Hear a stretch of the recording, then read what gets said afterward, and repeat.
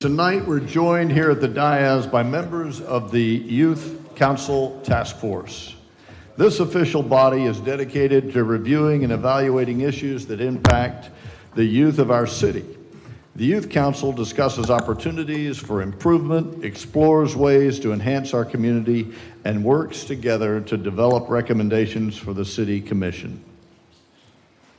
For the first part of the meeting, the Youth Council will take the lead in conducting the entire agenda.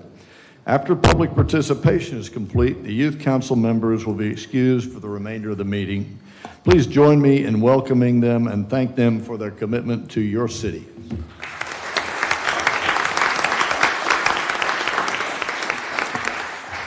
I'd like to introduce Chair Jessica Purkis, Vice Chair Maya Irwin, Member Arabelle Buxar, Member Nolan Clower, Member Laney Kohler, Member Kendall Kavanaugh, and Member Tucker Lloyd. These are all members of your Youth Council. I want to thank the City Clerk for shepherding them throughout the entire year, and this will be the fruition of the work that she's put in with this commission.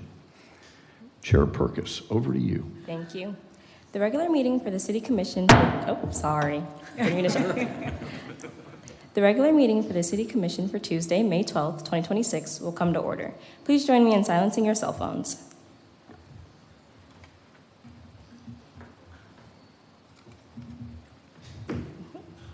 City Clerk, please call the roll. Youth Council Task Force, Chair Purkis. Here. Vice Chair Irwin. Here. Member Buxar. Here. Member Kohler. Here. Member Clower, sorry. Here. Member Kavanaugh. Member Lloyd. Here. City Commission. Commissioner Perrine. Here. Commissioner Martin. Here. Commissioner Ashley. Here. Vice Mayor McGurk. Here. Mayor Cleveland. Here. Thank you. Please stand for the invocation and remain standing for the Pledge of Allegiance. Police Department Chair Chaplain Luke McKinney will give the invocation. Almighty God, we thank you for another day to live, to breathe, to be alive. Lord, thank you for the rain. Thank you for all the blessings that we enjoy in this beautiful city. Lord, we acknowledge that every good and perfect gift comes from you. And our Father in heaven, we pray to you and we thank you for the greatest gift of all, the gift of your Son, Jesus. And I pray on behalf of our city that you would bless the city of New Smyrna Beach. I pray for our city leaders. I pray for our city commission. I pray you'd grant them wisdom. Lord, I pray for all items that will be discussed this evening. May your will be done. In Jesus' name, amen. Tonight, we are honored to have Ashlyn Endicott lead us in the Pledge of Allegiance. Ashlyn is a senior at NSB High School, where she has excelled as an ACE Cambridge graduate, specializing in engineering. She's also a four-year varsity letter winner in both soccer and flag football. This fall, Ashlyn will be attending Florida Atlantic University, pursuing a degree in ocean engineering. Please join me in welcoming Ashlyn as she leads us in the pledge. I pledge allegiance to the flag of the United States of America and to the republic for which it stands, one nation, under God, indivisible, with liberty and justice for all.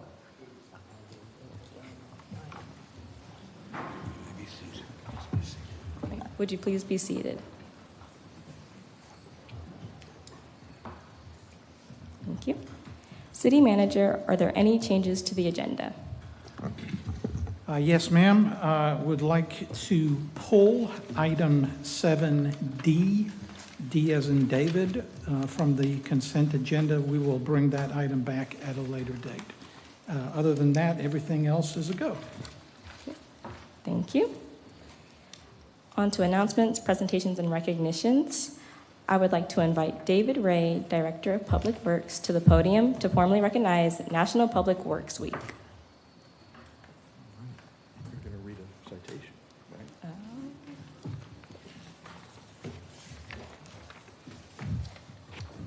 So we'll probably have the Youth Commission and the commissioners come down front so we can all get a picture. This takes teamwork, but we can do it.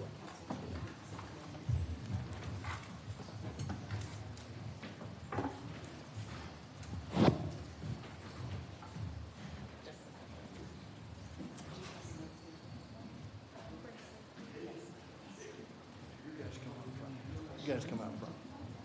We'll stand behind you. Yeah, we'll stand behind you.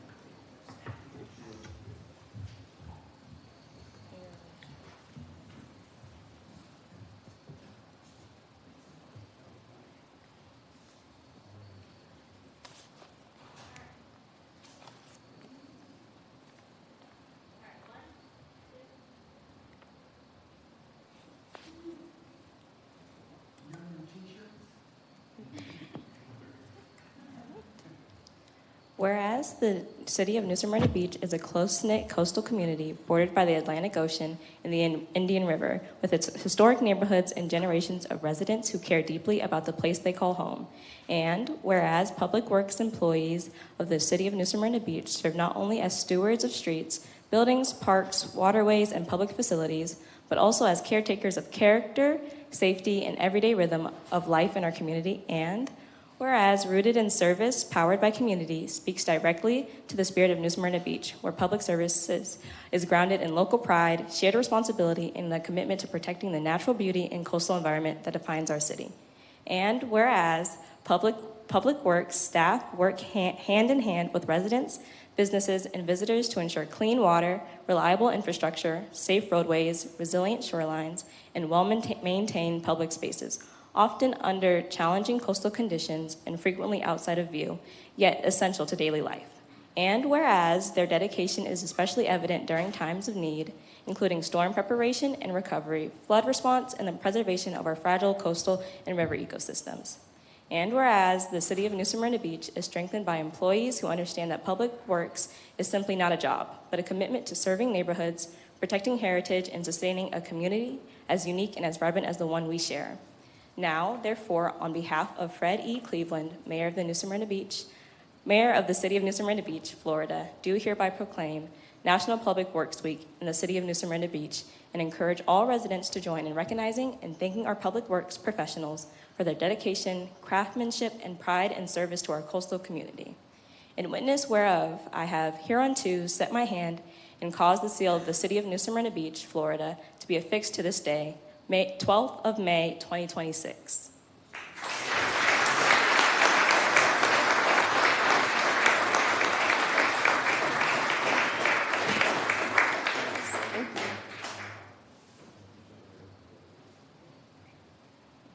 And then we'll stay down.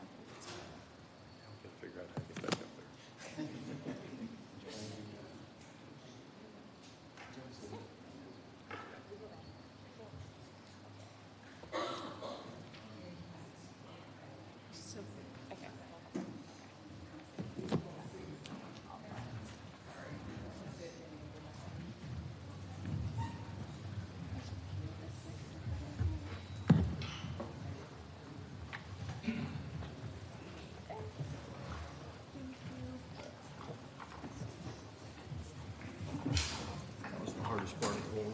Yeah. I didn't realize it was Your turn. Yes.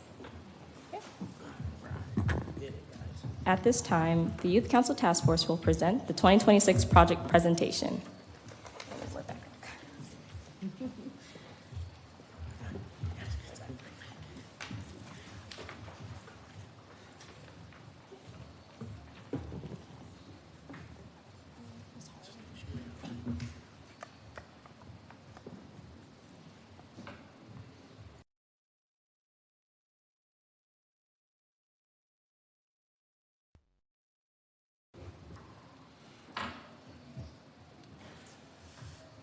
Hello, City Commission. This is the Youth Council Task Force proposals for 2026.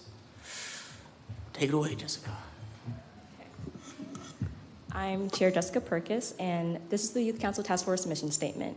We review and evaluate problems facing youth in the city, facilitate neighborhood meetings with the youth to discuss problems, needs, and suggested improvements for our community. We also meet with city staff and directors to collaborate on ideas, discuss issues, concerns, and needed improvements to benefit New Smyrna Beach. Additionally, we present recommended improvements with our projects at the City Commission meeting. And this is me and member Maya Irwin. Vice Chair Maya Irwin. Sorry, Vice Chair Maya Irwin. At the Florida League of Cities Youth Summit that we went to in November of 2025, and she can talk a little bit more about it. Me and Jessica attended the Florida League of Cities Summit in DeLand, Florida of November of 2025.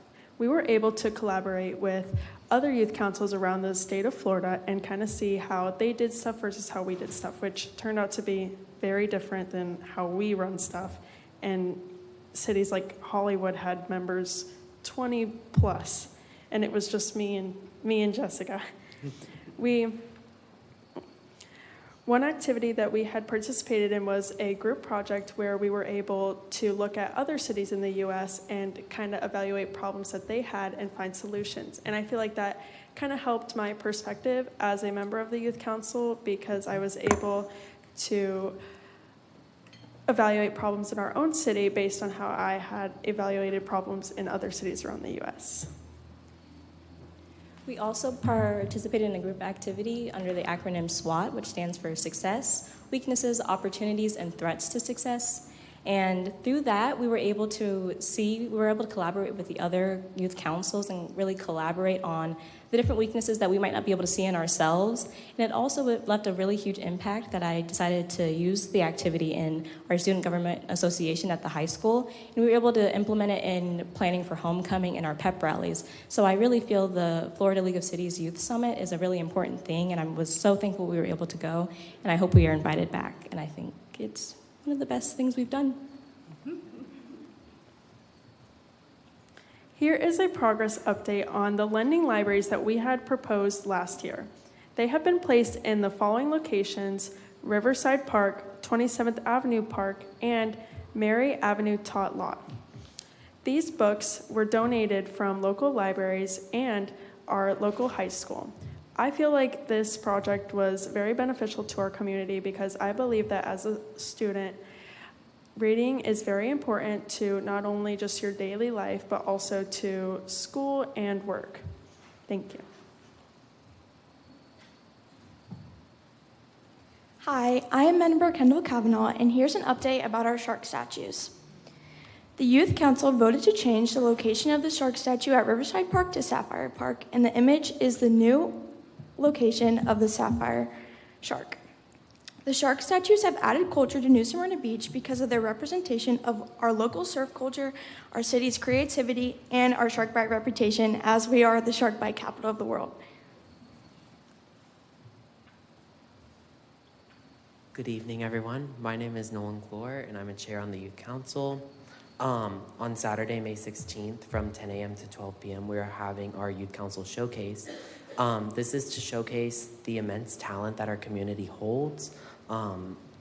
We have 6 confirmed booths from multiple members from around the community. We're still accepting vendors, and this is for entrepreneurs and also talented individuals who may want to showcase their talent. Thank you. So my name is Lainey Kohler. I'm a member of the Youth Council as well. And once again, the Youth Council participated in the new Smyrna Boating Auxiliary Proclamation. We met with the mayor and the Coast Guard Auxiliary to attend this proclamation last year and will attend again this year on May 16th. Our attendance at the proclamation helps to support youth boater safety. And we also had the great opportunity to meet with 2 members of the auxiliary and presented them with the offer to host a boater safety meeting on May 19th at New Smyrna Beach High School, the local high school. This way we can have like sort of a lecture during lunch to help the students with boater's license and who love to boat as well, to teach them more on the safety and rules and regulations of boating. They so graciously will bring light to issues including wearing life jackets, boating laws and regulations, as well as the resources they provide. Hello, I'm member Arabella Buxar, and this is our proposal for a rock garden. So we wanted to give back to the community and also showcase our artistic abilities that are showcased at the high school. So we had our art club. Seniors, they drew and did little pieces of art on rocks, and we wanted to put that in the Manatee Park for the public to also participate and put in their own rocks as a way for us to be involved with the community. And we would like to request the City Commission to approve a purchase of a rock for the garden, a plaque that states "Rock On CUDA's Alumni, presented by the class of 2026 Youth Council Task Force." And that is an estimated cost of around $100. I am member Tucker Lloyd. We would just like to close off with a few thank yous. First of all, to Mr. Woodard at the high school, helps us out a ton with the high school. We'd like to thank Sharon Taylor Harding, the city clerk. We'd like to thank Cohen Evans, the deputy city clerk, David Ray, the public works director, Tom Washburn, the Shark and Library installationist. We'd like to thank Michelle Fitzgerald, the assistant leisure services director, Grant Day, the assistant city attorney, all of the city commissioners. I'd like to thank Sylvia Brammer from the Coast Guard Auxiliary, and Peggy Imbert, I don't know how to say that, Imbert from the Atlantic Center of the Arts, and finally, Eliza Midget, the shark artist for the new shark at Sapphire Park. Thank you.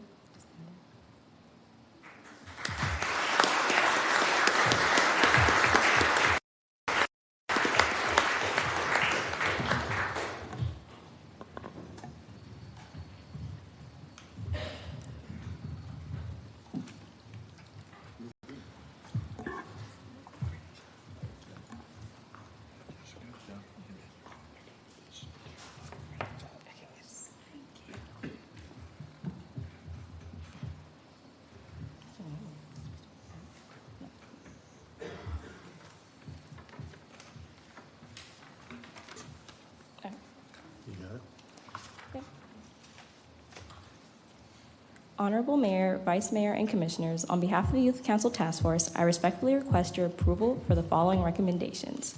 Each proposal will be formally presented as an official motion for consideration by the City Commission. 1. Is there a motion from the City Commission to approve a local youth showcase festival on Saturday, May 16th, 2026 that would highlight local youth? So moved. Second. City Clerk, please call the roll. Vice Mayor McGurk? Yes. Commissioner Perrine? Yes. Commissioner Martin? Yes. Commissioner Ashley? Yes. Mayor Cleveland? Yes. Thank you. Thank you. The local youth showcase has been approved. Is there a motion from the City Commission to approve a voter awareness seminar for high school students? Move to approve. Second.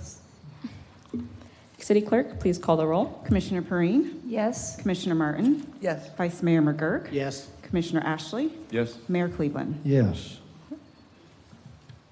The local voter awareness meeting has been approved. Is there a motion from the City Commission to approve a rock garden to be placed at Manatee Park with a placard that reads, "Rock On CUDA Alumni, Class of 2026 Youth Council Task Force"? So move. I'm Second.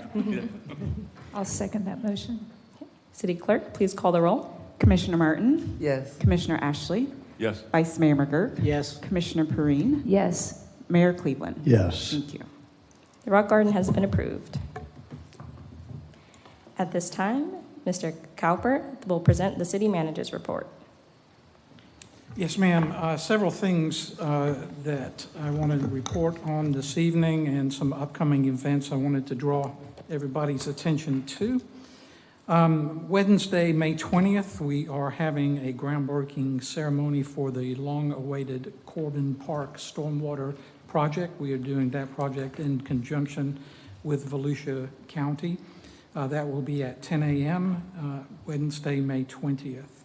On the same day at 2 p.m. in the afternoon, we are doing a ribbon-cutting event for the reopening of the 27th Avenue Park.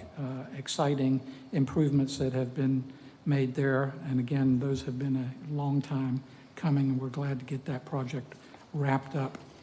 Monday, May 25th is Memorial Day. Mayor Cleveland will be hosting a celebration that will start at 10:30 at the Brannan Center. We invite the entire community out for that. Also wanted to tease an upcoming event for July 4th. We have just started putting out some information about the July 4th event, obviously this year being the 250th anniversary of the United States. We wanted to have an appropriate celebration for that. So pay attention to the advertisements. We have a band coming, the Players. They are some of the former members of the band Chicago. So that promises to be a great time. A few other things to report on. We have continued with the development of the fiscal year 2027 budget. That will be adopted in September of this year.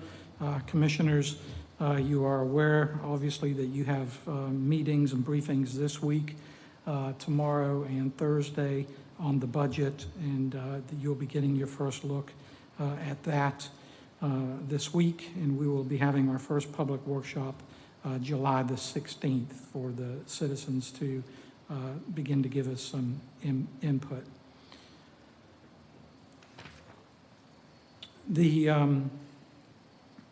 The strategic plan has been posted on the city's website. So commissioners, you all met in strategic planning session a couple of months ago.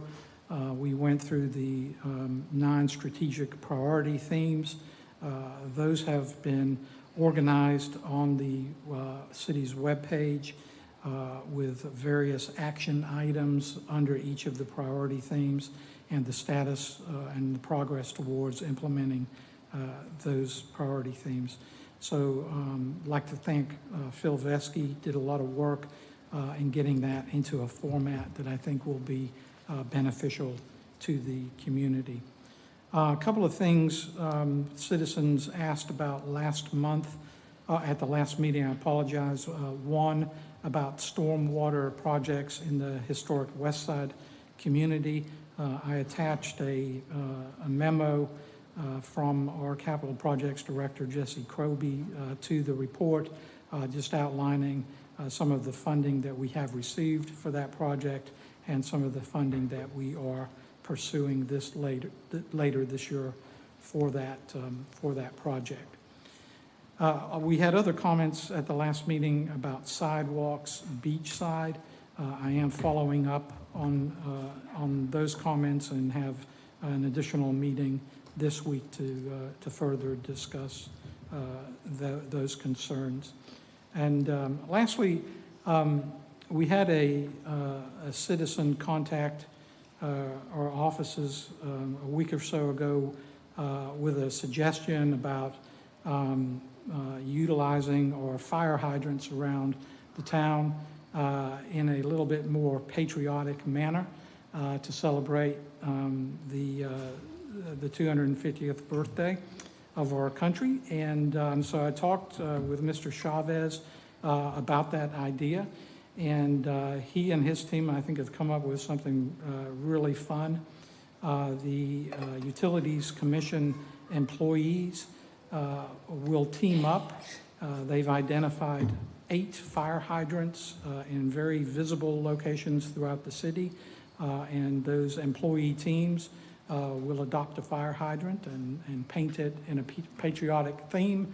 And then we will judge those fire hydrants and select a winner and showcase that winner at a meeting before July the 4th. So we do pay attention when people email us and send us suggestions, and I thought that was quite good, and I appreciate the Utility Commission taking that on.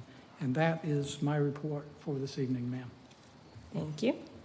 On to public participation. If there are any citizens who wish to speak on matters pertinent to the city, please approach the podium. This portion of the meeting is reserved for public participation on items that are not scheduled as public hearings. During public participation, speakers will have 3 minutes to address the City Commission and Youth Council. On tonight's agenda, there are 4 public hearings. The following items are scheduled for public hearings later this evening. Agenda item 9A, special exception at 505 First Street. Agenda item 10A, ordinance number 24 to 20 through 26, shops of New Smyrna Beach, PUD. Agenda item 10B, ordinance number 25 through 26, land development regulations, house of worship. Agenda item 10C, ordinance number 2626, land development regulations, parking lots. Public comment on these items will be taken only when each public hearing is formally opened so that comments may be properly entered into the official record. Public participation is now open. You will have 3 minutes to address the dais. Please approach the podium and state your name and address for the record. Madam Chair, if I might, so for clarity, anything that's in a public hearing needs to be heard at the public hearing. So if you're here to speak on any of those items she mentioned, which are in public hearing, if you want your testimony to be counted on that item, please hold it until public participation and the public hearing opens for that topic.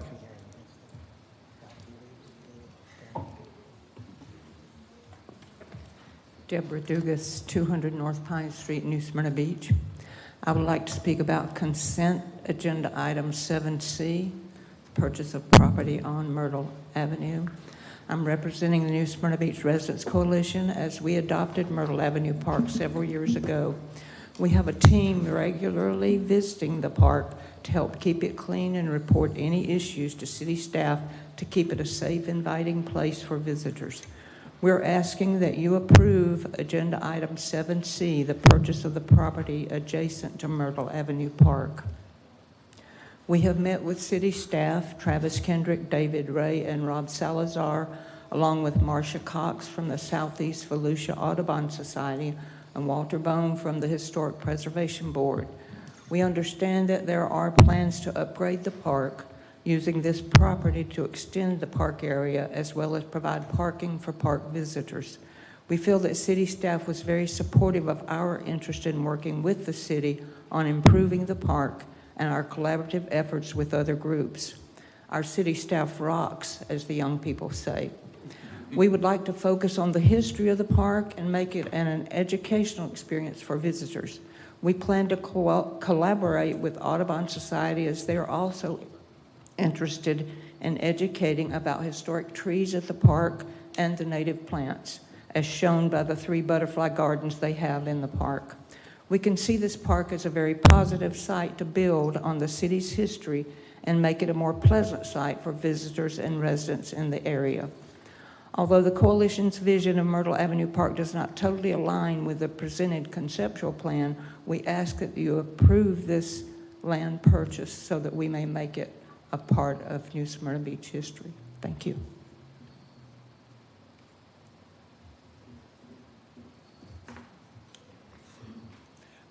Colin Shaughnessy, 4517 South Atlantic Avenue. I would like to congratulate the City of New Smyrna Beach for having a clean audit during your audit reports. While I attended the meeting, we all noticed the large thunderstorm that was going on, and I talked to Commissioner Martin about this, how it made it difficult to hear what was being said at times. So I am curious to see if whether it would be feasible to implement some sort of automatic captioning or subtitle system that will be able to aid both the commissioners and the public to hear what is being said whenever there is inclement weather, construction, or anything going on that can make a lot of noise. This can also have an impact on aiding people with disabilities or hearing loss, or for whatever reason could need that aid to better interact with the local government. So I would recommend taking that into consideration. Thank you.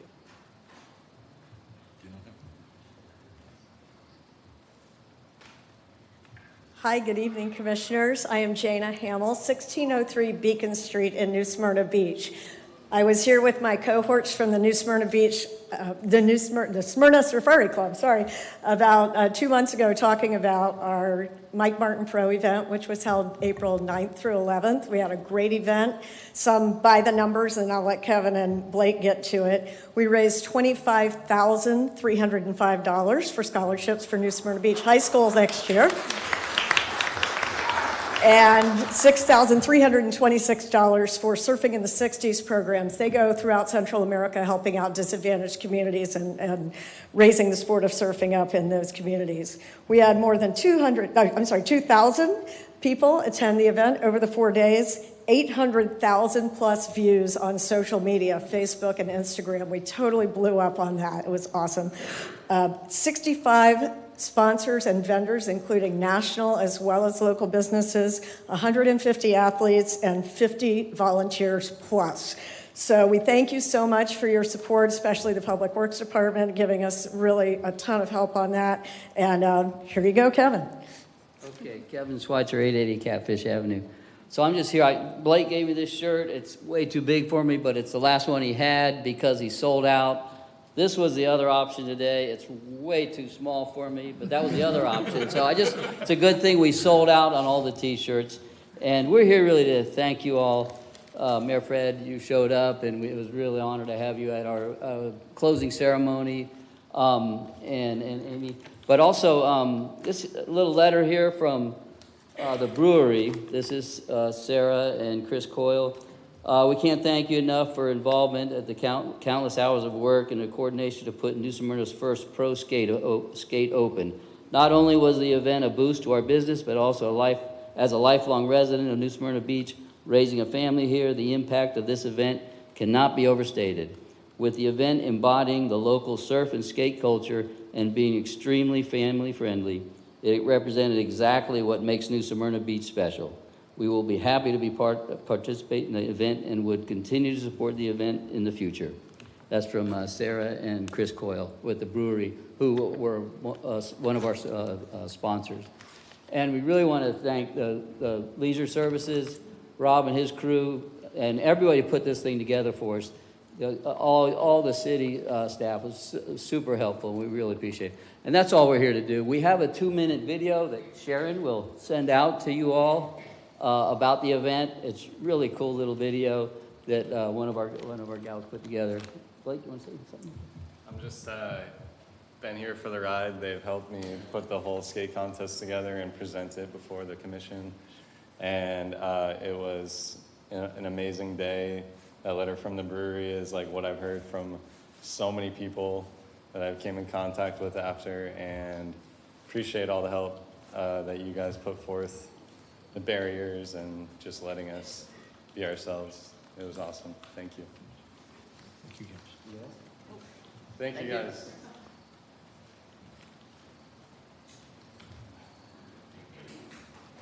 Good evening. My name is Brian DeCray, 1508 Beacon Street. I'm up here today to provide my input on ordinance number 2726 about removing hedges from the section 803.03 height regulations. The 4-foot height limit inside of setbacks maintains critical visual sightlines for vehicular and pedestrian traffic. Tall hedges planted up to the property line make unsafe conditions for cars and pedestrians. So when I read through the intent of the red lines, it was very much focused on aesthetics, but I did not see any development of the safety concerns. So if you have a hedge taller than 4 feet, butting right up against to the sidewalk, people leaving their driveway cannot see pedestrians, and as a pedestrian, you cannot see cars as they're exiting their driveways. In particular, the intersection of Inlet and North Peninsula has a bad example of this.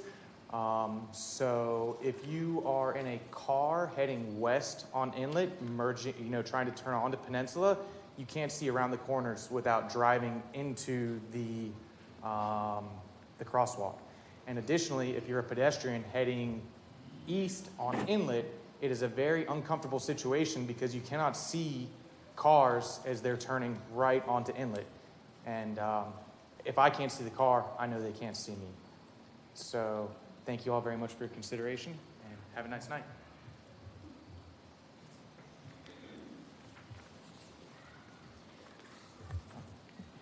I'm Terry Lytle Bledsoe. I live at 828 East 12th Avenue, New Smyrna Beach. Mr. Mayor and Commissioners, I'm here today to request my reappointment to my seat at the New Smyrna Beach Historic Preservation Commission. I currently sit as the Vice Chair. I was first appointed in September of 2020, and I've served for 6 years faithfully. I think I've missed 2 times. And I've completely serve the interest of not only the commission, but the city and the residents therein. I was born in Fort Lauderdale, so I'm a true native. So I've spent 70 years watching growth and change within Florida. When I moved to Central Florida, I practiced law. I did it for 25 years. And we called New Smyrna Beach our little secret getaway because it reminded me so much of my home. In fact, what my husband and I did after we retired, we bought a house here, the one that's on 12. And the reason I bought it, it was just like the one that I grew up in Fort Lauderdale. So we have it, we made some changes, and we're very happy to be able to, well, looks like we're going to be next year being part of the Residents Coalition Charming Home Tour. So people will be able to come and see our little 1957 house. My husband is also retired. He's a volunteer, Bob Bledsoe. He volunteers at the History Museum. So between the two of us, we have plenty of time to dedicate to the historic preservation of the city, now and in the future. I'd like to point out and remind you that in Chapter 50 of the city ordinance, this commission specifically found that there are buildings, landmarks, and sites within the city that have historic significance, and the loss of these sites would cause an irreplaceable loss to the people of the city of the aesthetic, cultural, and historic values these sites represent. That was, and I am sure continues to be, your call to action within the city. And it is my sincere desire to continue to answer that call. Thank you.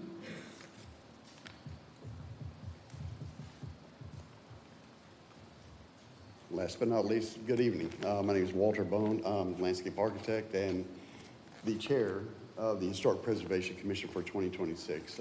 First, I want to give 110% support for the vice chair for getting a reapproval for the board.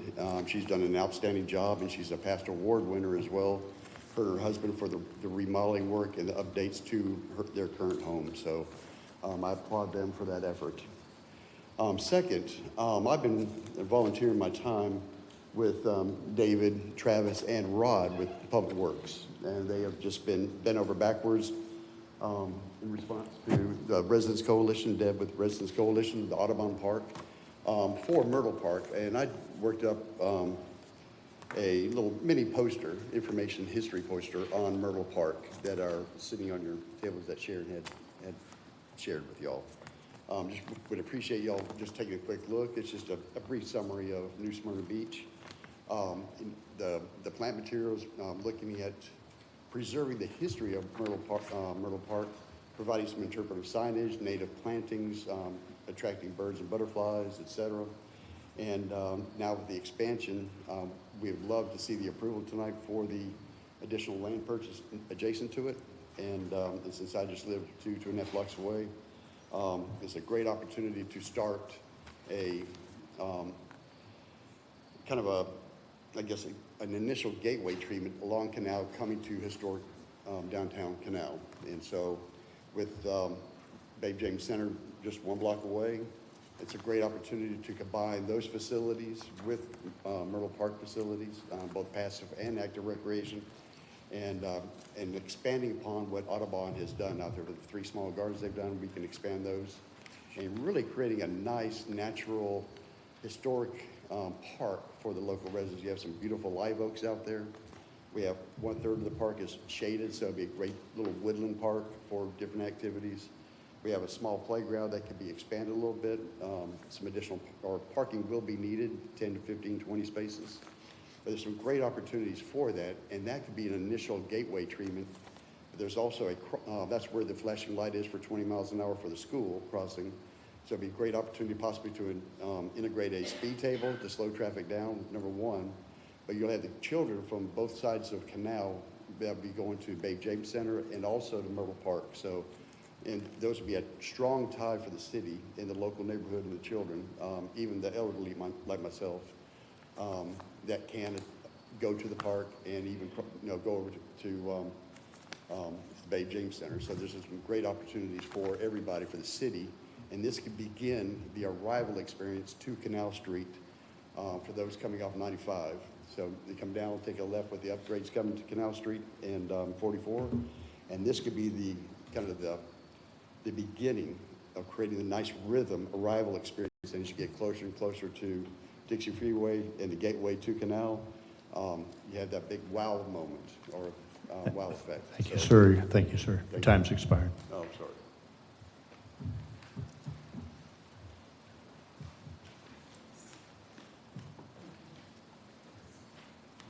Hi, everybody. Perfect day to discuss stormwater, right? Mary Lynn Wentway, 64 Sable K Court in Dolphin Cove. Mr. Cowper and Mr. Niebert met with me in January, thank you for your time, the end of January, and gave us some information about how other communities handle stormwater in New Smyrna Beach.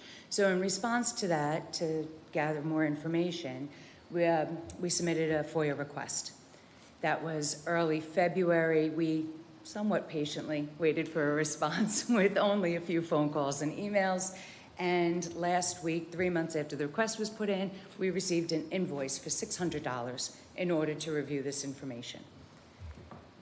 We're already taking on a lot of the stormwater. We're already taking on all of the stormwater in our section. It's just continues to be a financial burden, and to request us to pay $600 to review information, to further discuss and forward our tasks here seems a bit burdensome. So I'm hoping that the commission and Mayor Cleveland, you can help remove this financial burden and allow us to review the records so that we can continue to have reasonable discussions about the handling of the stormwater system. Thank you. Thank you, ma'am.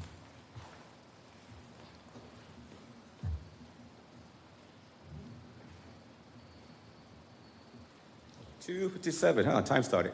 Mr. Mayor, Youth Task Force, congratulations for being here. You guys are futures in good hands, I can tell. Jason, it's for you. I'm 708, just remember, you know that.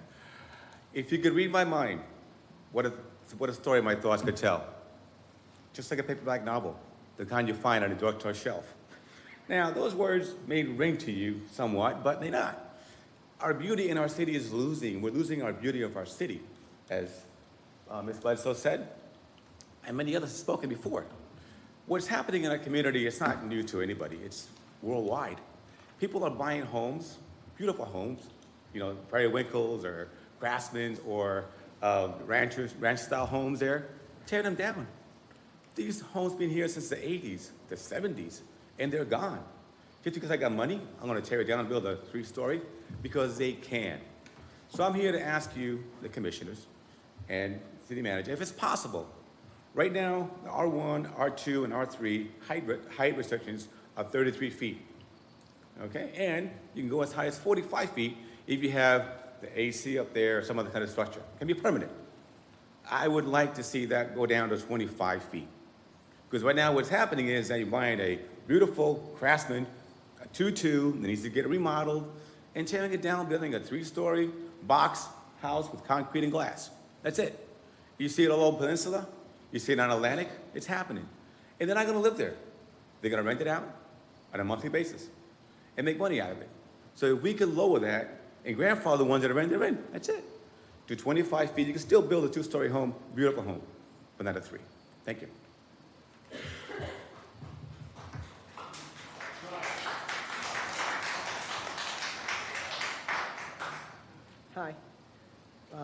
Crystal Saylor, 645 Ball Street. I wanted to just put some ideas out there as projects are planned and implemented, that these projects include access for bicycles, especially because of the increase of e-bikes. E-bikes are, you love them or you hate them, okay, but they're here to stay. I saw a really, really interesting program happen down in Brevard County where an outdoors business partnered with the Brevard County Sheriff, and they did some educational programs, especially focusing on young people. And I thought that would be a really neat thing. It's definitely not something we would have to build from brand new, because I'm sure they would be willing to share.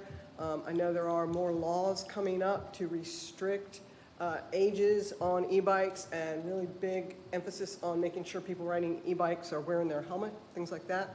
So I think it's something that we should consider among all these things we're doing, is to make sure that we move forward with e-bikes in a safe manner, provide room on the roads for them to be there, things like that. Another issue that's really out there right now is AI data centers. It's not unique to this community. Within the county, there are other communities and the county. Personally, I feel like an AI data center is not compatible with our community. The amount of space, water, and electricity that it would use. So I think it'd be nice to, maybe form some kind of coalition with these other communities and or the county. Let's be proactive so that we have policies in place before someone comes with a plan to put a data center in. Same thing with the toilet to tap, which I do not like that reference to it. The idea is that wastewater that's been treated is injected into wells to get it into the groundwater aquifer quicker than if it would be in a retention pond. That wastewater, of course, is treated and does not have sewage or bacteria in it, but it still has pharmaceuticals and microplastics in it. So I would also like to see if we could be proactive on that idea, because other communities are looking at that also, and I am not in support of that. One of the consequences of that policy is that then we are able to say, hey, there's that much more water available and we can approve more development. So I don't think the toilet to tap thing is very good. And so that's about my time. Thank you for everything. And I think you'll probably see me in a little while also.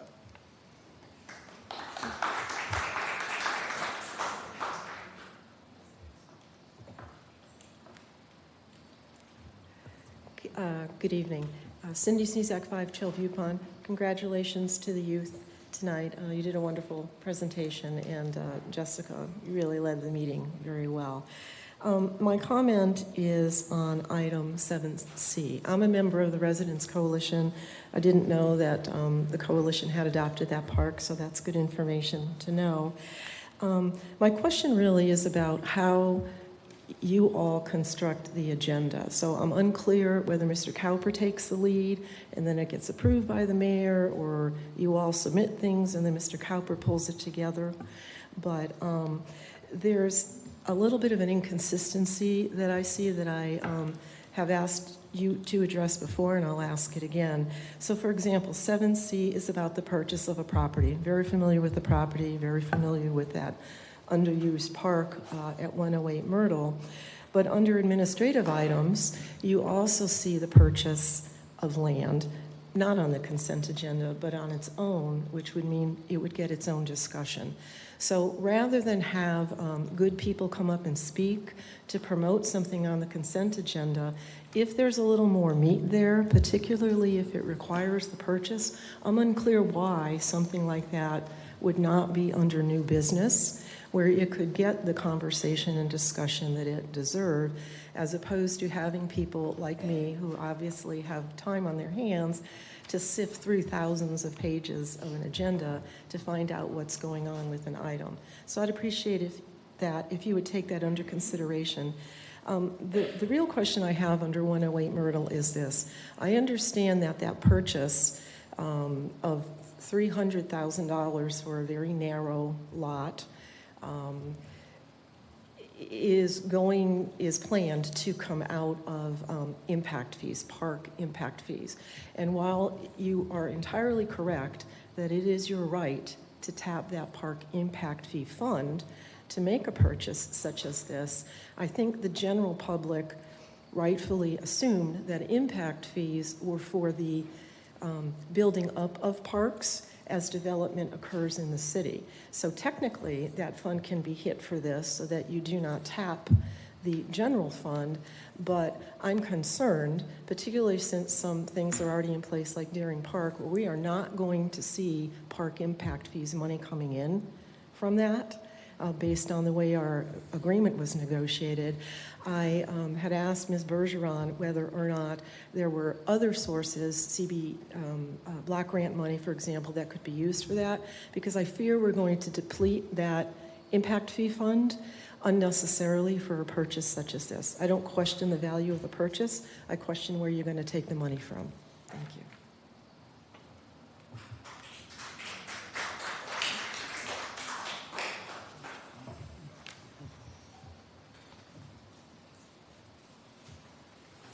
Anyone else for public participation? Seeing none, public participation is now closed. I'd like to thank the Youth Council members. Throughout your service, you have worked closely together with the city staff and the community under the leadership of the city clerk. We're grateful for your commitment and time as you have fulfilled your goals and objectives outlined in the mission statement. Best wishes on behalf of the commission to each of you on your further endeavors. We look forward to seeing those of you that are not graduating come back again next time. Thank you very much.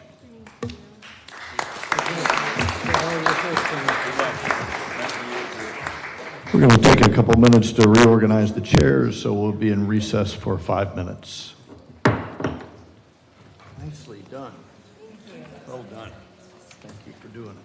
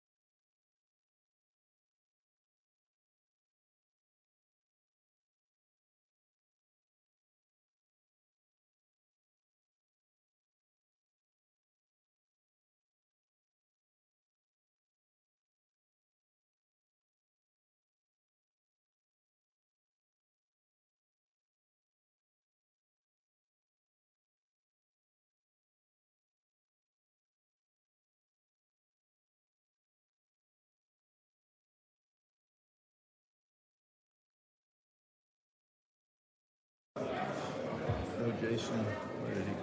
He's in the back. Okay. We kind of talked about some, every time you got somebody else. Okay. We'll go.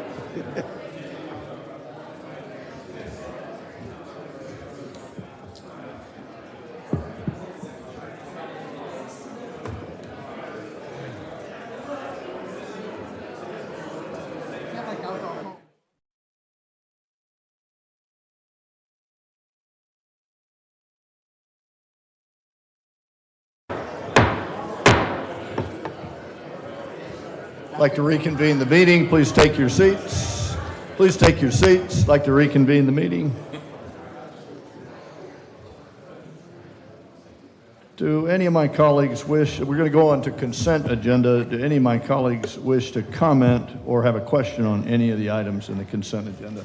7C. 7, Charlie, go ahead, ma'am. I have the same one.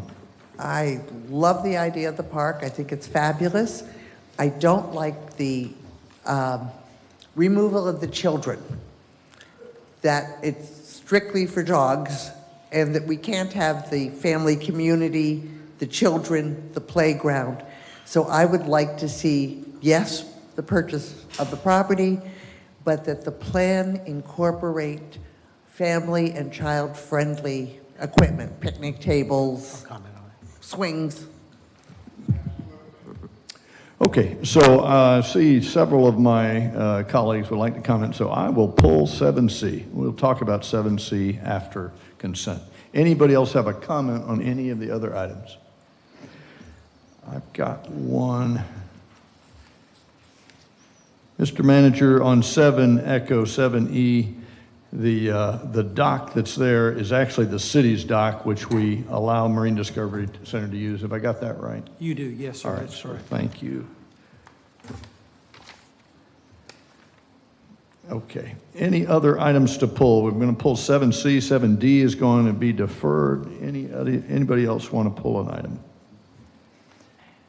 And one more, Mr. Manager, on 7 India, for the benefit of the crowd, that's about the annual audit that we had, the financial audit. In the meeting prior to this one, we received a lengthy audit report, and our audit organization received the highest scores possible. This organization, this audit company, does 30 of these. They gave us a very clean report with no letters, no corrections or anything. I just want that to show in the record. We're not just rubber stamping that. We've actually been briefed individually by that, and we got a brief here, and it'll be on record for you to review if you'd wish. Okay, with pulling item 7C, is there a motion, please, to adopt item Alpha Bravo Echo Foxtrot Golf Hotel and India? So moved. So we have a motion and a second. Second. Thank you. Madam City Clerk, please call the roll. Commissioner Perrine? Yes. Commissioner Martin? Yes. Commissioner Ashley? Yes. Vice Mayor McGurk? Yes. Mayor Cleveland? Yes. Thank you. Okay, on to item 7, Charlie. Mr. Manager, would you set this up? You know the master plan and what's going on there, just for the benefit of the public and for a review for us, please. Yes, sir. And I have had a pretty good bit of interest in this item, and it is, of course, to purchase some property that's adjacent to the park so that we can expand the park. I want to make clear that nothing in terms of the future of the park is written in stone at this point. Our intent with the plan that we showed was a concept. I think it's generally a good idea, but I've had extensive conversation with the Leisure Services Director and the Public Works Director about the need to go to the community and host some community meetings and get some feedback just in terms of what is the best for the future of that property. And clearly, there's a lot of history to the property, and a lot of people have strong feelings about it. And I certainly appreciate the connection that people have with that property, and I think that we can turn it into a real asset. And just to kind of articulate where I see this as city manager in the big picture for the city, this park is an asset. It is a grossly underutilized asset. It is not in great condition, and you all know that one of my priorities is to improve the appearance of the city. And I think we need to improve the appearance of that park, and we also need to improve the use of that park. Not a lot of people go there, and I think we need to change that. This section of Canal Street, in my view, is struggling. It is a corridor that has a lot of potential. As mentioned earlier, it is a gateway to our downtown, and it should look more like Canal Street does on the east side of US 1. But there are a number of vacant properties, there are a number of abandoned, vacant, underutilized buildings. There's a lot of redevelopment potential there. And it is a target for our CRA for redevelopment. And this park is an opportunity for us to invest in a community asset and use it as a catalyst for redevelopment in our strategies. So, you know, I say constantly to the staff, if we want our city to have a very nice appearance and for people to maintain their property and keep their property in a condition that we all think is acceptable, then we have to do the same with our public property. And frankly, I think we need to up our game at this site, and that's what I've asked Rob and David to do, and they've come back with this idea, and we'll share it with the community. We'll get some feedback and input, and of course we will bring that back to you. On the comments concerning the funding, we are planning to use leisure impact fees for the acquisition of this property. That's a perfectly appropriate use of those funds. We spoke extensively at the strategic plan meetings about the Western development. Mr. Nybert is heading up a team of staff that is specifically looking at the future development and how what needs to happen, how we're going to create a strategy to deal with those future plans. So I'm very comfortable with what we're doing, using these funds for this purpose, and I'm very comfortable about the future and how we will provide the infrastructure necessary for the growth that is occurring in the west side of our city. And the second part of that, the park improvements, we will use, our plan is to use community redevelopment area funds for the improvement of the park. I think we're looking probably in the $500,000 range for the improvements to the park. Rob, if you've got anything else to add, I appreciate it. No, sir. That was very thorough. Thank you. I'll defer to answer any commission questions. Yes, sir.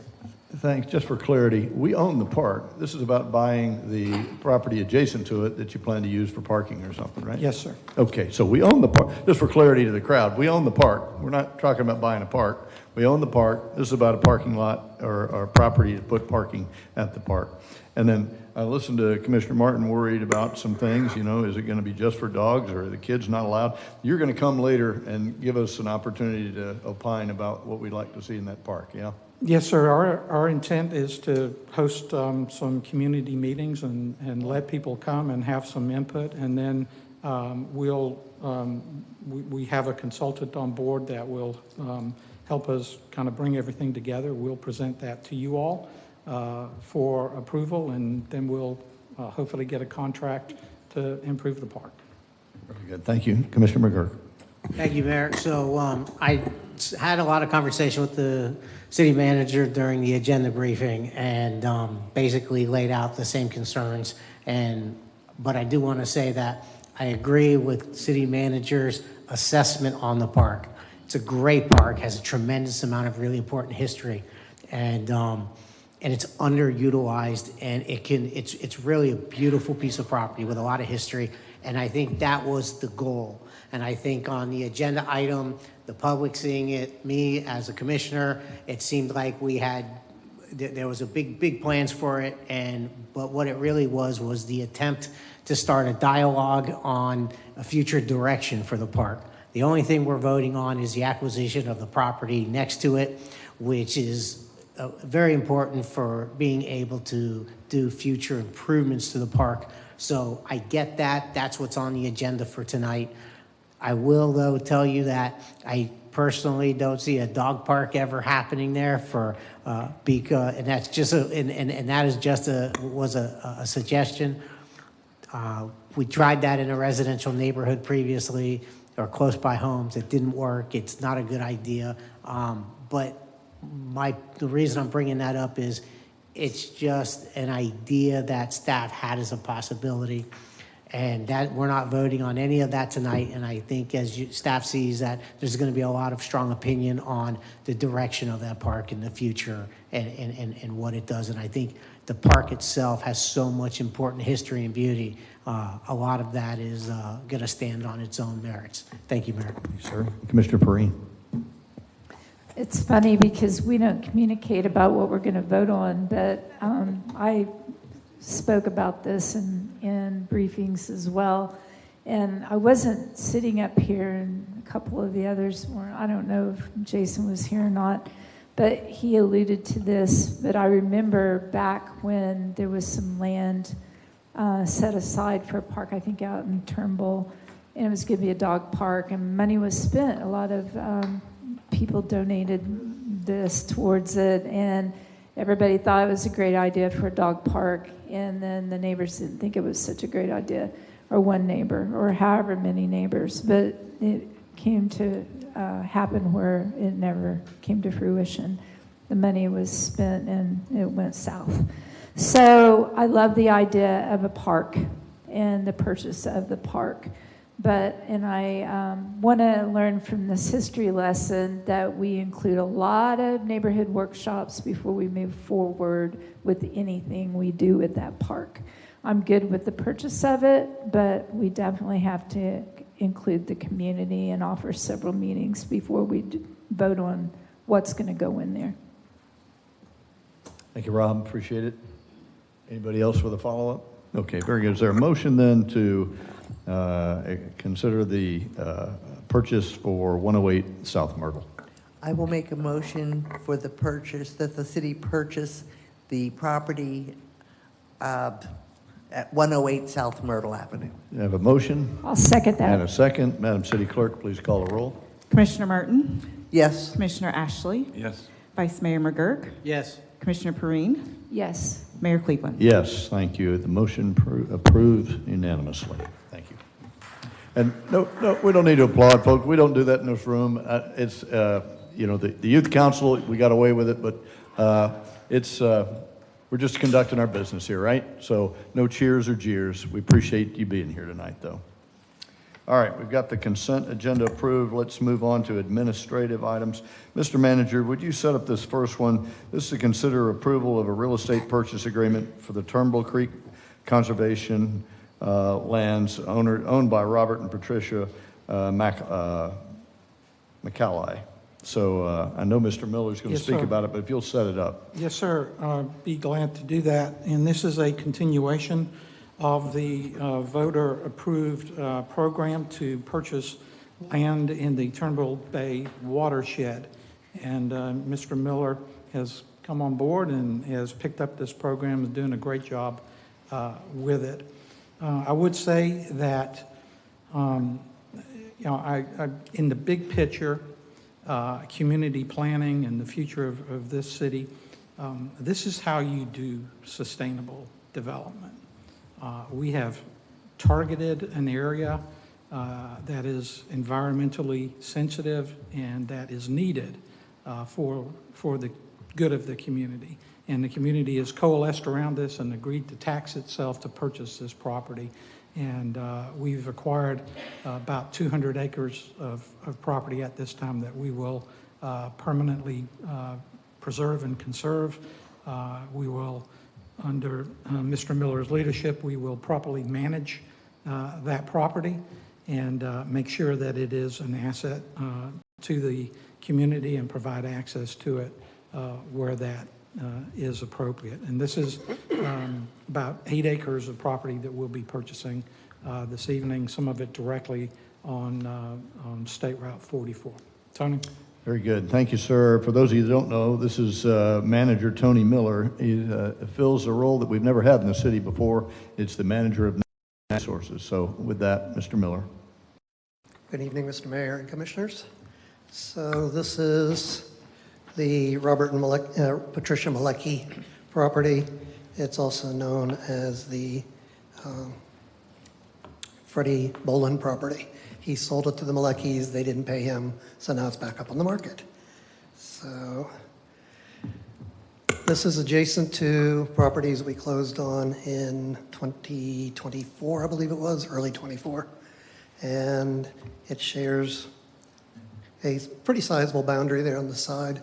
And we had originally, Mr. Boland had originally approached us back when we were negotiating for the other properties about buying this.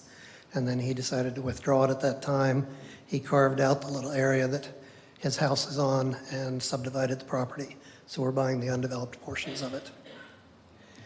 So the appraisals came in at $401,500 and $476,000 for an average appraised value of $438,750. And Mr. Malecki agreed to $430,000, so just below average. You can see where it kind of fits into the picture. Just north of 44 there is the stuff we purchased. We just closed on it on the 6th, the Minton's property that was approved a few months ago. And you can see that it's, with this piece added on, we're getting a pretty nice piece, properties down along Page Avenue on either side. The property, there's a Florida landscape assessment method that Fish and Wildlife does to evaluate the value of properties, ecological value. So they score this property or this area that the property's in as a 4 out of 10.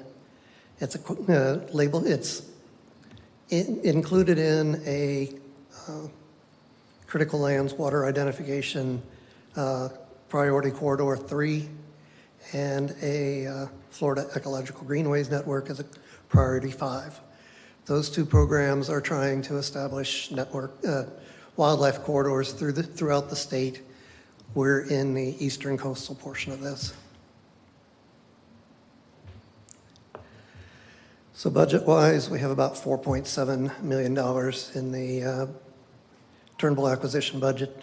Currently, we've got about $6,000 in pending appraisals waiting to be paid. And with the purchase of this property for $430,000, we would have $4,313,000 left. And do we have any questions? Any questions for Mr. Miller? Commissioner Martin?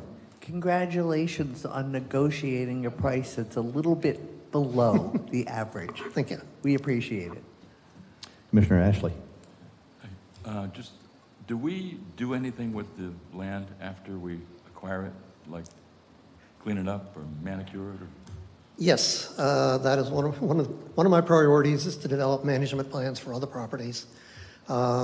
We will be going in and I'm working with David Ray in Public Works, going in and cutting some fire breaks on our property so that if we do get anything ignite on the properties or any homeless that start a fire, it doesn't sweep into the adjacent neighborhoods. So on this particular property, let's see, how do I go back? That's a good question. Anyways, we would be putting a fire line on the west side and north side, maybe, but there's a creek up there or a ditch.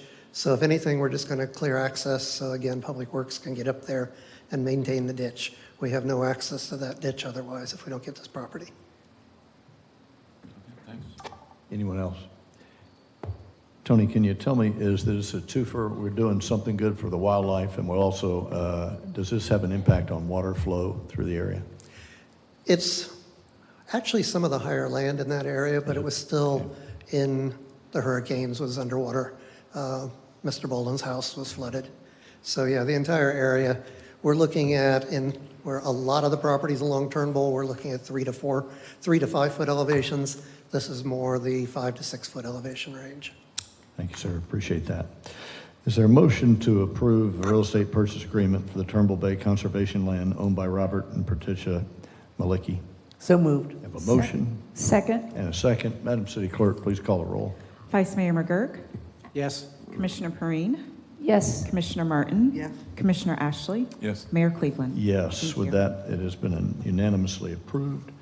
And let's move on to item 8B, another purchase of real estate agreement for the Turnbull Creek Conservation Lands owned by William Stagnaw. And Mr. Miller, just continue, and we're anxious to hear your report about this one as well. All right, second property is immediately adjacent to the Minton's property that we bought. Like I said, we closed on it last week, and y'all approved it a couple months ago. And we had actually offered this property, offered the owner to buy this property back in '21, but it was decided at that time we weren't able to lock in the Minton property, and we didn't want this little postage stamp sitting there by itself. So until we secured the property along the creek, we were holding off on this. So since we got the Minton property, I reapproached Mr. Stagina and see if he would be interested in selling. So the property was appraised in 2001 for $370,000. At that time, we offered him, I think, $335,000. Like I said, we withdrew the offer because we decided we didn't want to pursue it until we had the adjacent properties. The current appraisals came in wildly different because the appraisers used different assumptions in their appraisals. So the low number was $219,000, and that was assessed on it being used strictly for residential. The high value was $437,000, and that one they looked at it, understanding that it's currently zoned residential, but looking at the development pattern along 44, that everything in that area is going commercial. So they appraised it at commercial value on that property. So the average of the two appraisals, and there was an error in the staff report that did not get caught in time to make the adjustments. So the average appraisal value is $328,000. And I'm making up for going under the budget, under half on the other one. This one, Mr. Stagina agreed to $377,000. So we are 14% below the high estimate. And from my lay perspective, I agree with the appraiser that the highest and best use of that property probably is commercial and would go commercial if it's not acquired. It's at the intersection of Linda Road and State Route 44 with access off of Linda Road.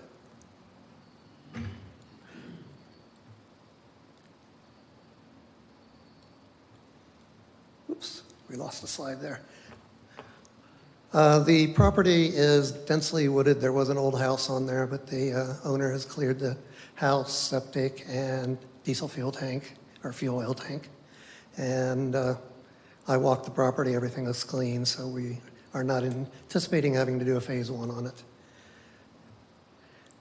So budget-wise, going from where we're at $4313,000 for, after the approval of the last project. With the acquisition of this property, we'd be at just under $4 million left in the account.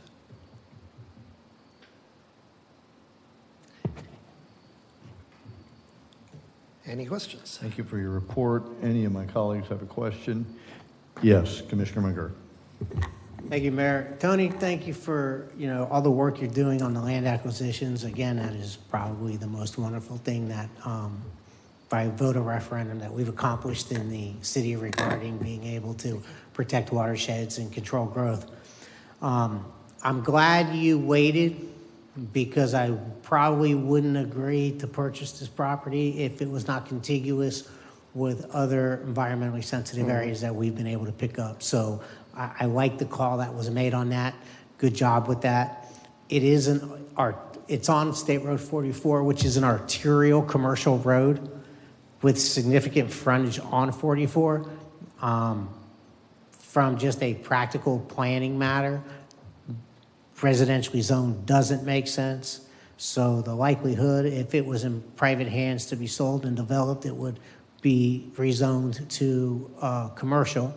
And to make the argument against that would probably not hold up in court. So while I would much prefer 2 appraisals that showed it at the residential, I understand the problem with that, and I like at least we're going to use one against the other and try to get somewhere. I'm going to support this, but like I said, had this property not be contiguous with other property we've just acquired, it wouldn't make a lot of sense to me. Thank you. Thank you, sir. Commissioner Martin. I wanted to say thank you for saving some of the trees that 44, the green alleyway coming into town. It's nice to know that some of the trees will still be there. So thank you. Commissioner Property Ashley. does have one, actually does have one historic oak on it. Thank you. Commissioner Ashley. So our intent is to keep it the same, or? Yes. All right. The main intent for this property is to buffer the property beside it, beside the river. Is if this property did go commercial, it would have all the associated lighting and other impacts that would spill over onto the property that we own and reduce the ecological value of that more than State Route 44 already does. What happens if we don't buy it? If we don't buy it, it sits there and waits for somebody to come along. He is actively marketing it. So if we don't buy it, likely somebody else would, and it would go commercial. Okay, thank you. Commissioner Perrine. What's the list price that he has on? He hasn't listed it, but he's had numerous people approach him, and he made it clear that he is entertaining. If he hasn't listed it with an agent yet because he basically doesn't want to go with the agent commission rates. But yeah, he is pursuing selling it without listing. The other thing, do we have any camps that we have to clean up? There are no camps on that site at all. Okay, thank you. Fortunately, on this one, we do have a residence right beside it, so they keep an eye out on the property. Thank you. Is there a motion to approve the purchase of this for the Turnbull Creek Conservation Lands owned by William Sagina? So moved. We have a motion. Second. And a second. Madam City Clerk, please call a roll. Vice Mayor McGurk? Yes. Commissioner Perrine? Yes. Commissioner Martin? Yes. Commissioner Ashley? Yes. Mayor Cleveland? Yes, so unanimously approved. Thank you, Mr. Miller. Appreciate your comments tonight to lead us through that. Thank you, Commissioner. So we're going to head on into Section 9, which is quasi-judicial hearings. Madam City Attorney, one more time for the crowd assembled and for those watching at home and for us, can you remind us of the quasi-judicial hearing rules? Sure. Just the broad overview. I won't go in as much detail because I know we have a long night ahead of us, but generally when you get these types of ordinances, it's either a legislative decision or a quasi-judicial decision. When you make a legislative decision, the public input and feelings, sentiment, all of those things can be taken into account. In a quasi-judicial matter, you are acting in a judicial capacity. You are listening to the evidence presented here tonight, and what you have to base your decision on is competent, substantial evidence that is presented tonight, not based on anything you heard in the past or a conversation you had at a different time. What happens here tonight? If anyone, a quasi-judicial matter, you know you're in that situation when you're applying existing law to a set of facts. So that's what we are here. That's what we're doing here. Generalized statements of opposition are to be disregarded.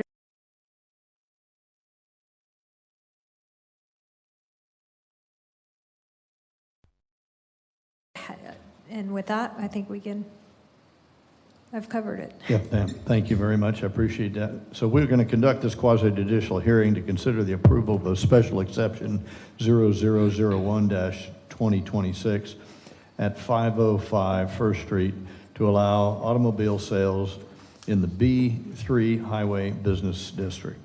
And so the quasi-judicial hearing is officially open.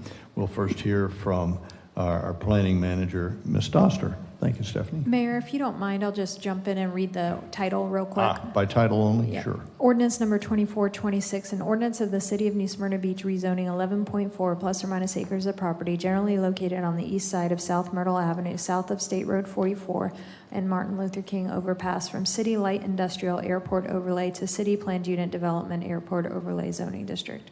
Approving the Shops at New Smyrna Beach Planned Unit Development Master Development Agreement, authorizing the mayor to execute the Shops of New Smyrna Beach Planned Unit Carrie. Development Master.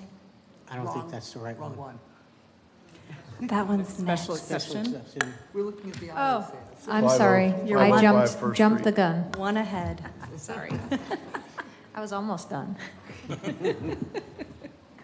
Okay, Ms. Doster. Okay. We're ready for it.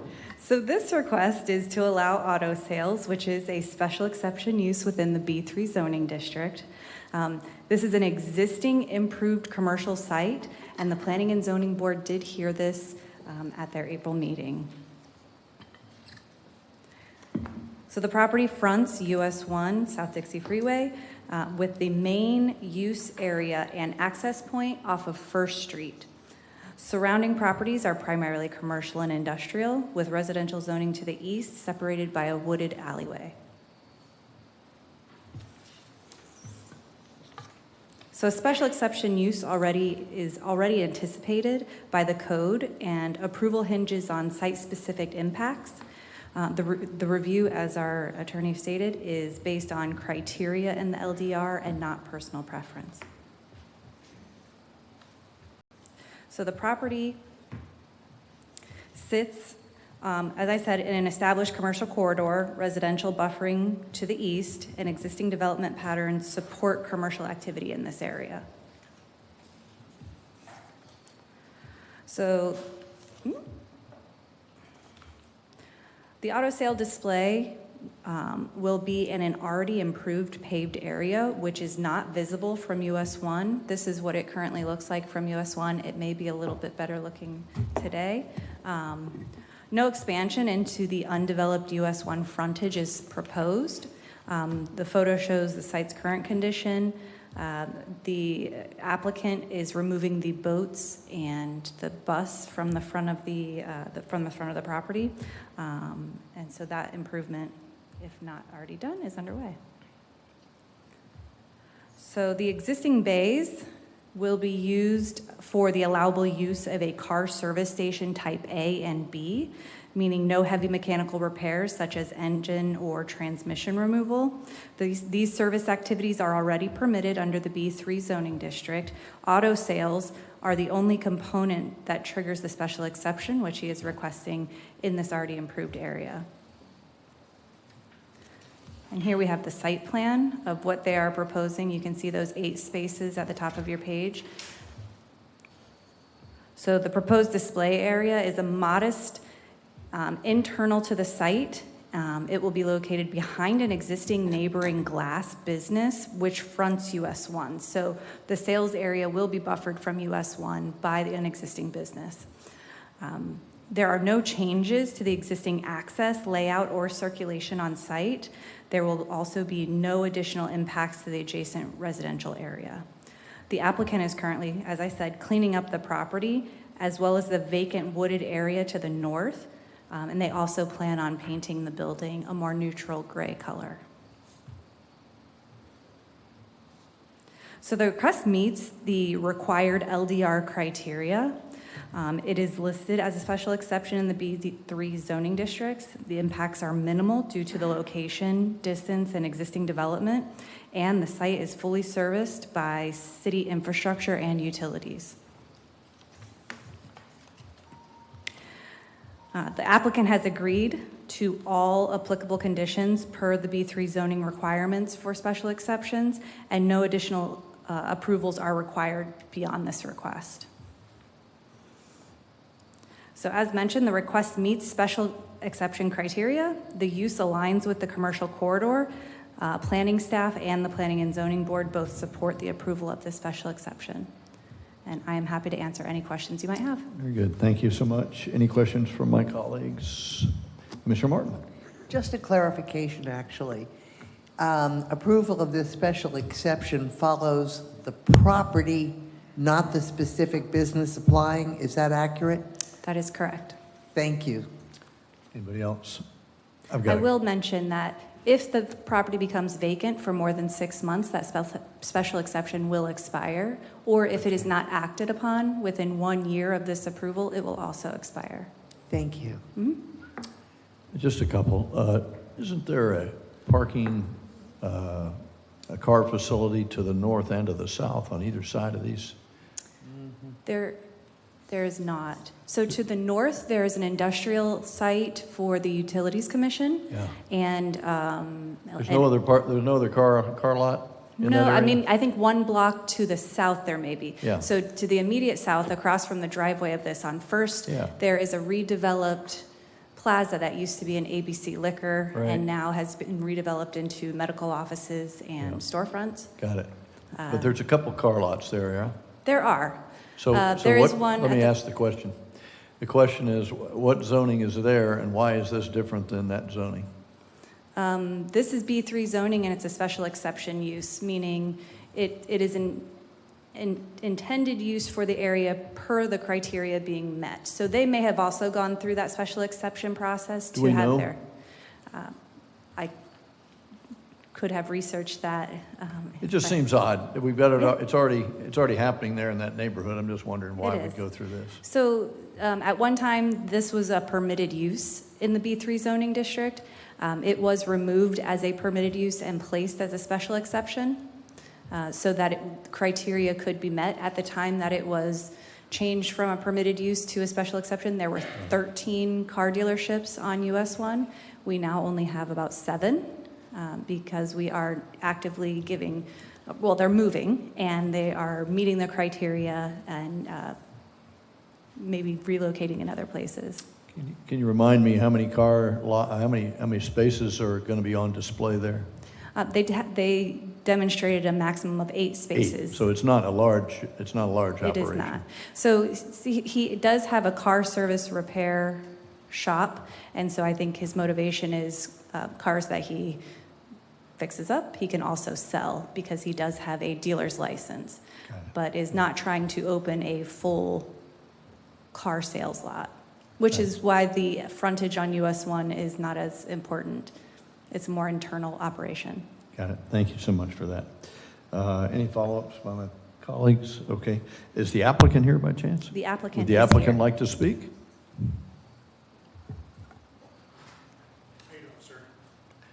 My name's Dave Schreier. Hi, Dave. So what it is, the property was already zoned for boat sales already, just not auto sales. So I focus on my autos, but then if I want to buy boats and sell some there, I can.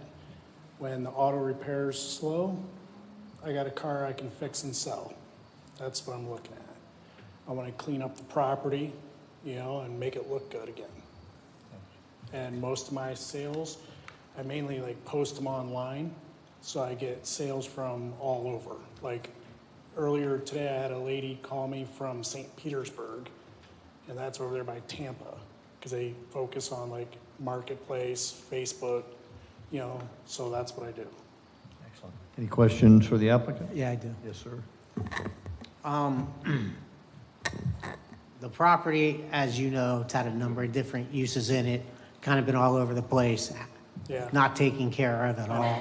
It's been a bit of an eyesore. Your intention, I spoke to planning staff, is to clean it up and not run it the way it did. I'm happy that you are going through this process and showing what you intend to do. Yep. I really hope you intend to follow through with that, Oh, as yeah. you see now. I mean, the coquina rocks tossed all over, apparently for sale, a bunch of old boats, Yeah. a painting company with a big bus stuck up on the side. So Yeah.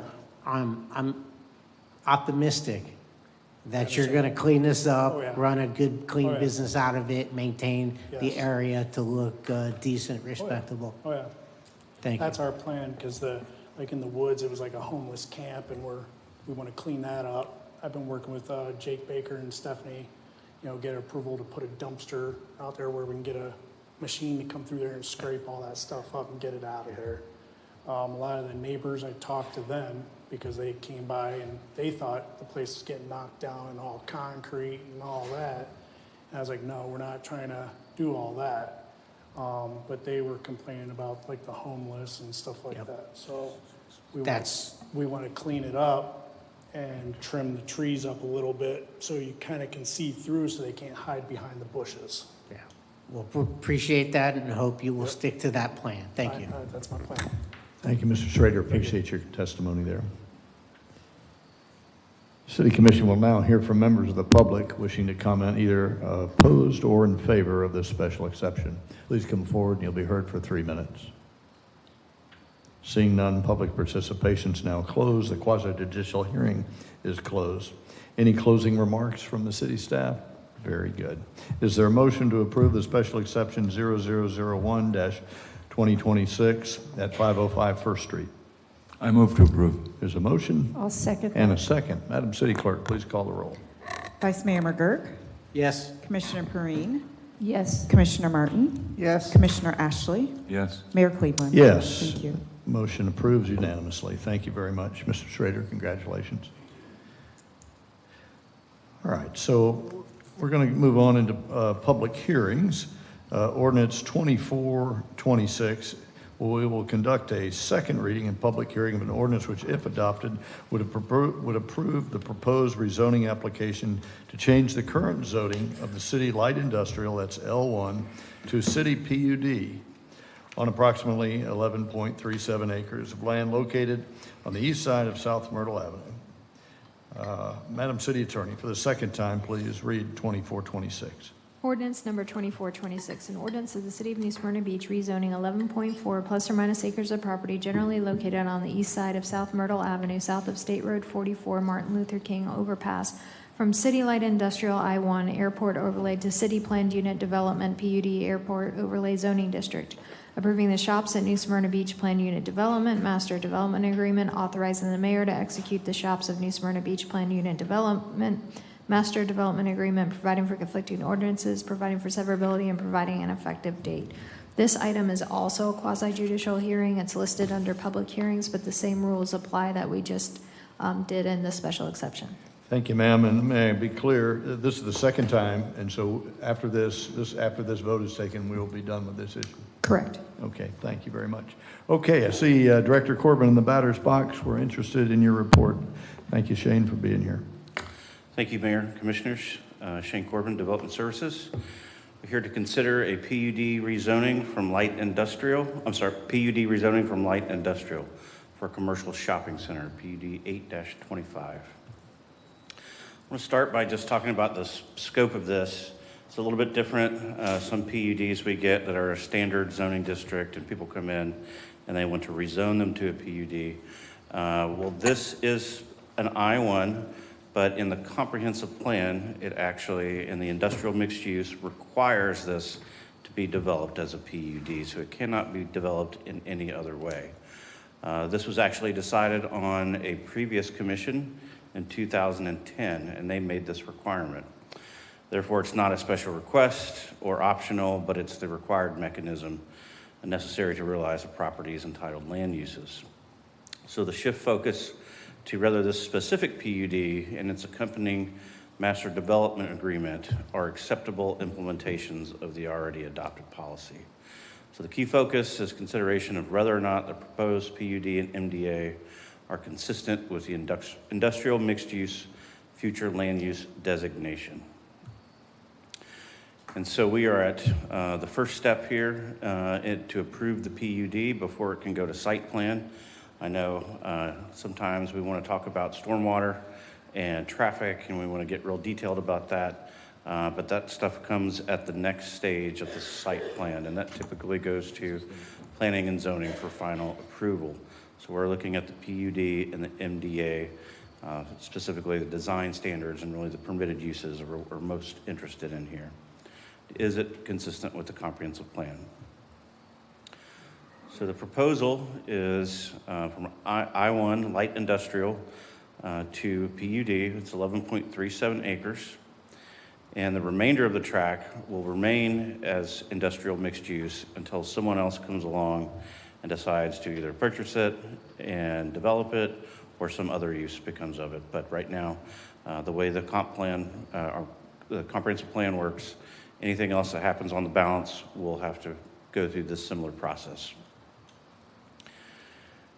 So once upon a time, the entire parent track, both in the yellow and the blue and the red, were all part of Florida East Coast Railroad. Parcel we're talking about is at the top of the screen in pink, and the parent track we're looking at is in the blue. That was sold off from the Florida East Coast Railroad years ago. I've got a little orange circle on there to talk about the history of the site. That's where a previous roundhouse and turntable was that operated with the railroad. Here's a picture from 1963, an aerial. It's black and white. It's kind of hard to see, but you can make out the circle and the tracks that come through the site. Early rail yards depended on these turntables because steam engines operated best in one direction. So if they came south and they needed to go north, they'd turn them around on this turntable, send them back north, and the roundhouse acted as a repair station. In addition, this total operation had multiple passenger stations with up to 12 trains per day, but all of this sort of diminished with the automobile and the labor strike in the 60s. The future land use actually changed in 2010. This was initiated by the commission, as mentioned before, and the railroad sold off this portion of the property that we're talking about, the parent track, in 2015. And the Florida East Coast Railroad ran from Jacksonville all the way to Key West, and New Smyrna Beach was the main hub for repairs to all those trains. And in its heyday, it employed over 1,500 people. So it was a major employer in the area and had a lot to do with the early development of New Smyrna Beach. Jump to a photograph in 1943. In orange, you can see the outline of what the original parent track was down at the bottom left. And then you can see the outline in the darker yellow of the site that we're talking about up in the upper left corner. The roundhouse was centrally located in the parent track. Towards the top was a refueling station, and up near Canal Street were the passenger stations. There's a blow up of that. You can see this a little bit more clearly, where you can see the actual fueling tanks right here, right next to the site in question. To the north, you had more fueling infrastructure, and then you had the passenger stations up here near Canal Street, and this whole area operated as one entity. The original station, or the original tracks came in 1887. The Blue Spring, Orange City, and Atlantic Railroad was pulled by mule. Shortly after that, Henry Flagler began acquiring all the trains in Florida and standardizing the tracks and putting his engines on them, and began developing Florida, especially the East Coast. In the photograph here on the upper left, that's the first station that was in New Smyrna, and that was established by Henry Flagler. Again, on the lower right, that was the second station that was developed. It actually had a restaurant and offices in it. Passenger travel peaked in the 1920s, but in the 1950s, automobile started to come in and replace that mode of travel. In the 60s, a labor strike started here that was famous, very deadly, as well as interstate development really took the toll on the passenger service and the whole operation as a whole, and some of these facilities began to get demolished. Here's a couple pictures of the roundhouse and the turntable. That was built in the 1890s. Again, it was the primary maintenance facility for the Florida East Coast Railroad, employed over 1,500 people. It was also demolished in the 60s. So jumping to 1976, you can see our site outlined here in yellow. Down at the bottom left and to the north, you can see where the tracks have been removed, the tanks have been removed, And that is the site to the north of us where Lexington Place is now. And I believe, I haven't been able to find any record of this, but I believe based on the timing, this was probably removed to make way for the flyover that comes in, which we can see in the next photograph in 1984. So the flyover is installed, all of the refueling infrastructure is gone, and that has sat like that basically until today. But in 2010, there was a comprehensive plan update, and language in that update proposed to change the designation for the Florida East Coast property on South Myrtle Avenue from industrial to industrial mixed use. This property was the subject of several visioning sessions held approximately 2 to 3 years ago.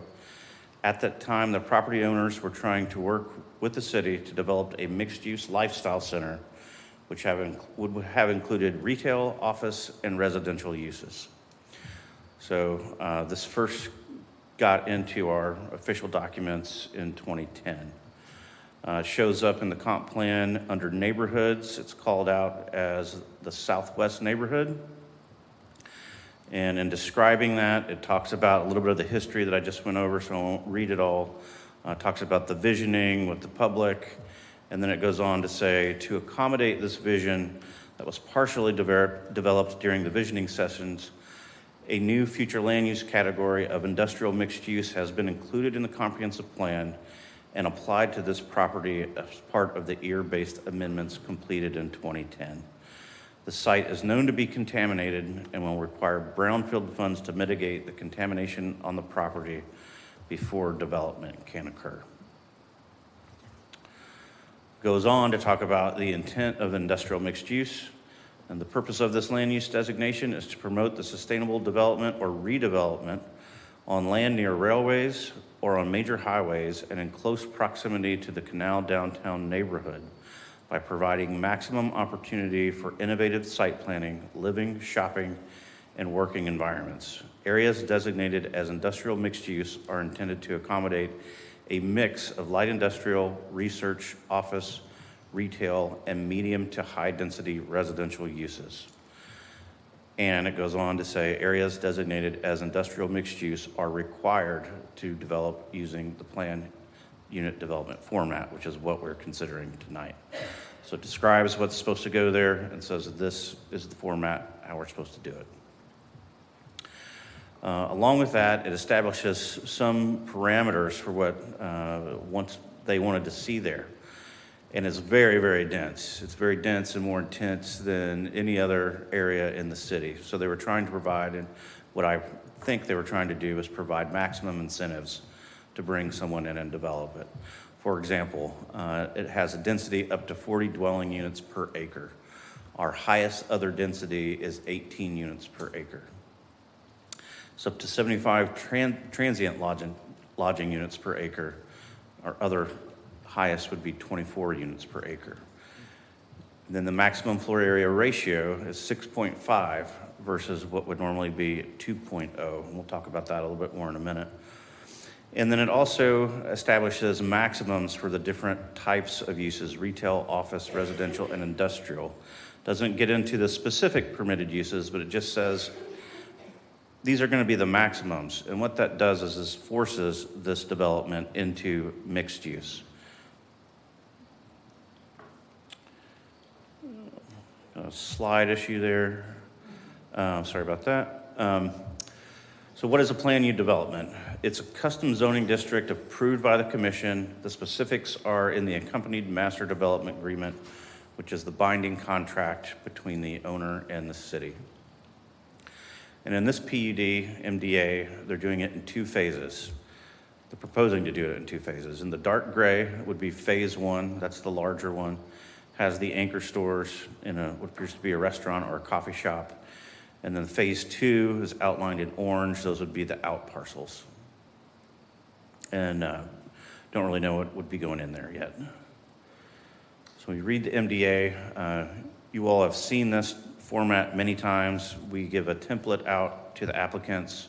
And basically, they fill in the blanks, and then they go back and forth with staff about what is appropriate. If we have any issues, then we go back and forth with them on that. And want to give a little shout out to Jeff Gove, our senior planner, who did the lion's share of work and negotiation on this.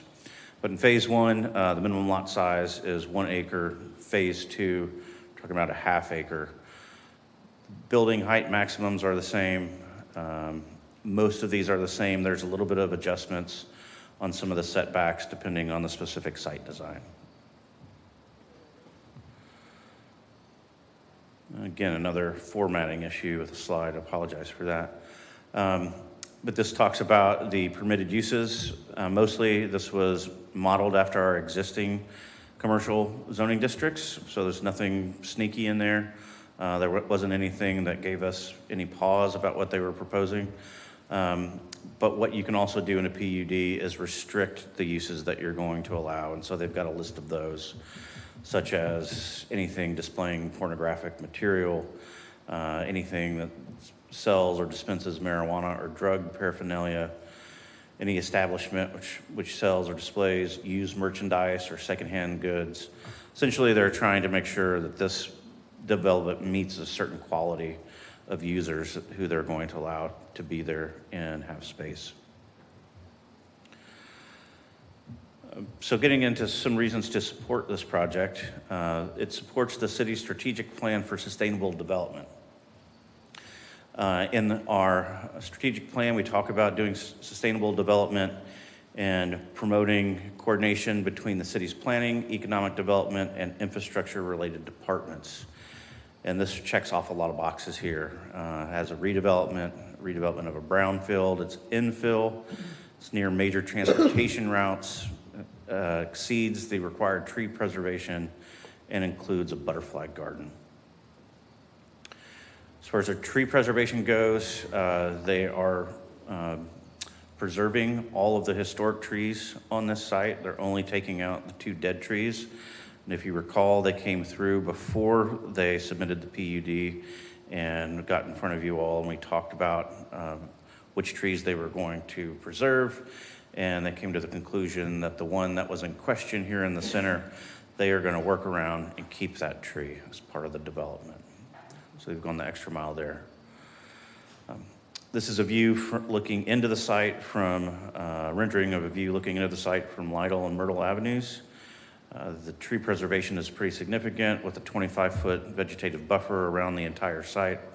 So most of it is going to be buffered. Can't say that you're not going to be able to see any of it, but it is going to be very screened from the road. And then we looked at it from a sustainable development triple bottom line. A lot of industries use this when they're trying to incorporate sustainability into their practices. They look at it from the angles of planet, profit, and people. And so this hits all 3 of those. The contamination mitigation of hazardous substances, reusing land already developed, or areas of infill that reduces urban sprawl, capturing existing traffic and reducing trips and vehicle miles traveled, exceeding the tree preservation requirements, and the butterfly garden. For profit, this redevelopment turns blighted properties into productive tax base.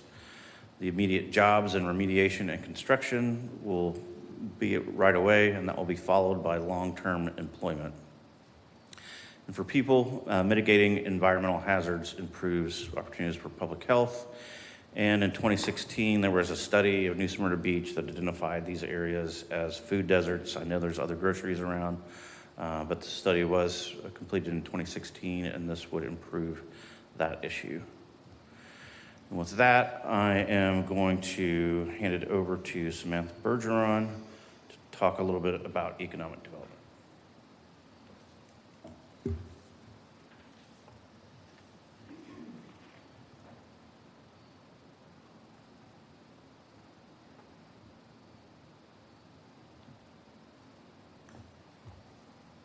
Good evening, Mayor and Commissioners. For the record, my name is Samantha Bergeron. I am the CRA and Economic Development Director for the City of New Smyrna Beach. This request supports the redevelopment of a long underutilized property into modern neighborhood serving commercial center. Redevelopment is a core economic development strategy for mature communities like New Smyrna Beach. Rather than expanding outward, redevelopment allows us to revitalize underutilized and aging sites, improve the visual character of key corridors, support local jobs and long-term business growth, and enhance the overall quality of life for residents. This is about reinvesting in places that are already within our city footprint. This property is located within a designated city brownfield area established by Resolution 26-17. That designation reflects the city's longstanding policy to address environmental constraints, encourage remediation, and return underutilized land to productive economic assets.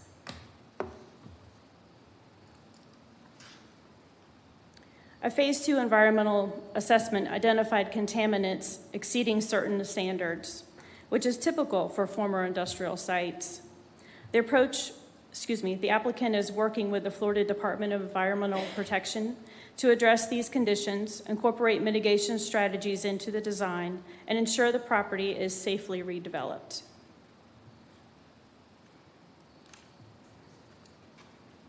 This proposal is directly aligned with the city's adopted policy framework.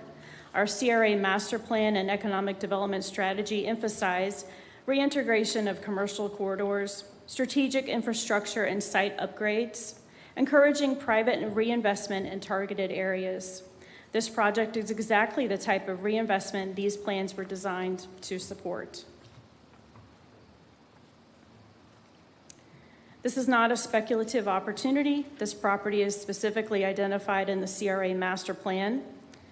Approved in 2015, the plan noted that the area is appropriate for neighborhood scale retail, office uses, and up to roughly 200,000 square feet of commercial space. This rezoning is implementing an adopted vision, not changing direction.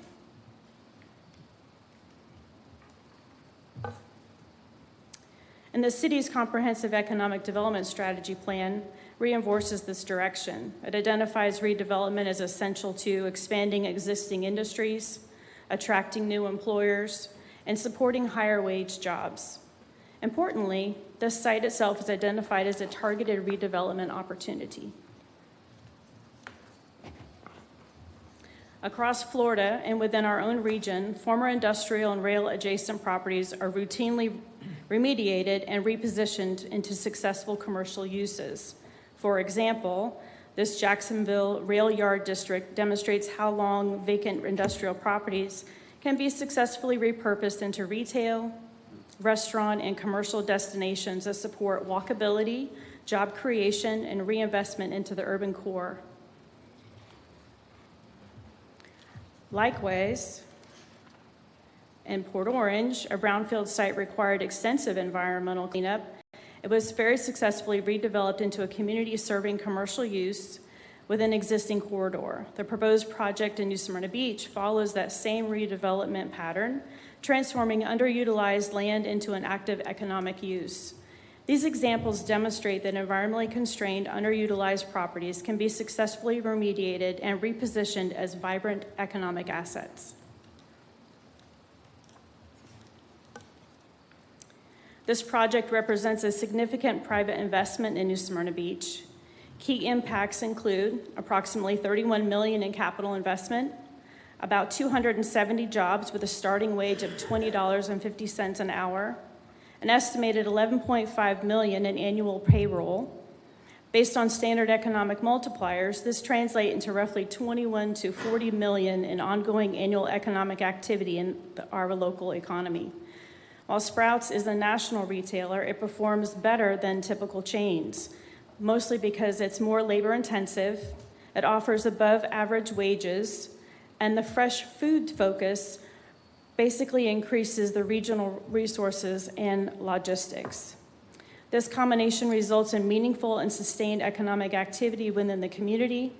In summary, this request advances redevelopment of a long underutilized site.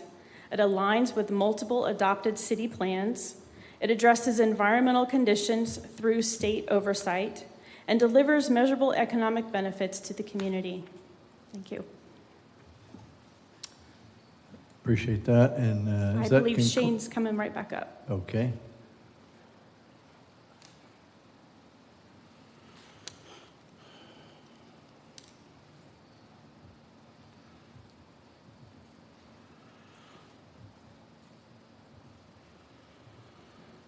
All right, I want to cover just a few common comments and questions that we've got on this. The one that we always start with, we always get is, why can't this project go to the Kmart site? And the answer to that is the Kmart property isn't controlled by the city, and the owner has shown no interest in selling it to us or anyone else.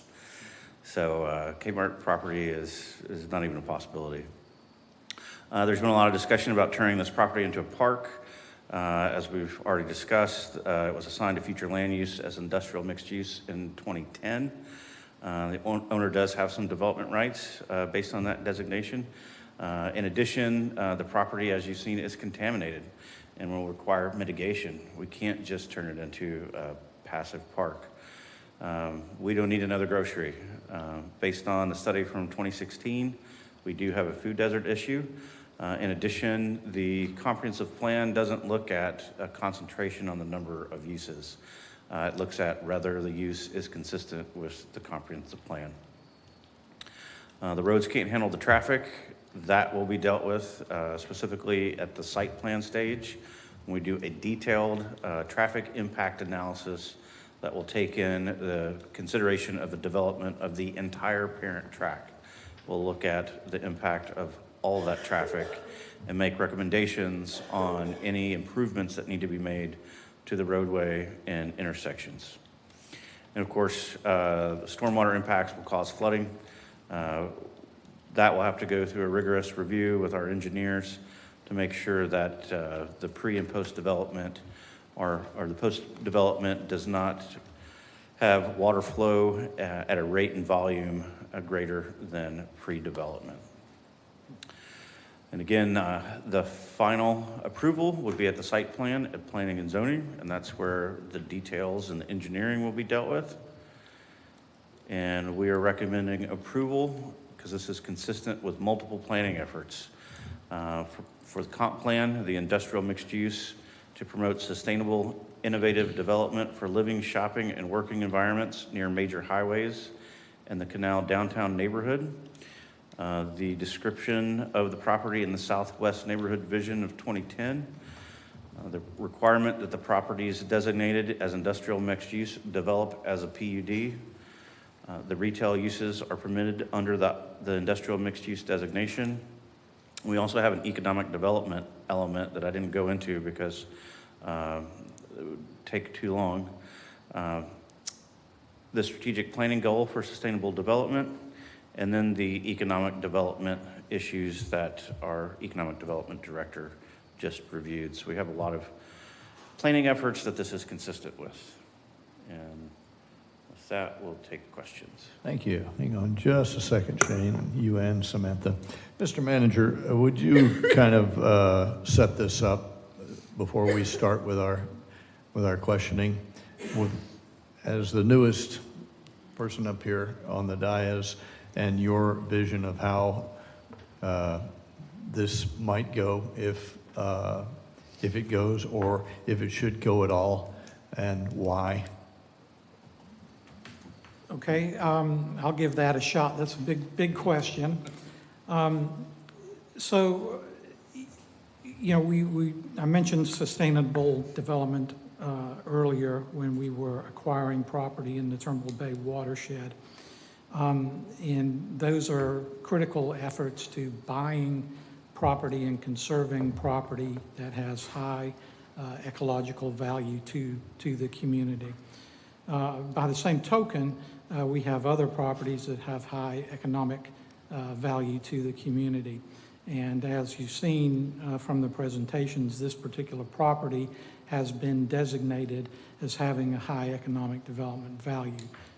That is evident through the future land use classification that this has, and the very intense development rights that have been given to this property. You saw Shane talk about the floor area ratio and the density that is allowed here. So certainly in our planning documents, this property has been identified as suitable for very high intensity development.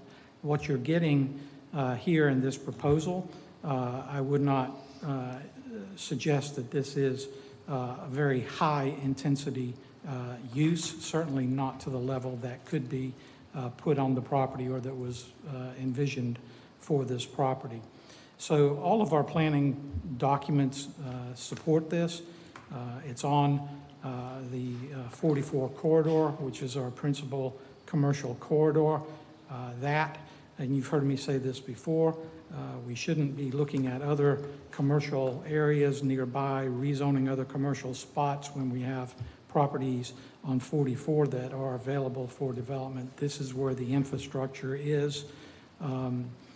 This is where we can support this level of development. Importantly, this is an infill project. This is infilling development interior to the city, so it is not supporting sprawl, which is a common theme that we hear in development that we may not consider to be sustainable. This is redevelopment of a former industrial property, and this is a redevelopment of a brownfield site. So we are aware that there are environmental constraints on this property and that some environmental cleanup may be necessary. What that looks like, I don't know today. That will have to go through the process with the DEP, but certainly they will have to address those issues. So in terms of growth and development of the city and alignment with the strategic plan, with the comprehensive plan, with the economic development plans, all of that points to that this is an appropriate development for this property. And I think the staff has done a very good job of laying that out for you. Thanks, sir. Appreciate that. Thank you for setting it up. Before we hear from the applicant, do my colleagues wish to question Director Corbin? Got one. Anybody else? All right. Commissioner Martin. As I understand it, what we're voting on tonight is the rezoning. And that while it does include an MDA and a conceptual plan, that if they woke up tomorrow and decided to sell the property, it would still be a PUD. Even, and therefore, as I understand it, we're not definitively committing to Sprouts or any other business. We are definitively rezoning that area to PUD, and regardless of what project ends up happening there, it will still be a PUD. Is that correct? That's correct. You're not voting on a brand, but you are voting on the MDA that has a list of permitted uses. So whatever goes in would have to fall within that list of permitted uses. Here's the question then. If they sell the property tomorrow, does the information in that MDA still apply? Yes, unless it's a major change. That's correct. Yes, that PUD is the zoning for the property. It's the same thing as opening the book and looking at R1. You just look at that document instead. Yeah, I understand. I'm just differentiating between the specific, like people who want or don't want Sprouts versus the zoning to PUD. There probably would be a Sprouts, but we are not definitively voting on whether or not there's a Sprouts. We are definitively voting on the PUD, the rezoning. That's correct, and the commercial uses. Yes. Good. Okay. Commissioner Ashley. This is a question. So even though we are not voting on a Sprouts, there have been contracts written up, letters of intent happening, so that, in fact, if we do approve this, the likelihood of a Sprouts going in that is close to 100%. We as That's a question. city staff don't get into the letter of intent between the property owner and the potential user, but they may want to talk about that. We do, right? The commission? No, you're looking at the PUD, which is the list of permitted uses and the design standards. Agreed, but we all need to know the actual facts behind the scene. And even though that's a question that I have, I think the answer is that there will be no chance it won't be a Sprouts, even though we're not approving that. So your decision tonight should not be based on Sprouts or not. It should be retail. And my decision tonight will be based on what is the end use, whoever does what in that property, how it looks, and how it enhances or detracts from the quality of the community. So those are my criteria. And whoever puts up any kind of retail store or office facility or whatever goes in there, my judgment on what the outcome is going to end up being is what I base my vote on, not who it is. Correct. Anybody else? I got a couple, Shane. Then the vice mayor may be able to help us here. Walk us back to the first statement, an I-1, to do anything on an I-1 requires a PUD. What's up with that? What's up with that? You were close. Huh? Right. It's not the I-1. The right. I-1 is the zoning. Yep. What requires the PUD is the future land use designation of industrial mixed use. And so a previous commission in 2010 considered this, looked at this site, and said, we're going to create a new future land use designation of industrial mixed use. And one of the requirements we're going to embed in that new designation is that anything that gets developed on it must be a PUD. So while the property is zoned I-1, they set this in motion for you all to consider tonight, that when this happens, it has to go to a PUD. If it was, if... You know this stuff? Well, yeah, I wasn't on the commission. Okay. You're on P&Z then? Yeah. Okay. Can you help? Can you help us? What can I help All right, you so with? I'm asking, what I'm asking is, help me through the logic of why that was, for those that are in the crowd that are not aficionados of the technocrat skills that are required to make this city run. I don't mean to belittle any of that. There's probably some very good reasons why that was put in there. I just don't know them. So you mean why, instead of using underlying zoning, you put it into a PUD? Yeah. Okay. I'm probably the least legal technical person to ask this, but I'll give you my opinion. PUDs were created because underlying zoning is too specific. It doesn't allow for negotiating better enhancements. It's very clear and non-negotiable. The idea of PUDs allowed a city and a developer to sit down and negotiate and discuss what is important for either side, more specifically for the city, to be able to get a better development. So there's a lot of give and take on that, where you have a straight underlying zoning. It does not deal with the detail of a development, including things like design guidelines. We could not get past in this city for many decades design guidelines for various different reasons. So there's a lot of, so the underlying, so if you look at the history of underlying zoning, when we built shopping centers in this town in the 60s and the 70s,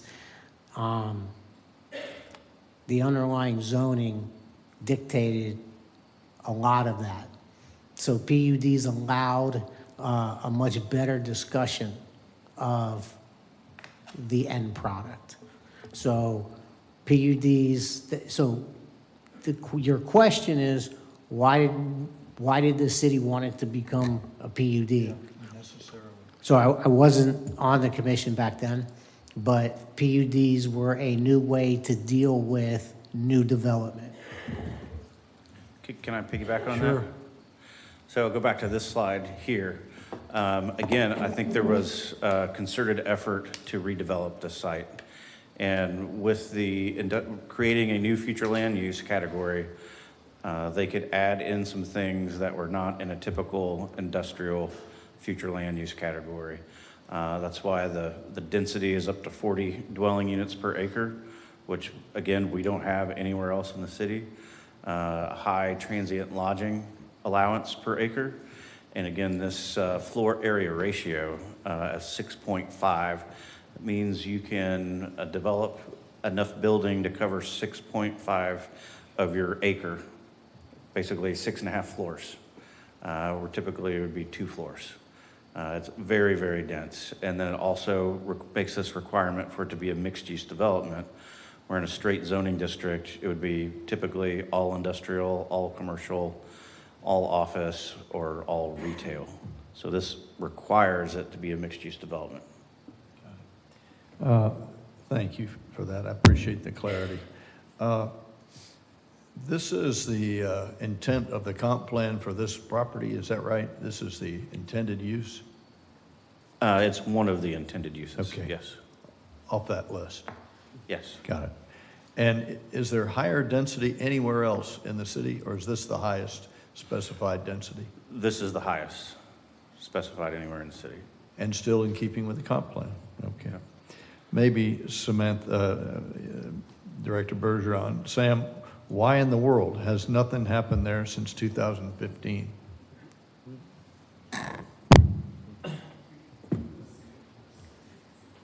We've had quite a few people, kind of kick tires. It's a challenging project. It's a challenging property to develop because of the brownfield, because of the upgrades to utilities that need to be made, as well as, the roadway. So it's just been one of those challenging properties, and thank goodness we finally found somebody who's willing to do it. I don't like the answer, but I believe you. I know many are concerned with the contamination. I mean, 1960s EPA rules were not what they are today, and so I can only imagine what the Florida East Coast Railroad for 115 years did on that site if it was a heavy industrial mechanical railroad engine site, and so I'm concerned about. And with the gas tanks that were there and the maintenance that went on there, the leaching effect into the aquifer that has been going on forever and ever. And I understand, talking to Mr. Miller, you can walk the property today and the fumes are evident. That decontamination cost can't be inexpensive. Is that something we would normally do, or is this something that classically the new buyer would do or the new developer would do? And any idea what that would cost?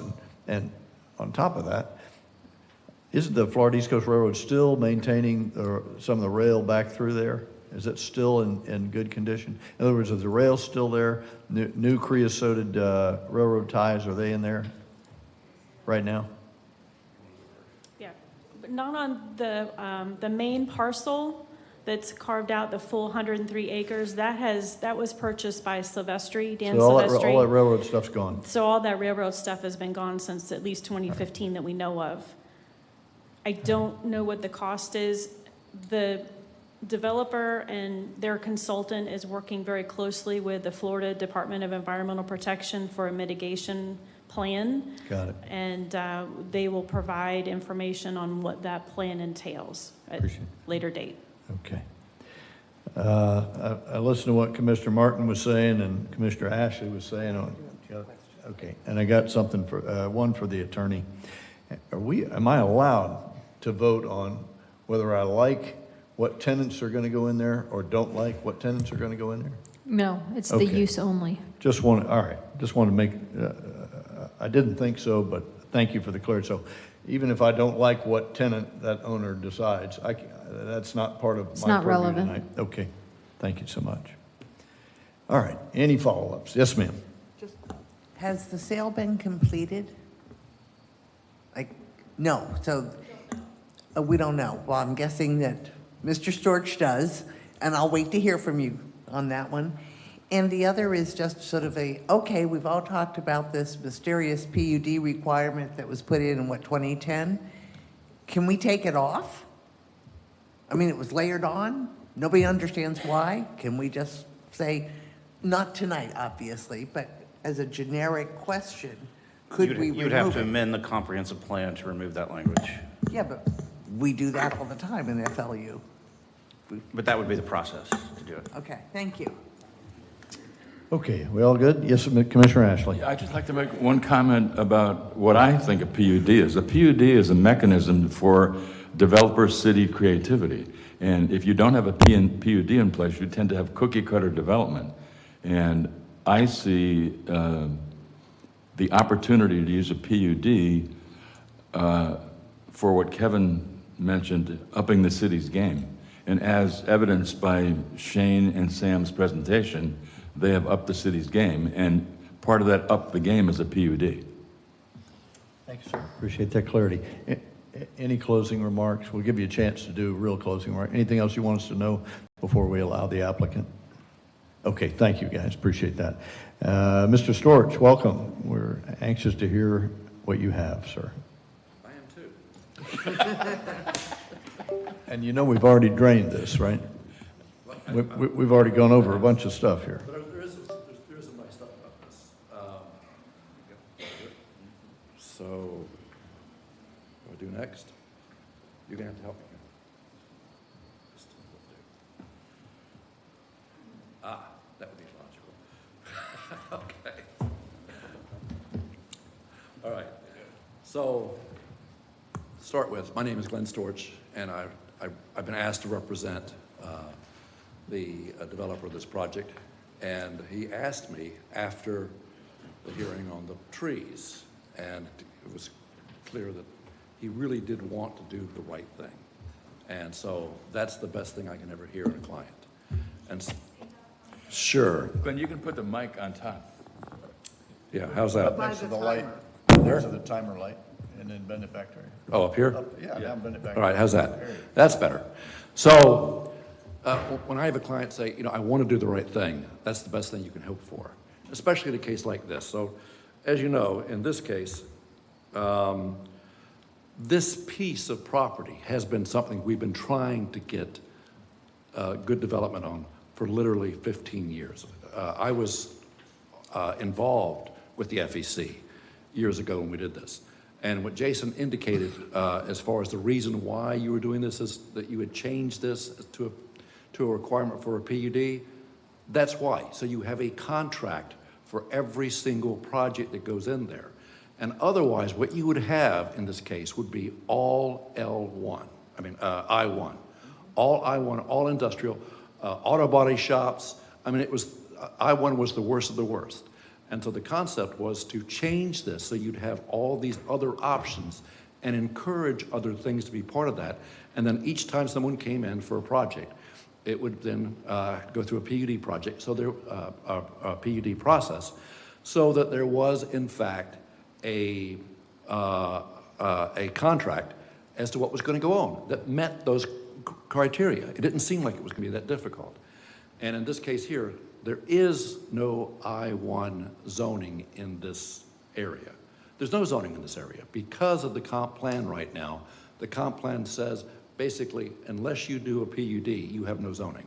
And therefore, unless you do a PUD, you have no use. There is no use for the property unless you do a PUD. So that's what we're doing. We've been going through the PUD process, working out the contract, making sure we've met all the criteria of the Land Development Code and of the comp plan. And in this case, I mean, you saw those criteria that you had. It was an amazing amount of things you could do on this site. But if you look at the site itself,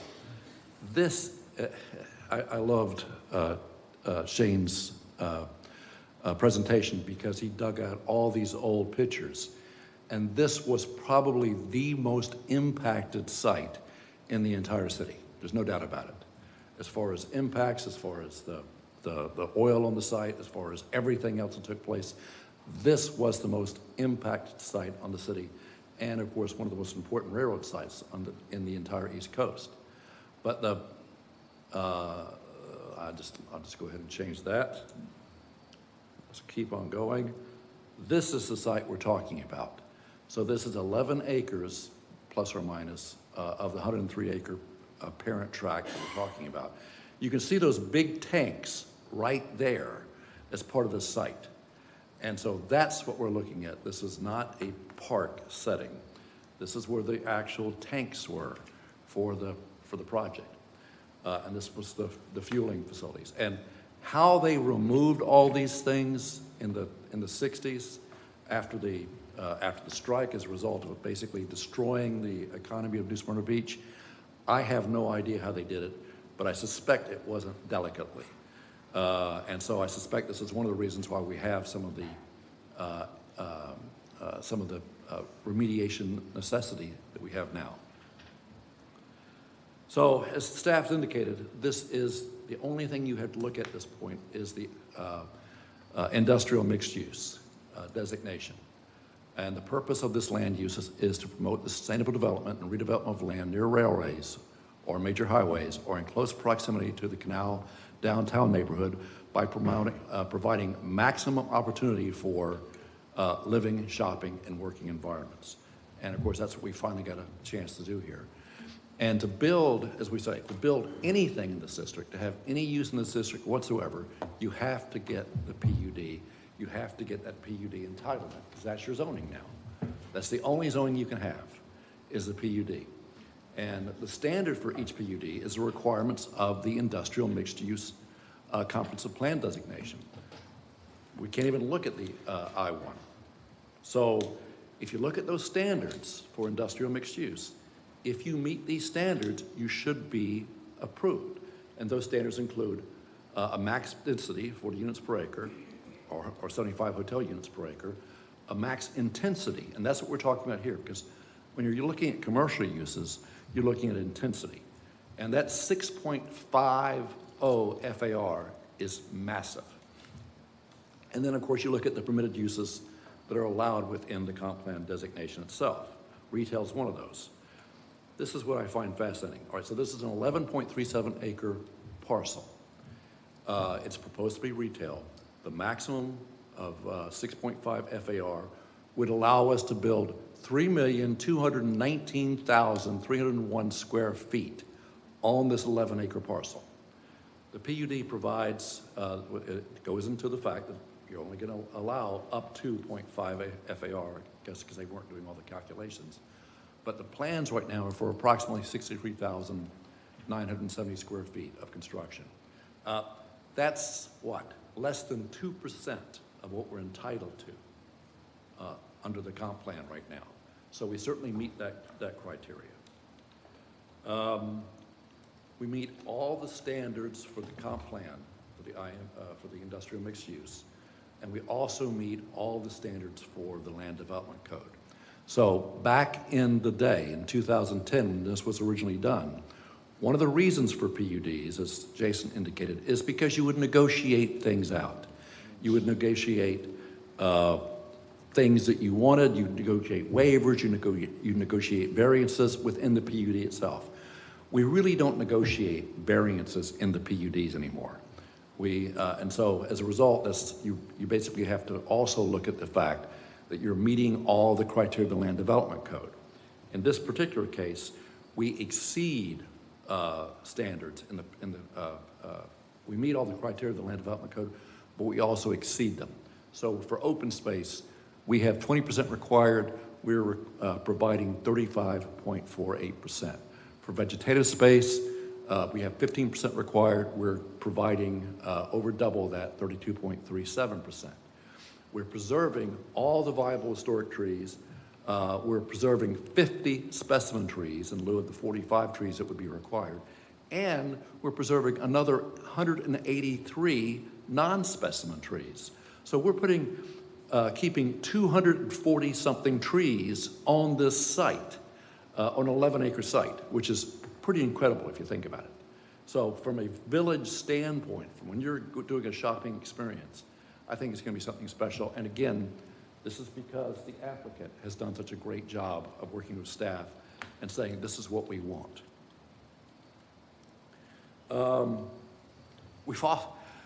During the last hearing at the planning board, we also heard a presentation from a group from the Garden Club regarding butterfly gardens.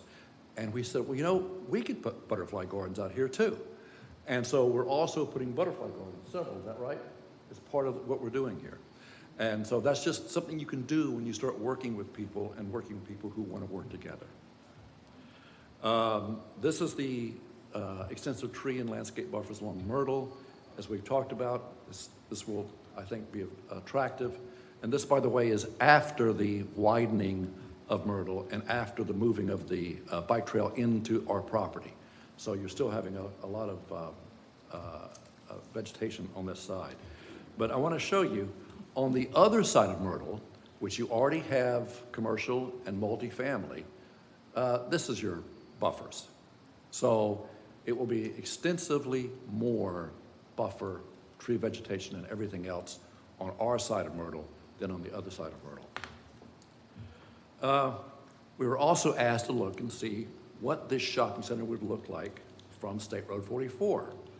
And so we went to our experts and said, look, here's what it is, here's the trees, here's everything else. Can you tell us what you'll see from State Road 44 of this commercial use? This is what we got. Basically, because of all the trees we're preserving in our section on the 25 feet buffer and the trees in the right-of-way, it looks like we'll not be able to see it at all from State Road 44. And I also had, by the way, some other ones from further up, same thing. They even had to put a ghost rendering of what it would look like through the trees. And I said, I don't want a ghost rendering. I want to see what it's going to look like. So that's what we're proposing at this point, and I think we're going to be able to make it. The site plan review will show all the traffic improvements required by the TIA. We talked about that, and that's part of it. That's part of this, what you do when you have a site plan review. And you work to figure out how to make sure that the traffic is impacted. We believe that we can commit to fixing some of the traffic improvements on Myrtle that you now have to deal with as far as existing issues. So for instance, this map here shows you that we're going to widen Myrtle. We're going to obviously have to move the right-of-way into our property, but we'll have to widen Myrtle to provide a right turn for Myrtle, a left turn for Myrtle, and a potential for straight. So there'll be 3 lanes going in this direction now for Myrtle. And of course, we'll have to move the bike trail a little further back to make sure that everything is safe. It'll be the same size bike trail, but we'll be working together with staff to see exactly what traffic improvements have to be. As you can tell, there's a great deal, I was out on Myrtle the other day, this provides for a great deal more stacking also on Myrtle for both the right turn and the left turn. So I think that'll help solve some of the existing traffic issues, not just the traffic issues that will result from this.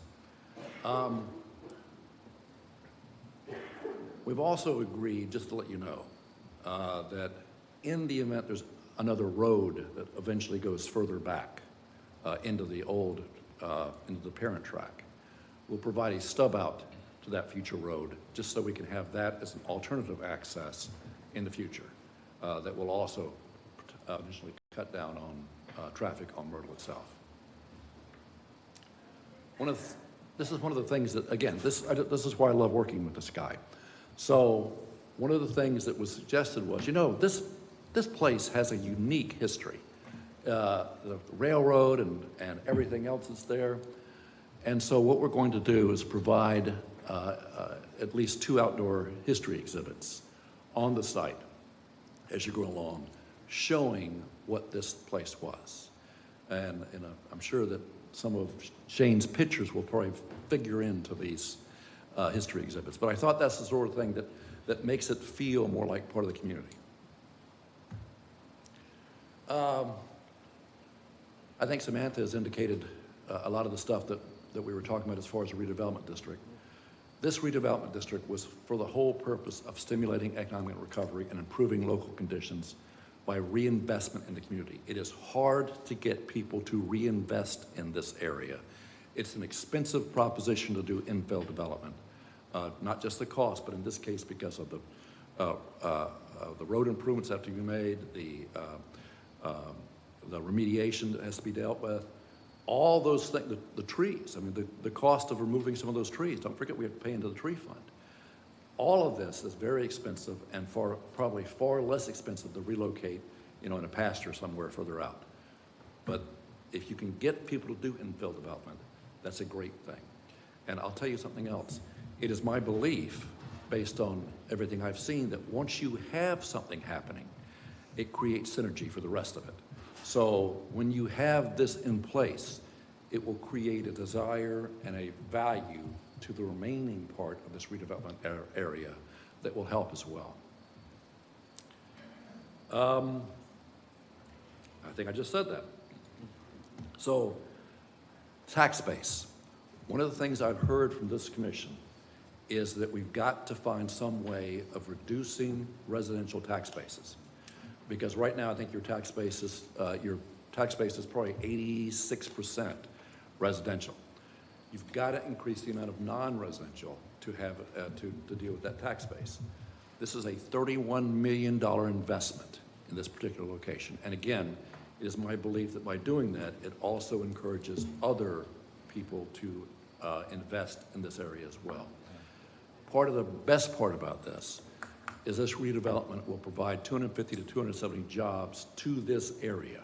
Because remember, it goes out basically in a circle. And so the first people who will be looking for jobs will be those people in this neighborhood. And that's a wonderful thing. So, after 15 years, we have the first proposed project in this area that meets all criteria. It meets all the objectives of the redevelopment district. It meets every requirement of the comprehensive plan. It meets or exceeds every requirement of the land development code. And if you want to talk about Sprouts, we have the ability to do that because it's a really important quality of life type store. But I know you're not voting on Sprouts, but the bottom line is obviously we're doing this because of the fact we're working closely with Sprouts. We have a contract with Sprouts, and just to let you know, we have a contract on the property. We can't close on the property until we have the entitlements that allow us to build. And so that's what we're doing right now. All these things that take place one at a time, you have to have the entitlements first, the permits, the site plan approval, all these things are working on together. But we're working closely with our potential buyers, or potential occupants of the shopping center. One of the things I thought was most interesting about Sprouts was that, again, I know we're not voting on Sprouts, but the location of a Sprouts in a neighborhood seems to really increase values compared to other stores. And I thought that was an interesting statistics. So just to finish up, obviously Economic Development Department is encouraging this and has worked on redeveloping this area for 15 years. The staff recommends approval of the PUD development, and the Planning Board recommended approval 4-1. If there's anything else we can do, let us know. Okay. Thank you, sir. Appreciate that. Any of my colleagues wish to question Mr. Storch? Okay. Vice Mayor. Thank you, Mayor. So since we're talking about things that we're not supposed to be talking about today, I'm going to jump on that opportunity. As I understand that this meeting today, I've been forewarned. Transportation issues do not get discussed here. Transportation issues are in the site plan. That's my understanding. Is that correct? That's correct. Okay. I think one of the key things and key issues to growth, and one of the biggest irritations with growth, has to do with transportation. Absolutely. Sitting in traffic, roads not operating correctly, new growth comes in, there's not enough right turn lane or left turn lane, and it's just not planned for the future. It seems to me that each individual entity that comes in doesn't all come in at once. And it seems like each one that does their little bit still doesn't seem to accomplish the goal 2 years or 5 years down the road. So what I would like to see is I want to have a discussion on the roads. I spent 20 years on transportation committees, so this is kind of my thing that I like to pay attention to. The site plan only goes to the Planning and Zoning Board, as I understand. That's correct. Do you have any problem with the site plan coming back to the City Commission for approval? Because I would like to be able to see how the roads, and you touched on them, you showed a little example of the of what's going to happen with the roads, but I don't want to leave that just the Planning and Zoning Board. I want to have the opportunity to be able to look at that at the commission level. No, that'll take us an extra month, but I think that's fair. I have no problem with that. Okay, because aside from what you showed on the intersection, there is Myrtle Avenue between 44 and 10th Street.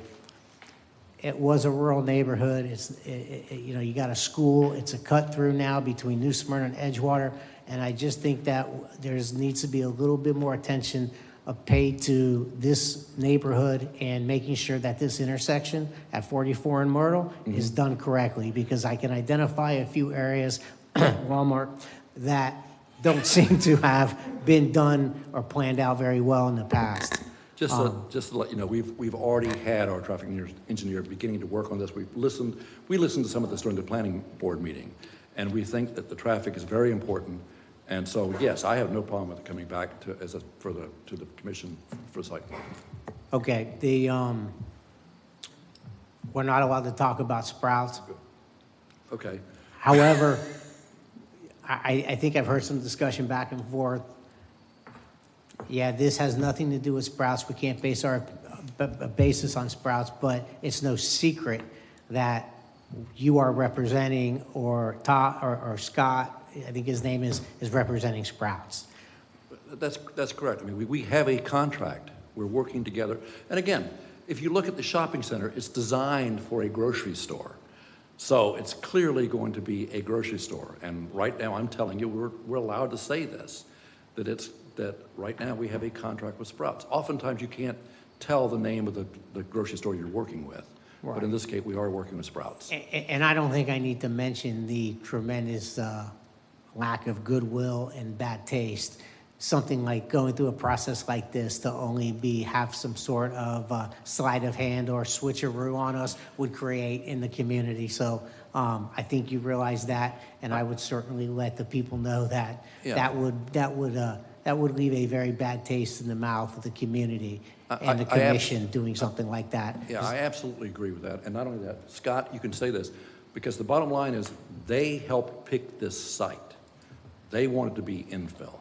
And so, is that correct? That's correct. Go ahead. We have a signed lease with Sprouts, so that means we cannot develop anything else but a Sprouts at that proposed location. And that also means that no one else can come in after that until that lease term ends. So we are committed to Sprouts. Sprouts is committed here. We're not doing anything else but a Sprouts. There will be no switcheroo. Thank you very much, Mayor. That's all I have for now. Commissioner Martin. Okay, so I understand that the sale has not yet been completed because they're waiting for this decision tonight. It's a contract purchase. So there's a contract to buy it if we get the If we ability get to this. build it. Yes. But on we'll the other buy it. hand, if next week they decide that it's much too expensive, much more expensive than they had calculated, they could decline to go further, and still the land would be a PUD, right? Well, when you say a PUD, you got to understand what the land would have is very specific contract for that land. What I'm doing is trying to differentiate. The owner is the one with the current site plan, or the conceptual site plan, which is of course very different from a guaranteed site plan. You can't. There's no So- guarantees in life. But what you will have in this particular case is, if we don't go forward, if it becomes financially infeasible, what will happen is no one else probably can use this existing PUD because it's so specific to this plan. Somebody would have to come and do the exact same plan. Okay, I just wanted to clarify that once again, that, they have the right to get up tomorrow and say, we've changed our mind, or next week, it's too expensive, whatever, but the zoning goes with the land, not with any project, Yeah, correct? But again, right now, you have no zoning on this land. Unless you have a zoning, you can't have any entitlements. And unless you have entitlements, you can't even proceed with your permitting and everything else. No, I understand. So that's what, I just want to be really clear on what we're voting. And just out of curiosity, is the proposed construction company local to us? Any of the labor force local to New Smyrna? Scott? So we will be proposing local site subs and local other construction subs. Sprouts and the other retailers do have national account vendors that we are required to use, but we will be implementing our best to do local subs. That's an interest. Is Sprouts a franchise or a chain? It's a grocery chain. I'm not familiar with the difference between the two Oh, terms. Jason can explain the difference between a chain and a Because you're franchise. not understanding the question you're asking. A franchise is a business model. It's not a business. So they don't, if what she's asking is, do they individually franchise into units? And I think what the answer is, it's a corporate chain. Corporately owned. Where are they headquartered? Okay. Where are they headquartered? Phoenix, Arizona. I'm sorry? Phoenix, Arizona. Thank you. All right, so for the record, Mr. Storch, we will get a look at the site plan at the, if so let that's- the record reflect that. I think you'd have to put that as far as when you vote, to add that as a condition. But yes, we'd have no objection to the condition. Okay. Can vote to do that, or is that part of this deal? You form the motions in a positive, so you would just say motion to approve with the additional condition that the site plan return to the city commission. Perfect. Right. And in that site plan, Glenn, is that where we will go after the traffic impact? Yeah, we're doing a TIA. In fact, that'll also tell us what other improvements we have to make. Right. And that traffic impact analysis will be done forensically, or is it done with bias toward your client? Oh, no. They're very professional. And in fact, one of the things I'll be looking at, and just to let you know, one of the odd things about this location is the railroad. And so you have trains that go through here, and sometimes the trains stop traffic. So we're going to ask our traffic engineer to also look at that as well as part of this, to see if there are things that could be done to help that. That'd be great.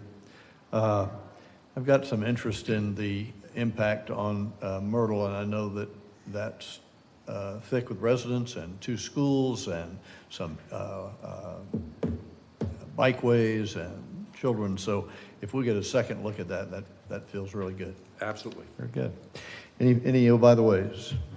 Thank you for your presentation. Appreciate that, gentlemen. You'll get a chance to follow up at the very end.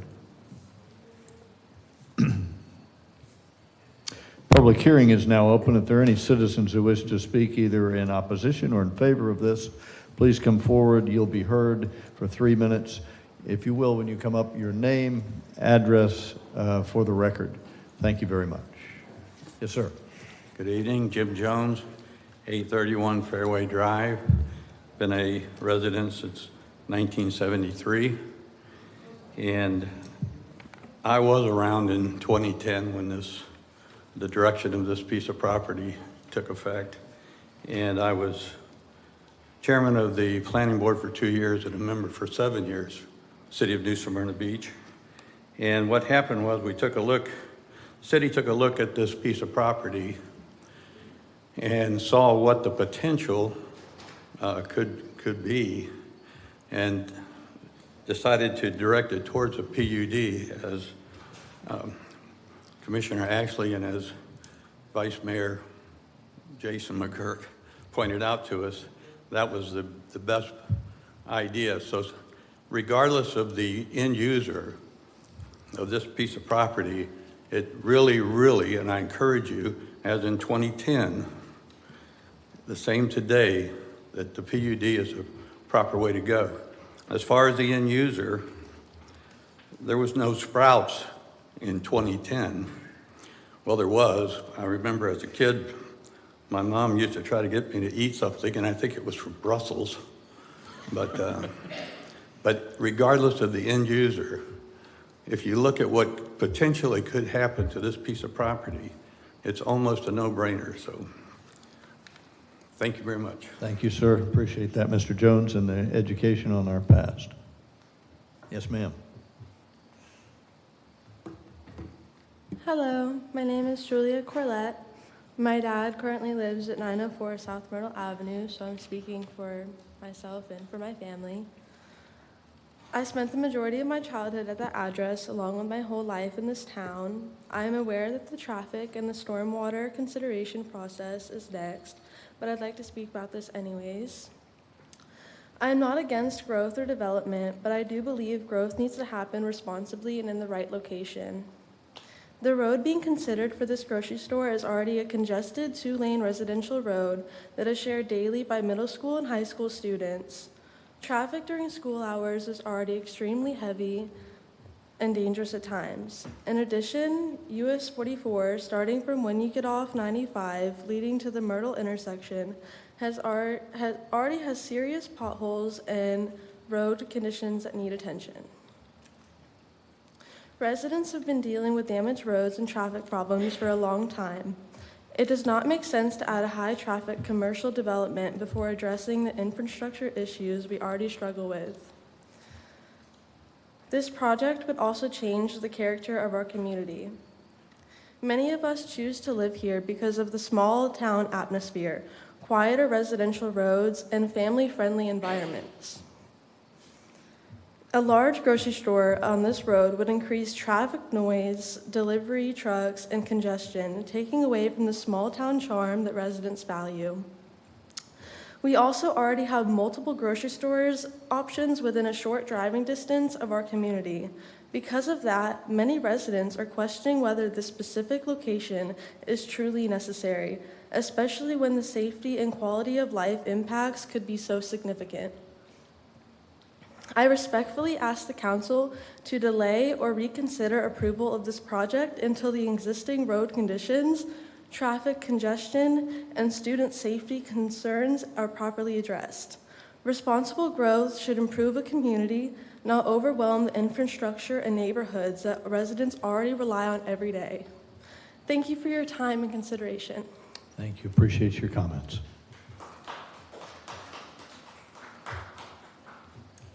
Professor. Yes, back again. Hello, Crystal Saylor. I live at 645 Ball Street. I was here about a month ago and brought up some concerns. I'm working off what you guys have on your website, and it doesn't really match up what you said happened in, things in 2010, 2015, and 2016 should have been updated. So this is what is on your current website about the Southwest neighborhood with the abundance of vacant unincorporated land and easy access to US 1 highway and State Road 44. This area is suitable for low-intensity office and public uses. General retail and commercial activity should continue to be concentrated along US Highway 1 and State Road 44 corridors. Also from the future land use document that is online, page 37, retail uses should be clustered at intersections of arterial and collector roads to shorten travel distances, reduce the number of driveways and turning movements, and increase shopping opportunities. The zoning is light industrial right now, and light industrial has a retail sales restriction, so that piece appeared to have not been intended for retail sales at the time of its zoning.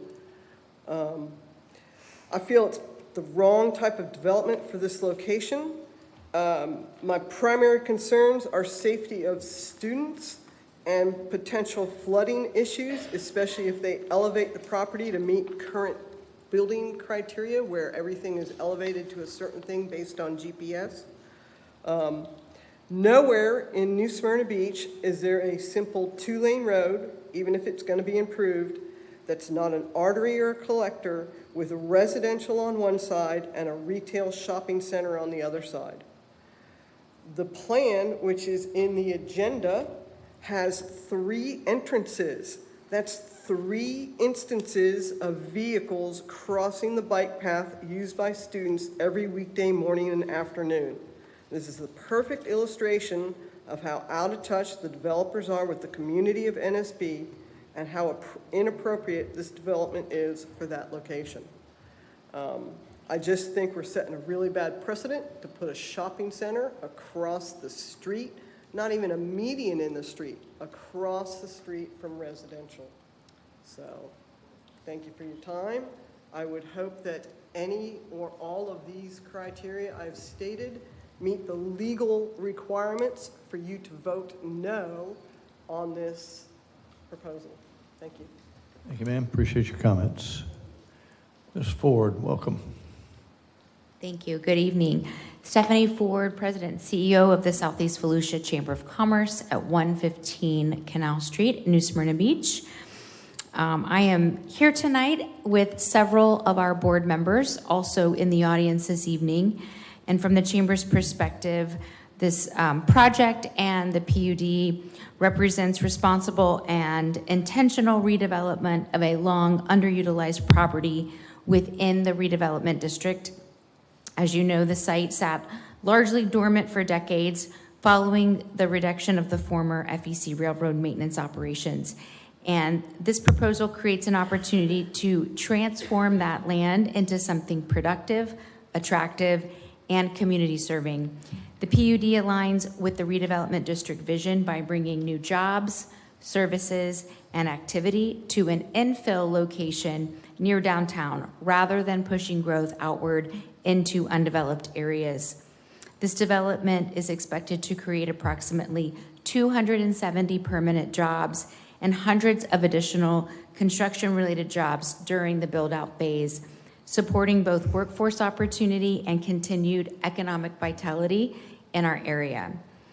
The city intentionally zoned this area industrial mixed use to encourage redevelopment of the former FEC lands and to support integrated living, shopping, and working environments.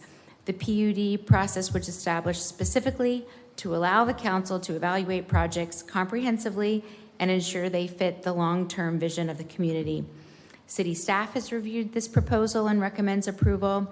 And from the Chamber's perspective, this project reflects the type of strategic, responsible development that helps strengthen New Smyrna Beach with respecting the goals of the redevelopment district and the character of the community. And so for those reasons, we encourage your approval. Thank you for your time and your consideration. Thank you, ma'am. Appreciate your comments. Evening. Good evening. Renee Stimson, 901 South Myrtle. So as site plans go, we all know something eventually is going to go there, something. And the last proposal proposed all the way from 44 to 10th Street with like 340 homes, which was an absolute nightmare. All I want to say is we know something eventually is going to go there. I hope that it's tastefully done, but I don't think reworking the intersection on Myrtle and 44 is sufficient. I think you seriously need to consider that back road that they talked about coming in and make that a part of it, because Myrtle you can fix the end there, but you still have the problem with the homes all the way going to 10th Street. So, and when you talk about the train situation, it's not once a day. It's like 5 times a day. And I just want to ask that when you do your traffic study, that you don't wait till school's out to do it. You do it while school's in to get an accurate depiction of the actual traffic. I've been trying to get traffic calming on Myrtle for the last 2 years. So when you need a percentage of the residents to sign off on it, and one of them is the owner of the majority of the property who refuses to sign off on it, and the other is the school who can't seem to get it together to have the right person to sign it. It's very difficult.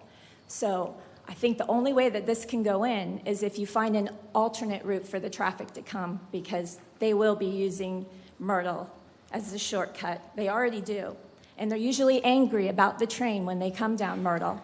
So we've had several serious accidents if you try to do the speed limit on Myrtle, you get passed on the solid yellow line all the time. So it's a huge problem. It just needs to be corrected first before. And that's it. Thank you. Thank you for your comments, ma'am. Appreciate it. Good evening. Good evening. Hi, my name is Pamela Morgan Bell, and I have lived on South Myrtle Avenue. I guess I should start with my address. I'm at 919 South Myrtle Avenue, and I was born and raised on this street, so it's very near and dear to my heart. I'm a fifth-generation New Smyrnian, and I have lived on that street for 55 years. So I have seen this go from a dead-end road to what we have now with, you know, big giant trails on the side. And we've encouraged this, right? We've encouraged the covering of the ditch and all this fun stuff so that these children can have a safe place to ride up and down Myrtle going to and from school. Remember, we have 3 schools, not 2. So we have the community college, we have the high school, and we also have the middle school. And as Renee stated, you know, I would ask for you guys to come and sit on Myrtle. You can use my driveway. Try and back out. Try and back out during school time. I have to get into my truck 15 minutes prior to leaving for work just to get out. It's like playing Frogger. So now we've covered the ditches, which now we have flooding. Just coming here in the heavy downpour, there's a lot of standing water on that street. And as Renee said, fixing the end of the street isn't going to fix it. People are flying down Myrtle. They're coming from Edgewater. They're mad because they've been sitting at a train for 20 minutes. Now they've turned around and they're going to go out to 44. So I would just like for you guys to come take a look, you know, whether it be Sprouts or something. The FEC Railroad sold it. You know, my family was part of that. I lived in a little railroad house on that street. So this is very near and dear to me, but something's going to eventually go there, like Renee said, but I'm just not sure that a TJ Maxx is what we want. And you know, there's a Sprouts also going there, but please take into consideration the big picture and what we've just spent a lot of money on, widening that street for our children's safety. And as Renee said, you've got 3 entrances. This is going to be a disaster. So please consider us that have been there forever, and thank you. Thank you, ma'am. Appreciate your comments. Evening, sir. Hello. Brad Gifford, 207 North Atlantic, local resident, local landman. I work for NAI Real Vest.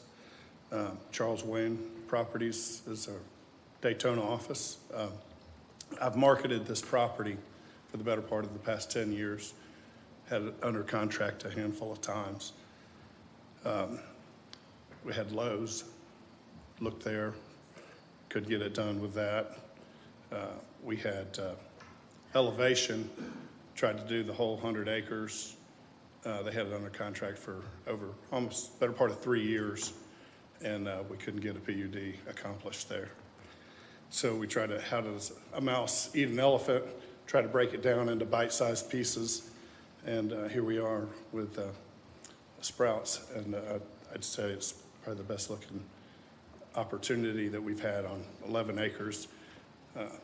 The market right now, $1 million an acre on 44 is not feasible for single family, residential, or even office development.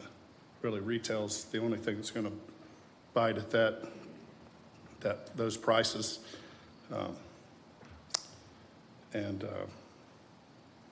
I think with the 300 jobs that Sprouts is bringing is going to be great for this community. That's what people have been screaming for the past 20 years, is some kind of market, something to compete and keep Publix straight. Otherwise, the prices just keep on going up. So, thank you. Thank you, sir. Appreciate those remarks. Good evening, sir. Hello. Good evening. My name's Steve Povolitis, and I live on 903 South Myrtle Avenue near the proposed development site. I first moved to this area about 15 years ago because I loved the character, the pace, and the sense of community here. My son attended Father Lopez, he graduated from Father Lopez, and previous to that, he attended Sacred Heart on when it was on US 1 near the Dairy Queen. And like many, I want to be clear that I'm not opposed to growth or development. And, cities need to evolve and businesses are important.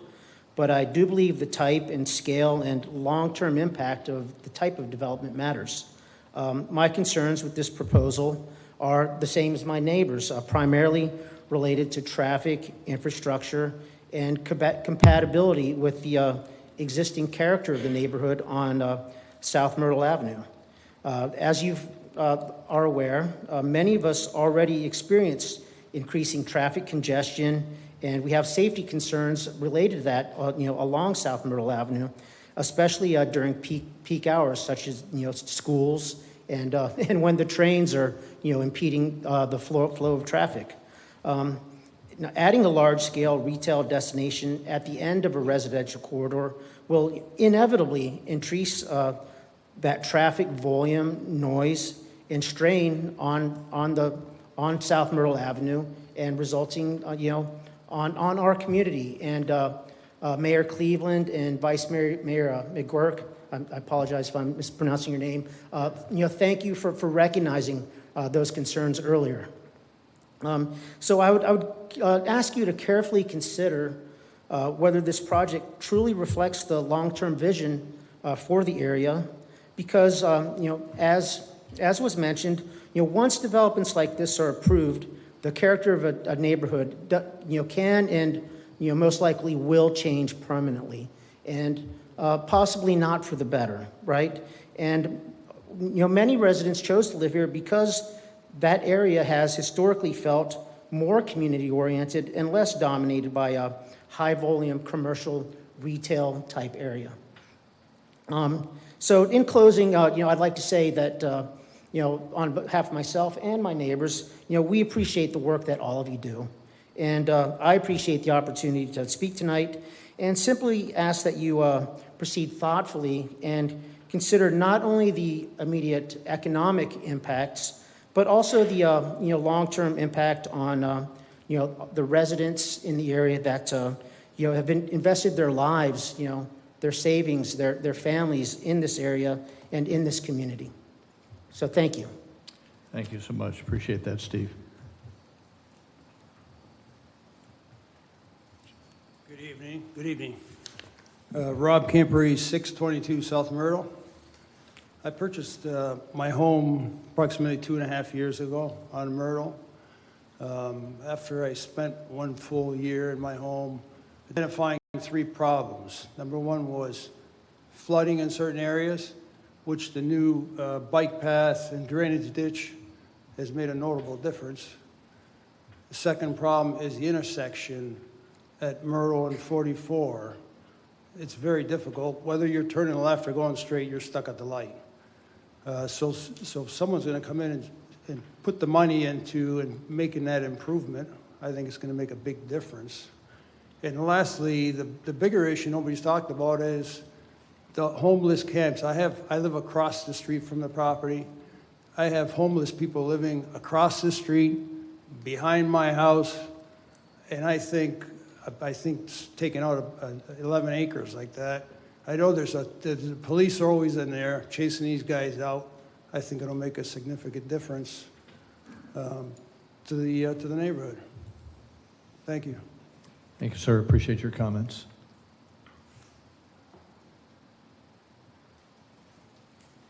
My name's Richard Hunter. I live at East 904 2nd Avenue. I've been in New Smyrna in business here for about 30 years, off and on. I've seen how it's grown. Here we have an opportunity to have a developer come in and clean up a mess that's been there for years. We don't know what type of toxic chemicals are there, but they're willing to foot the bill. Then on top of that, you all had your meeting on your little, the money that's coming in to the city and the shortfalls. Instead of it being laid on us, now we've got income coming in from something that's tastefully done. It's offset. They're going to do improvements all up and down from one end to the other. And it's a developer that's nationally recognized. It's not some mom and pop coming in and going to leave us standing 2-3 years from now. And I think with all those things, it's a plus for the community. Unless you want to put storage units there Or maybe we could put a bunch of apartments, and then who knows who's going to be coming in. But I think with it being offset and with it widening the road on both ends, when it comes into 44, you have a berm there that's 20 yards wide that you can bring it in and put 2 lanes out there to turn in so that there's nobody getting jammed up. I think it's been done tastefully and professionally, and I would hope you all would agree to move forward with this project. Thank you. Thank you, Mr. Hunter. Appreciate your comments. Good evening, ma'am. Good evening. Cindy Sneezak, 512 Yukon. I guess I need to thank Commissioner McGurk, who was on the P&Z when this idea of making a requirement that a PUD was necessary to develop this land be there. I find it ironic that the Chamber of Commerce speaks so highly in favor of this. These are relatively low wage paying jobs, certainly not store manager or assistant store manager, which comes along with retail, but the rest of it surely did, which is why you end up with that $20 average wage. I understand there were opportunities to develop the property in the past, but I also understand if you look into the history, Canal Street businesses were the ones who helped defeat any prior consideration that was given to retail going in there because they didn't want the competition. Also, Dr. Saylor tonight made some cogent comments noting that there were many outdated areas. I don't remember if she said comp plan and future land use, but it seems like this would be an ideal opportunity to clean these up before you make this vote. I do appreciate what the attorney has done. I spoke to the attorneys for this project at great length after a prior meeting, and they've come a long way, as have staff, in terms of rounding out the history of what has gone on in that site and why it has to develop under the guidelines that are in place. So I thank them for that. But I think that it's a gross overstatement to say that this proposal is in total compliance with our regulations. It is not. So Section 1200 of the LDRs require that any development and redevelopment, including of sites like this, specifically calling out PUDs, needs to comply with our architectural standards. What has been written here for documents does not comply. So I don't know if you've gone through that in detail. Certainly the articulation of the buildings, the placement of the buildings, the colorization of the buildings, the lack of windows in the buildings, that all is in direct conflict with Section 1200 of architectural standards. Maybe I'm the only one that reads that stuff, but our Director of Development is empowered and should be, as should our attorney, reviewing what's in that MDA, and it is in conflict with our other requirements. So I'd appreciate a look at that. Also, what concerns me is the circulation on the site. I used to live in the Orlando area. I'm very familiar with Trader Joe's, Sprouts, et cetera. I have no problem with some retail going in there, but that site is a little too small for the amount of space and circulation going in there. Too many uses allowed, the drive-through gas station. There are things that should have been restricted in the MDA that are not, and I'm very, very concerned about that, so I'm not sure this is ready for prime time vote tonight. Thank you. Thank you, ma'am. Appreciate your comments. Anyone else?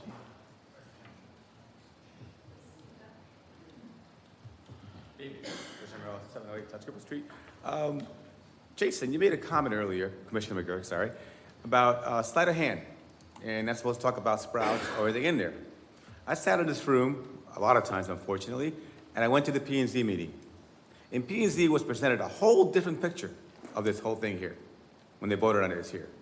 They presented slides about Sprouts, about TJ Maxx, what are they going to put here, what are they going to put there. They were sold a whole different bill, you might say, than what you have tonight. Tell you what they got a PUD. They approved the changing of the zoning, I think it was 4-1 on that. And one of the concerns that I heard from the members of the P&Z was traffic. They were like, there's a lot of problems there. When the train comes, I was like, you know what? It's not that bad, the traffic there. Well, I made a fool of myself. I had an appointment at 8 o'clock over at on the corner of Myrtle and 44. All right? I go over the causeway there. I pull up. Traffic is backed up. What's going on here? I make a right. I have to go into the left here. Well, luckily somebody let me in. I went in there, had my appointment, came out at 8:45. Traffic is still backed up to Canal Street. The train will stop in US 1. It happens more than once. And the traffic coming out of Myrtle, going north on Myrtle, was backed up too. Traffic on Canal was backed up. So it was all backed up. So this happens more than once. The problem with that property there is the traffic. I know that Glenn showed a 3-lane there, or 4 lanes. That's only for the store. What's going to happen further south of there? You're going to have people lined up from there all the way to the high school when the train stops in there, and the traffic comes in and out of there. So I recommend taking a deeper look when it comes time, I know not today, when it comes time for traffic. There's a problem there. And that orphan property there on the east side, right now you're allowed 6.5 FAR, which means you can build a 10-story building for apartments or hotels if you want to. Unless you remove that, that's going to happen. Thank you. Thank you, sir. Appreciate your comments. All right. Mr. Pendergast, welcome. Good evening. Jay Pendergast, 5900 South Atlantic. Well, guess what? I was here in 2010 at these meetings with Mr. Storch and Mr. Jones over there when we were discussing this site. And back then, when I first started working in New Smyrna, I said, this is the perfect infill site. You have industrial zoning. We made it, expanded it so you could have mixed use so that you did not have factories in there. It just makes so much sense. And yes, as the woman in front of me, it's been a little bit of memory lane here, because as the woman pointed out, it was the Canal Street merchants that were against it back in 2010. And guess what? Every single one of them are out of business. I am the only business on Canal Street that was there in 2010, and I'm still there. So it was going to rip the heart out of our community if we developed that property. So I've seen all this. I think you have an opportunity here, a really amazing opportunity. You finally have someone who's willing to work with you, who's willing to deal with the issues with the site. Obviously, we have transportation issues. There's lots of things to discuss. We're not here to talk about that tonight, but clearly there are some issues. But to have an opportunity to work with a developer that wants to bring, economic growth to our community, it's the tax base. Another person before me pointed out, our tax base, 86% residential. We need commercial tax base. So, you have all these opportunities. And I would just say to the commission tonight, please work with these guys. Don't be with like the other commissioners that ran them off when they had other opportunities. Be progressive and work with them. Thank you very much. Thank you, sir. Appreciate your comments. Anyone else for public participation? Seeing none, public participation is now closed. Thank you for your comments. Are there closing remarks from the staff?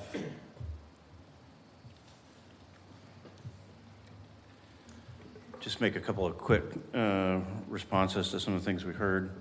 Let's see, one, there were some questions about the traffic impact analysis and if there would be any bias in that. And the way that works is the applicant has a traffic impact analysis completed, and then we have a third-party traffic engineer that represents the city. It's on our continuing services contract, and they review that, and they make sure and inform us. We don't have that level of expertise on staff. They review that and make sure that all the assumptions are correct and that all of the results are correct. And so we've got a safeguard there so that we don't just get a document from a developer saying, hey, everything's great. So we've got a way to check that. Second thing, there was comment about the architectural review standards. In this MDA, there's a section on architectural review standards, and that kicks it. Basically, it says it has to comply with the LDR, and it kicks it to the site plan. We have been in discussions with them back and forth on some different materials and some different things. We weren't prepared to talk about that here tonight. Thank you, Shane. Appreciate that. And does the applicant have any closing remarks?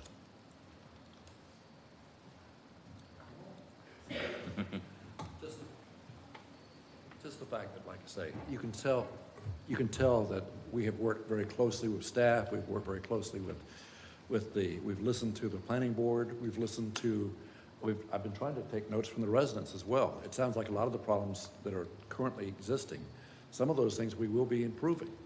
And so that's part of what we're trying to do. But as far as for instance, as far as the one gentleman who was concerned about the traffic that was backed up on Myrtle because of the train, that's something we're going to look at. And if there's a way of getting a traffic warrant that would allow for a left turn lane or something there that would ease that congestion, that's the way to do it. But you can't do that unless you have a traffic warrant and unless you have a TIA. So that's what we're trying to do right now. But I will personally, and Scott told me I could do this. We're definitely putting the provisions in the methodology for the traffic engineer that there's to look at two things: look at schools when they're open, and also to look at the trains and the impact of train stops. I know it's probably a couple times a day at least. Okay? Thank you. Appreciate it. Appreciate it. Thank you very much. Okay. So, Mr. Manager, anything further from you, sir? No, sir, nothing further. Okay. Any further discussion from my colleagues? Commissioner Ashley. I think that from all that we've heard, there are concerns. I think that the step we are taking tonight is simply that, a step. And I do believe that, let's say we do nothing, then nothing happens with the problems that exist right now. If we do something, then at least we have a chance to fix the problems that exist right now. And life is a trade-off. And I think the positive trade-offs of voting for this far, far outweigh the negatives. Thank you, sir. Appreciate that. Commissioner Perrine. Could staff put that slide up on what we're actually voting for tonight, just to help our citizens see that again and remind us, because I wanted to hit on that, because we do appreciate the public input and their opinions, and we listen, but when we go to vote, we're not voting on traffic, we're not voting on water, we're not voting on flooding tonight. We're not doing any of that. We're voting on what he's going to put up, which we have a positive support for a yes from planning and zoning. We have positive support from staff. And then we have an opportunity here to do a brownfield cleanup without the taxpayers paying for that. So if you could put that back up when we go to make the vote. I just want to remind the citizens what we are and we are not voting on, because we've heard a lot about traffic and noise and all of that, but that's not what we're voting on tonight. That's going to come later. So if you could just put that back up, that will help us. Sure. The very, very beginning? I'm not sure.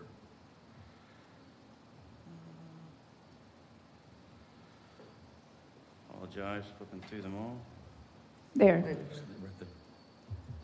Go forward. The next one with the yellow highlight. Right there. So the PD process right there, we're voting on the zoning, the standards, the permitted uses. We're not voting tonight on things that were mentioned by the citizens. We aren't voting on the stormwater or the traffic impact. So I just want to remind everyone that's coming later. There's an opportunity to have more requirements at that point in time. So remove the flooding, remove the traffic. That's later.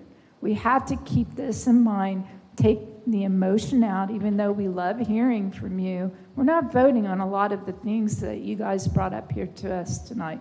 We're voting on this. Thank you, ma'am. Appreciate that. Order, please, or I'll have you removed. I've been listening to it for a while, so if you can remain quiet, great. If you can't, I'll have the chief escort you out. Commissioner Martin. I'm just putting out a wish. I wish that if the specific proposed project went away, that the PUD designation would also go away? That's it, just a statement. Vice Mayor. Thank you, Mayor. I appreciate everybody coming up who live on Myrtle. I think that you guys have the most vested part of this, and I certainly put far more weight on your guys' opinion than a lot of opinions that I'll get from all over town. I just spent 4 years taking my kids in the morning to the middle school and picking them up. So I know, and I parked on the side of the road, and it actually opened my eyes to the problems of Myrtle. And it is not something that I would have been able to appreciate what you're saying had I not done that. So I get it. A lot of these things are something the city needs to deal with separate from this proposal. They were there, they're still there, and it's only going to get worse regardless if this proposal comes in. Now, technically, we've done a lot of talking about things we're not technically supposed to, or legally not supposed to talk about tonight. Contrary to what people think, we are not a judge, jury, and executioner. The decisions we make, we have to follow very specific laws and rules, or we break the law. Ironically, one of those is tonight is not transportation, and that's what Commissioner Perrine was trying to explain, is transportation, we're not allowed to make a discussion tonight or make our opinion or make our vote based on transportation issues. That's why I've asked the site plan to come back to us, and that'll be done in the motion. But it's important. I understand your concerns out there, and you guys coming out tonight will help us make better decisions and keep us informed on that. So I sympathize with the way you feel, and I understand your problem. It's something I'm certainly interested. I've spoken to a few of you, and I will plan to come out, speak to you in a much more informal way to help understand the process and see what we can get done with either the development or the city, or how we can deal with some of those issues. Because I think some of those city issues can be all wrapped up at this time with this development. At least that's what I'm hoping to deal with, some of those transportation issues. With that, Mayor, thank you. Appreciate it. Sir, thank you. It's an intensity of our community and at a threshold of do no harm and look to the future at the same time. Every one of you who have voiced yours and the cards and letters that have come in have talked to us about things that are common concerns and worries. And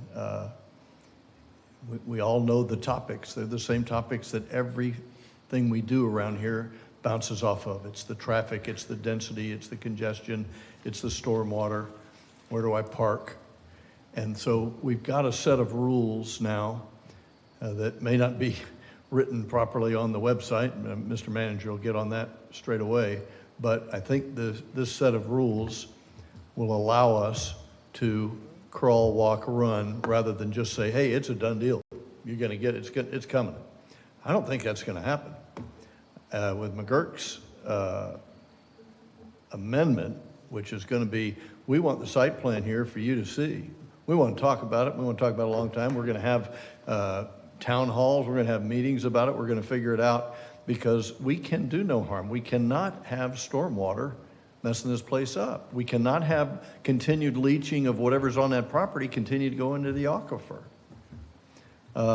We cannot keep the trains from keeping the town from running, which happens a lot. I had Chief Feldman years ago go and talk to the railroad. He opened that up for us for a while. It's clogged back up. Chief Kirk will go back and try that again. We'll get that opened up.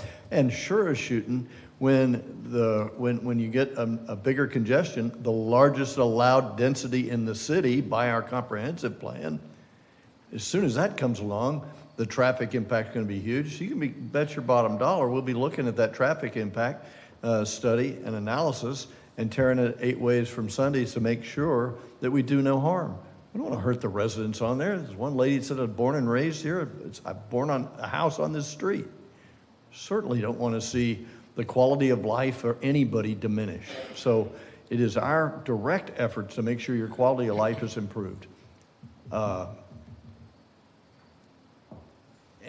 it is a rarity to get a developer who is willing to go back and forth and to work with us. You've heard people from a lot of sides of the aisle. You've heard some people that have been in this town for a while talk about what we tried to do there before, what we didn't do and why we didn't do it.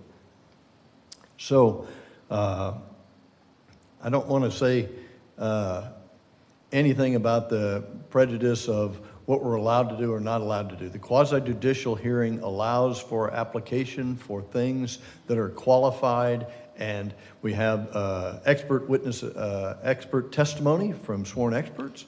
We have an overwhelming evidence, and there's a due process. Those 3 criteria are going to be met, or the lawyer's going to stop the proceeding. And so as long as we can continue to do that, you will be well served. And I assure you, just as every other initiative that this commission takes over, and you've not seen any rubber stamps out of this group because we've dug into the weeds. You know, you see how it goes up here. We will spend the time it takes. We will not finish this agenda tonight. We'll wind up continuing this tomorrow because of how important each and every issue is here tonight. So I want to assure you that your best interest, I'm listening to the commissioners as they talk about their issues. We listen to the citizens, and we want to make sure you understand this process. It's not simple.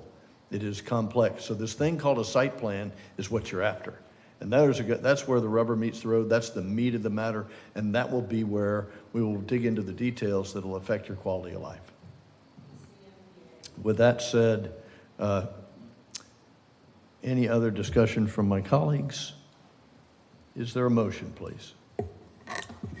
Since I'm going to add an amendment to it, I'll make that motion to approve ordinance number 2426 with the addition that the site plan come back to the commission for approval. There's a motion. I'll second that. And there's a second. Madam City Clerk, please call the roll. Commissioner Perrine? Yes. Commissioner Martin? I'm just not there yet. Is that a yes or a no? Is that a no, ma'am? That will be a no since I'm not there Thank you. yet. Commissioner Ashley? Yes. Vice Mayor McGurk? Yes. Mayor Cleveland? Yes, the motion carries 4-1. Thank you very much. We're going to move on to the second public hearing. And it's ordinance 2526 to conduct the first reading and a public hearing for an ordinance which, if adopted upon the second reading and public hearing, would amend land development regulations, section 504.02, the zoning districts, and section 505.05, non-conforming uses, structures, and section 201.00, general definitions, that define average daily use, establish neutral standards, including setback requirements,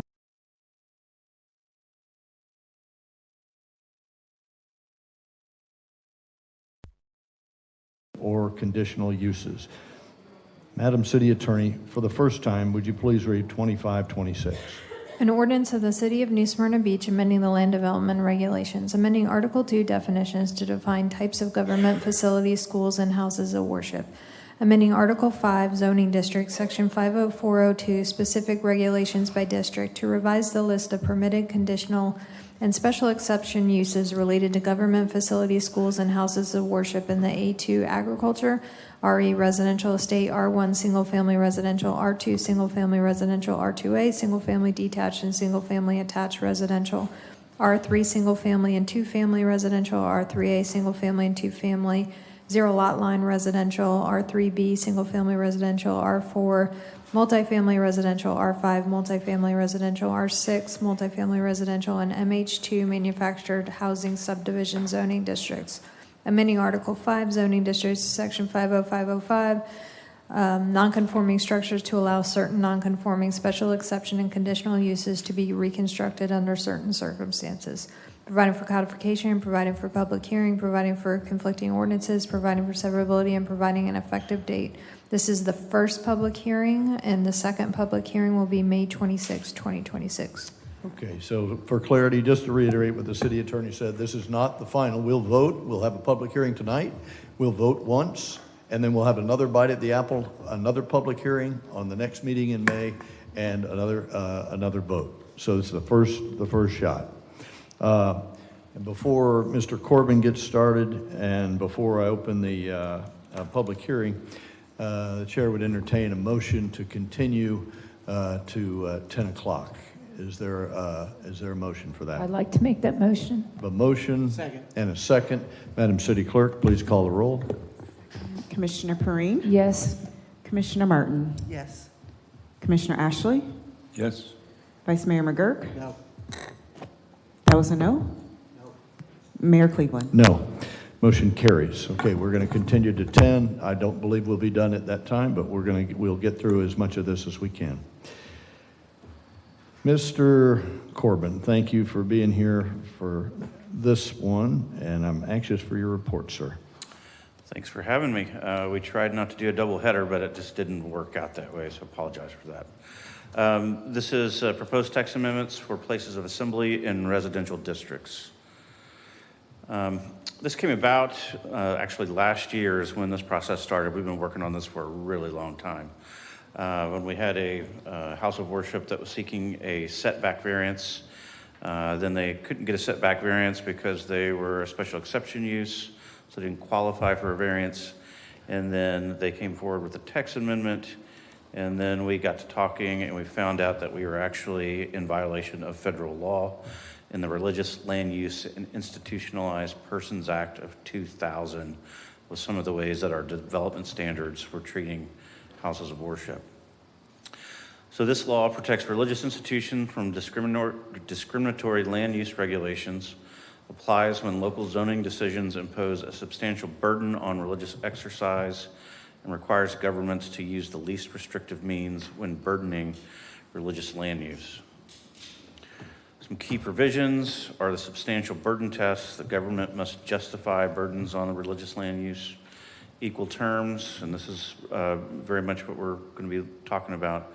Religious assemblies must be treated no worse than non-religious ones, non-discrimination, exclusions, and limits. So the example we're going to focus on is the R2 zoning district. In special exceptions, facilities owned and operated by federal, state, or municipal government, except country clubs and golf courses, can be allowed as special exceptions. However, where we have the violation is when we get to schools or house of worship.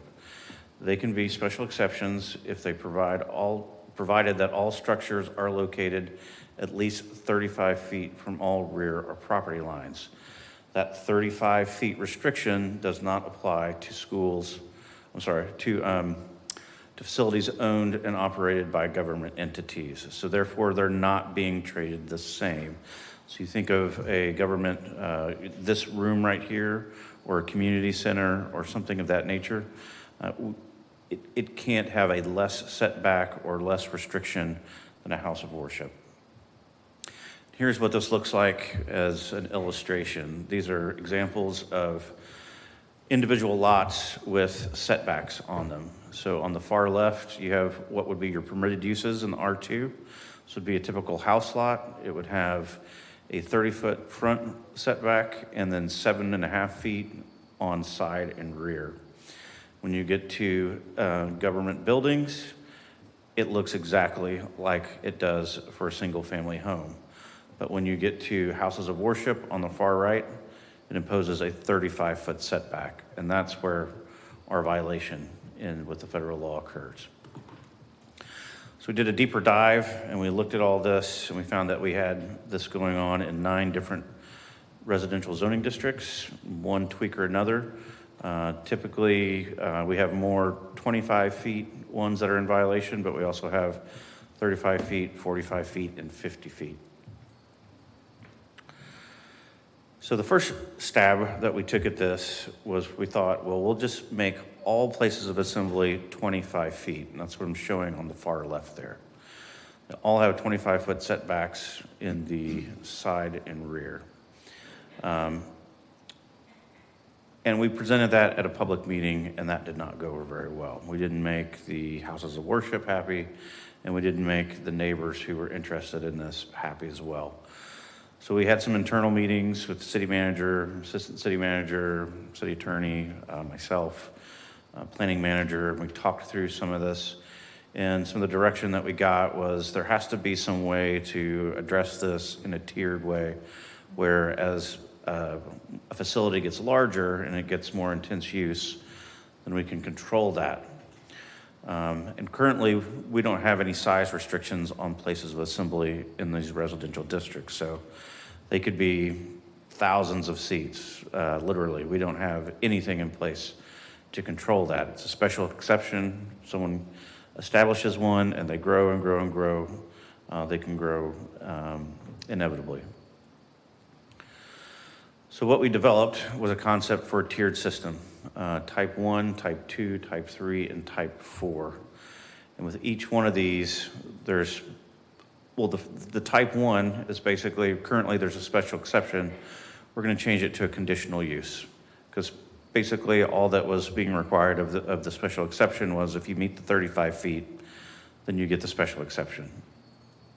And so why run that through City Commission, take up your all's time and the staff time with these meetings? Let's make it a conditional use, staff approved.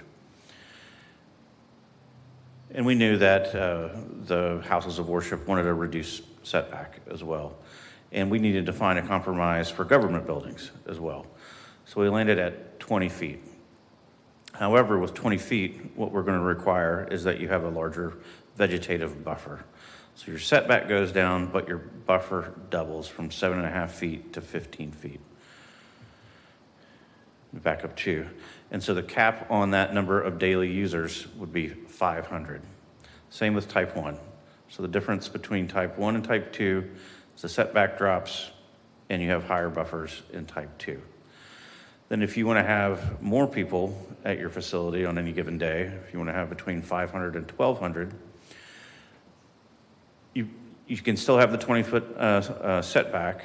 You still have the double buffer, but now you have to do a traffic impact analysis because the number of people that you have coming and going obviously is going to generate more traffic.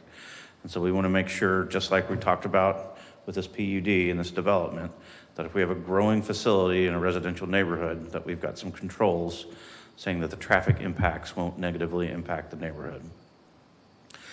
And then with type 4, if you want to go greater than 1,200 people per day on your site, you still have the reduced setback, you still have the increased buffer, you still have to do a traffic study, but now we're also going to require you to locate on a collector or an arterial road. So basically, as your facility grows, the controls become greater and greater. Where we got those numbers to do the measurements for the number of attendees or users was from an accounting software used across the country called ChurchTrack. And that's where we got these definitions for small church of 500 or fewer attendees, mid-size 501 to 1,200, and a large to be over 1,200. We didn't want to just pull some numbers out of thin air. We wanted something that we could hang our hat on and say, this is an industry standard, so that's what we're going to use as our thresholds. Then we needed to add a definition, and this has actually confused people a lot more than I expected, so I've got a slide in here to help explain this a little bit, but we had to add a definition for total daily users. And that's the total number of people who use a facility or space within a 24-hour period. It's calculated using the fire marshal's certified occupancy of the facility's largest assembly room or space multiplied by the number of events happening in a single calendar day. For example, if a facility held 2 meetings a day and the maximum occupancy of the largest room is 500 people, then the total daily users would be 1,000. 2 meetings, 2 events, 500 people capacity, so your total daily users is 1,000. So how is that calculated? So I tried to break this down. You've got the fire marshal. The fire marshal looks at building plans. In this generic example that I'm showing, it's the city council chambers. He applies the Florida Fire Prevention Code to it. That's the lens that he looks through it. He looks at the square footage, the type of use, the exits, and things of that nature, and he comes up with a maximum occupancy. The one you see on the far right is the one for this room. It's right above the chief's head towards the back of the room by the door. It's for 145 people, and that's the maximum occupancy that's considered safe by the fire marshal for this room. So to apply that to a real world situation, you take that 145 and you multiply it by the possible number of events that would happen in this space in a single day. I looked through the calendar for a month. I didn't see very many times. It would be 3 times. So just hypothetically, you could have the police pension in the afternoon, and then you could have the redevelopment commission meeting, and then you could have a city commission meeting. That'd be 3 events. So you'd multiply the maximum occupancy by 3 events, and that would give you 435 daily users. And so that's the number that would be used when looking at that chart and figuring out which tier that someone would fit in. So buffers, to increase the buffer from 7.5 to 15, this significantly increases the privacy between adjacent land uses. The vegetation absorbs, deflects, and scatters both noise and light. And the way we've got this set up would be an opaque fence or wall, approximately 5 feet. If you've got a 20-foot setback for your building, it'd be a 5-foot gap between your building and your fence, and then you'd have a 15-foot vegetative buffer. And that would provide a lot more sound and light barrier than a 35-foot buffer with a 7.5-foot vegetative screen. And so here's just a little bit of information on that. Vegetative buffer with a 5 feet of open space is significantly more beneficial for both light and sound mitigation. Vegetation provides physical absorption and scattering that open space air alone cannot offer at these short distances. A 15-foot dense vegetative barrier is more effective because leaves, twigs, and branches effectively absorb and scatter sound waves, particularly high frequencies like tire noise. Light mitigation. The 15-foot buffer is superior for light because it offers a thicker physical shield against glare from headlights or adjacent site lighting. And there's a psychological benefit as well. If you can't see something that's making noise, it doesn't irritate you as bad. But if you can see it and hear it, then it almost doubles the irritation that you've got. And yes, there have been studies on this. I'm not going to go into depth on this, but it is documented. There's been scientific studies on it. Again, traffic impact analysis, we're adding that to some of the tiers. This would have to meet all of the same standards that we're talking about with the shopping center that we just reviewed. The arterial roads and collector roads, these would, for the largest of the 4 tiers, over 1,200 users per day. That would effectively remove these large places of assembly from the interior residential neighborhoods because they'd have to be on roads designed for high traffic capacity.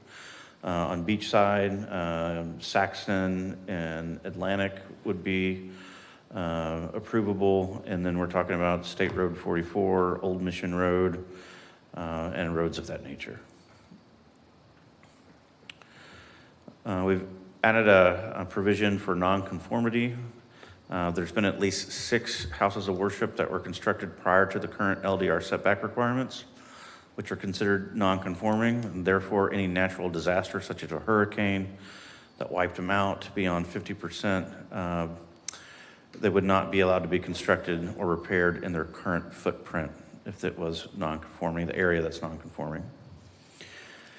And so we inserted some language there that accepts it, except that for uses located in residential zoning districts and classified as a special exception or conditional use, constructed prior to the 1991 adoption of this code, which are non-conforming as it relates to required setbacks or yards or its location on the lot. Such use may be reconstructed so long as the reconstruction does not modify the square footage or position on the property that existed prior to such destruction, except as may be provided herein.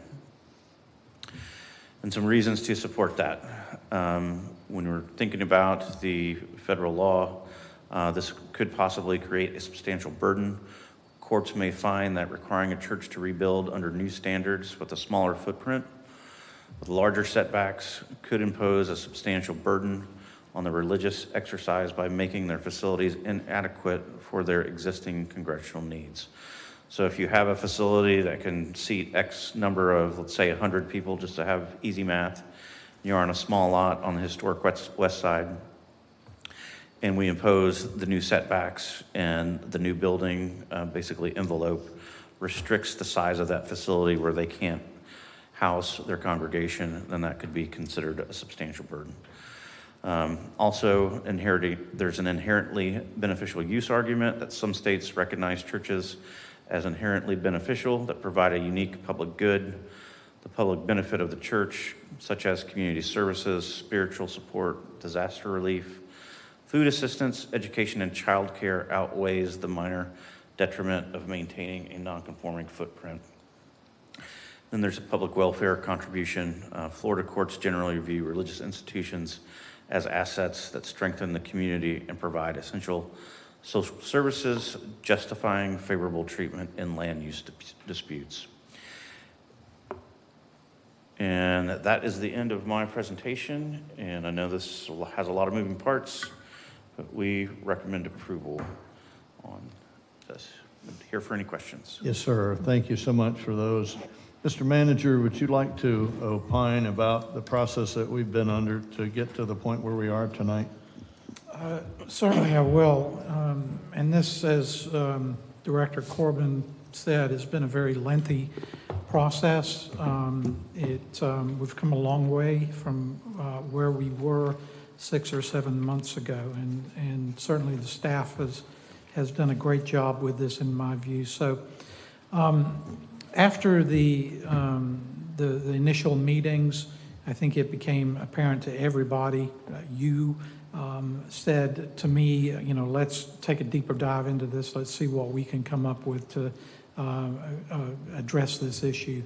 And so we did just that, and we engaged the church, and we engaged the neighborhood and the community at large.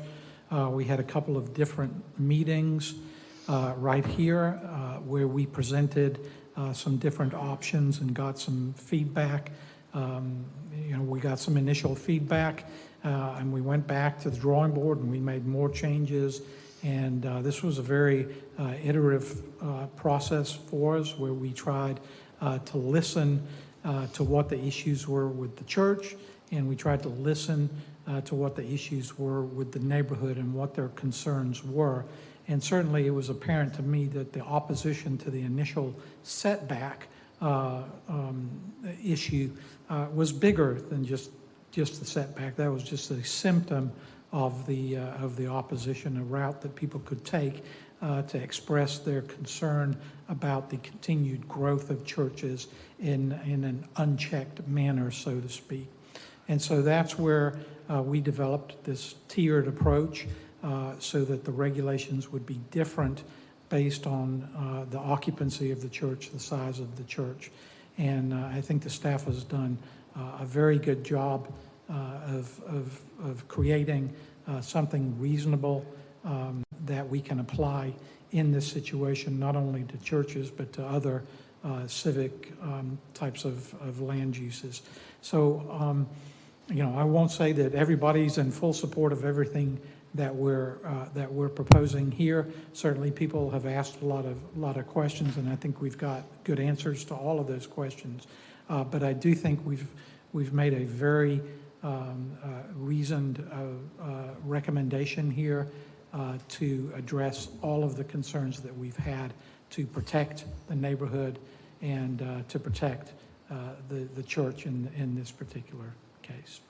Thank you, sir. Appreciate that setup. Commissioner Perrine. Thank you for all your hard work on this. I've heard a lot of pros and cons on this. And it sounds like this has been a good, happy medium, I guess. But I have questions like, how are you going to monitor this capacity and the occupancy? I don't like the city policing churches. Well, if we get complaints, then we'll have to investigate. I don't see us hovering over churches and going by and getting in their business all the time. But if the neighbors are complaining about something, then we'll have to take a deeper dive and figure out, well, how many congregations are you having per day, and what's your capacity to do this? So that's how we would approach it. But yeah, I don't think we would be big brother on everybody. Yeah, I don't like the feel of being a big brother over churches, and I don't like the feel of discouraging church growth. So let's walk me through this. Let's say neighbors don't like the church traffic, so they're going to be blowing up your phone. Go in and tell me how you're going to find out what the occupancy is. And then also, when a church reaches the capacity, what are you going to do to tell them, hey, you can't be here anymore? I don't like that either. Well, let me back up and start with your question. So we would get complaints from the neighbors, and then we would probably start by looking online and talking with the neighbors about how many services are they having per day. And then the occupancy is something that we have on file. So that's issued by the fire marshal. So we're pretty easy to put those two pieces together to see what's actually going on site. Then if we have an issue, then we would approach the elders or whoever's in charge of the church, talk about it, try to get it resolved, and see how we could mediate the situation before we would take any kind of action. And then we would, if we were to take any action at all, it would be lockstep with city manager and the city attorney. Are any other cities using this? I have seen the total daily users used for certain places of gathering before, and that's sort of where I got the inspiration for it, but I don't know that it's being applied exactly in this way. I know I've heard people are happy with this, but it just doesn't sit well with me that we're discouraging church growth. Well, we're not discouraging church growth at all. That's not what we're doing. What we are doing is encouraging reasonable and responsible growth, depending on the location of the church. If the church is located in the middle of a residential neighborhood and it continues to grow and continues to impact that neighborhood with traffic, with noise, with congestion, then that's an issue for the neighborhood, and that's directly associated with the growth of the church. And what we're saying is, if you're going to grow, then you need to do that in concert with the infrastructure that's available to you. And so if you grow above 500, you'll need to do a traffic study. Maybe there might need to be a new stop sign or a traffic signal or a turn lane. Certainly by the time you get to 1,200, now you're starting to talk mega church. You're starting to talk about something that's very intense. And that type of use is just, to be frank, is just not appropriate in the middle of a residential neighborhood. It is appropriate on State Route 44, where the infrastructure is available to support and accommodate that type of traffic, or if it's not, it can be made available. So it's not at all about restricting the growth of the church. It's about providing for responsible, measured growth of the church and protection of our community. So you would meet with the church pastor and the congregation and say, okay, you have a certain amount of time to build another church somewhere else or get a second location? Is this putting a lot of responsibility on the city to do something because like that? the enforcement here is going to occur like the enforcement occurs with every land use that we have. So initially, the first check is through the building permit process. If the church is looking to expand or do anything like that, they come in, they submit the plans, and we know if they're increasing the size of their sanctuary. That's easy to figure out. It's also, if we're at, 500 per day, or let's say 1,200 per day, between 500 and 1,200. If the occupancy is, is at 400, we know that. And if the church is advertising that they're doing 3 services on Sunday, which a lot do, we're doing 9, 10, and 11, then that's 1,200. They've hit their max. They can't go to 4 services without having direct access to an arterial or collector roadway. So the tiers are very specific, and I don't think it'll be difficult to figure out. And certainly, it's certainly not meant to discourage churches from growing at all.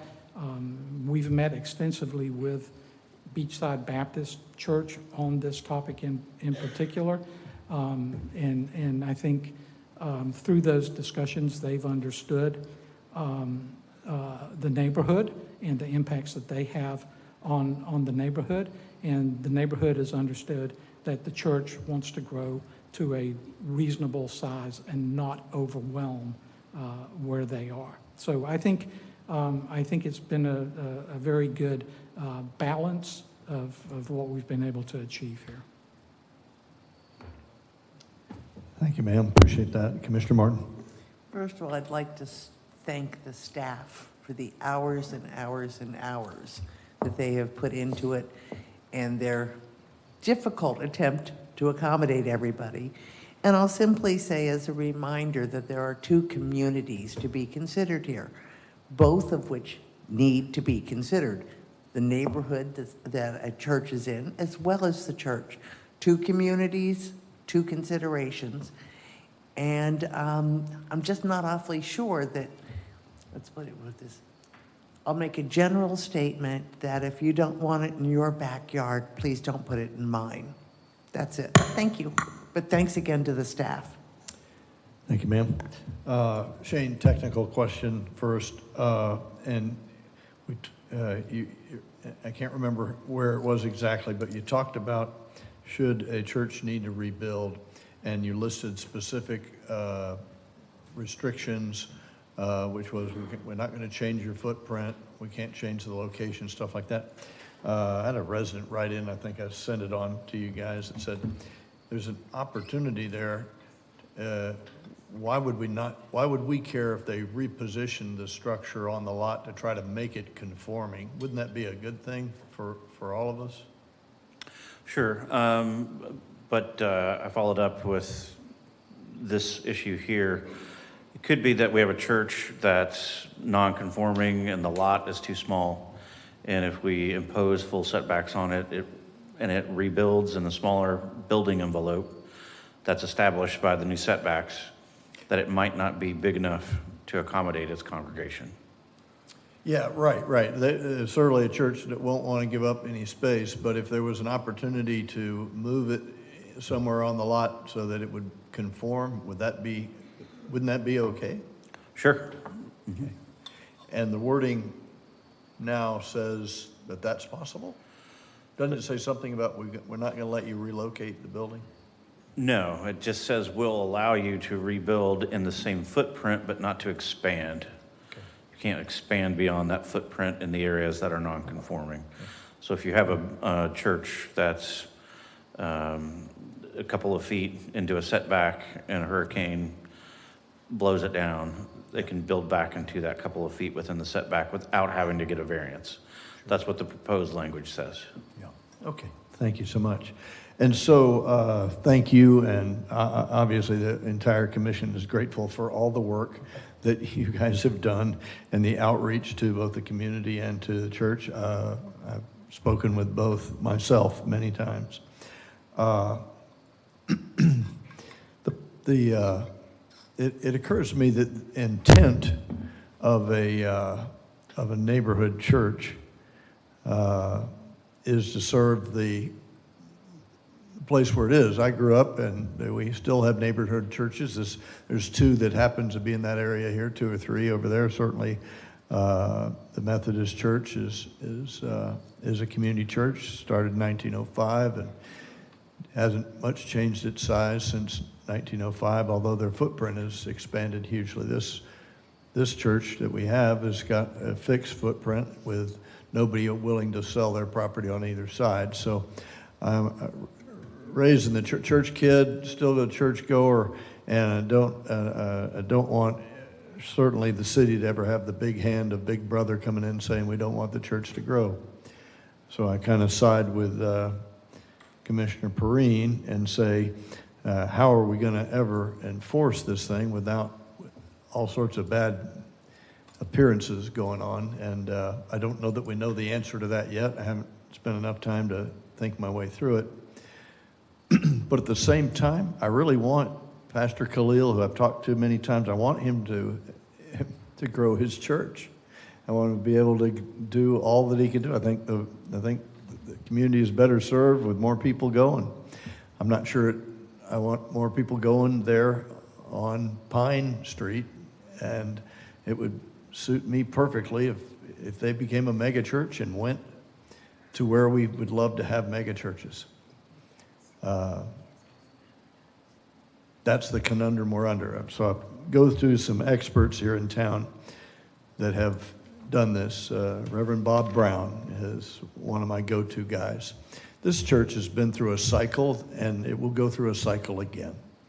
There wasn't too much time before when an interim pastor who had been the previous pastor was there, and there are 85 parishioners. So they're in a boom right now, and I hope that continues to the point where they can go and really make a bigger footprint somewhere else. I would like that community not to be damaged by excessive traffic, excessive people there, Sundays, if they do a day school, all the things that come with a thriving, growing church, the young people, all that stuff. I want that to happen. I'm just not sure it's in the right place. You guys have done every single thing you can to try to put up those checkpoints to make sure that doesn't happen, and you're to be commended for that. I think it's just an amazing job. But I know that this will be a hard thing for either side with an up or down, and you guys fix that with this middle ground type thing. We got tons of cards and letters and phone calls months ago. That has not happened since you guys have done your work, and that is good government. You guys are doing your part.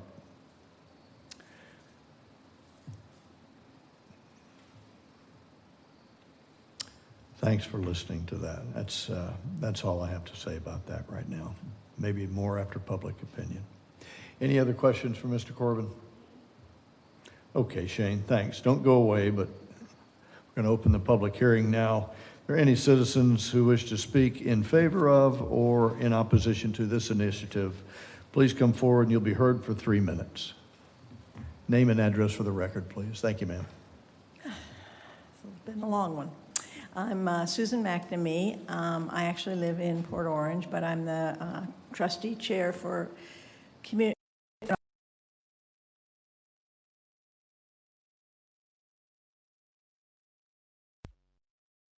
Language. Events is the word that's used in the recommendation. But when the example was given of coming into this building, it was only the congregation room, the sanctuary, if you will, of this building.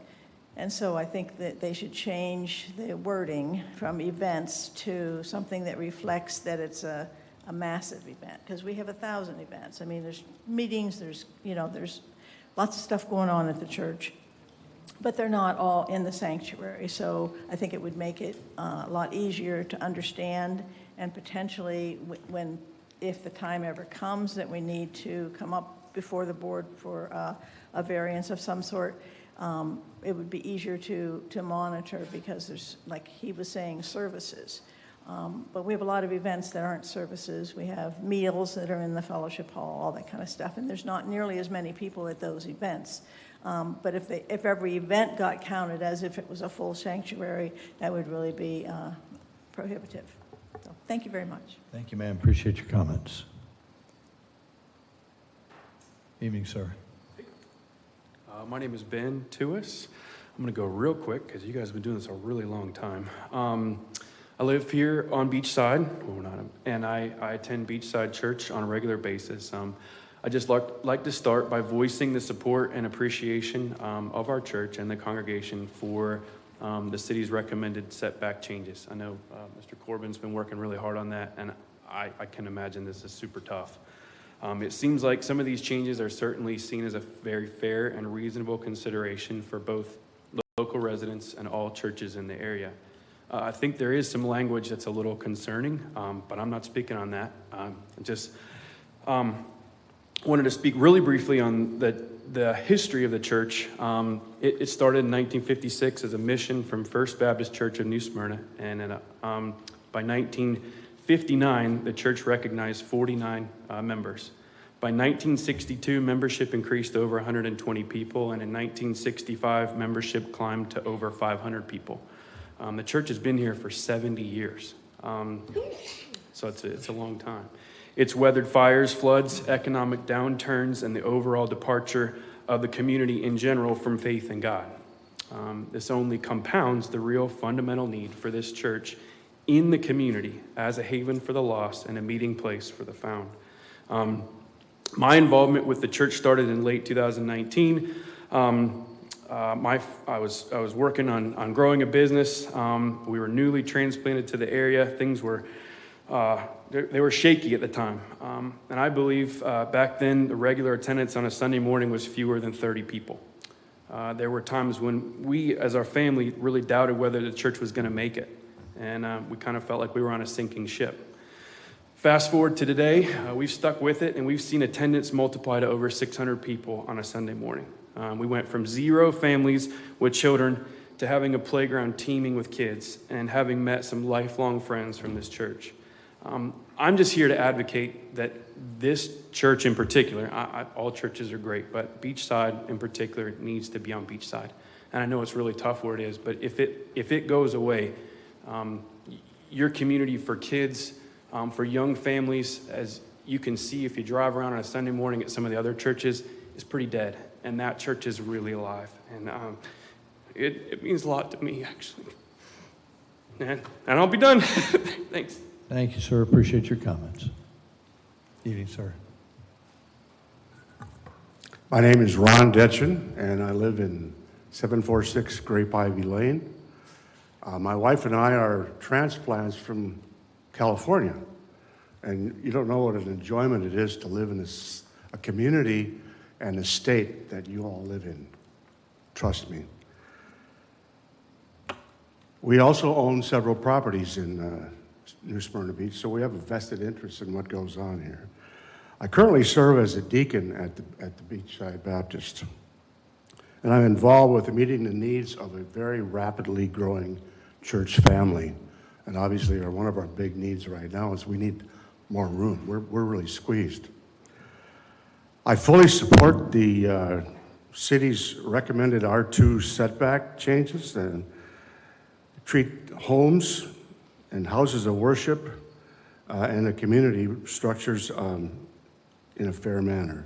The 20-foot setback is also a fair compromise for both residents and other structures. And I want to thank you for your service to the community. You have a great community here. Thank you, Deacon Ron. Appreciate your comments. Good evening, Mayor Fred and commissioners. My name is Brian Nichols. I'm the pastor at Coastline Church here in New Smyrna. We meet off of 10th Street. My wife and I are natives here, and we've been running Coastline now for 9 years. I want to come here today and tell you I'm in support of the setback, especially for R2, that the staff has done a great job putting together.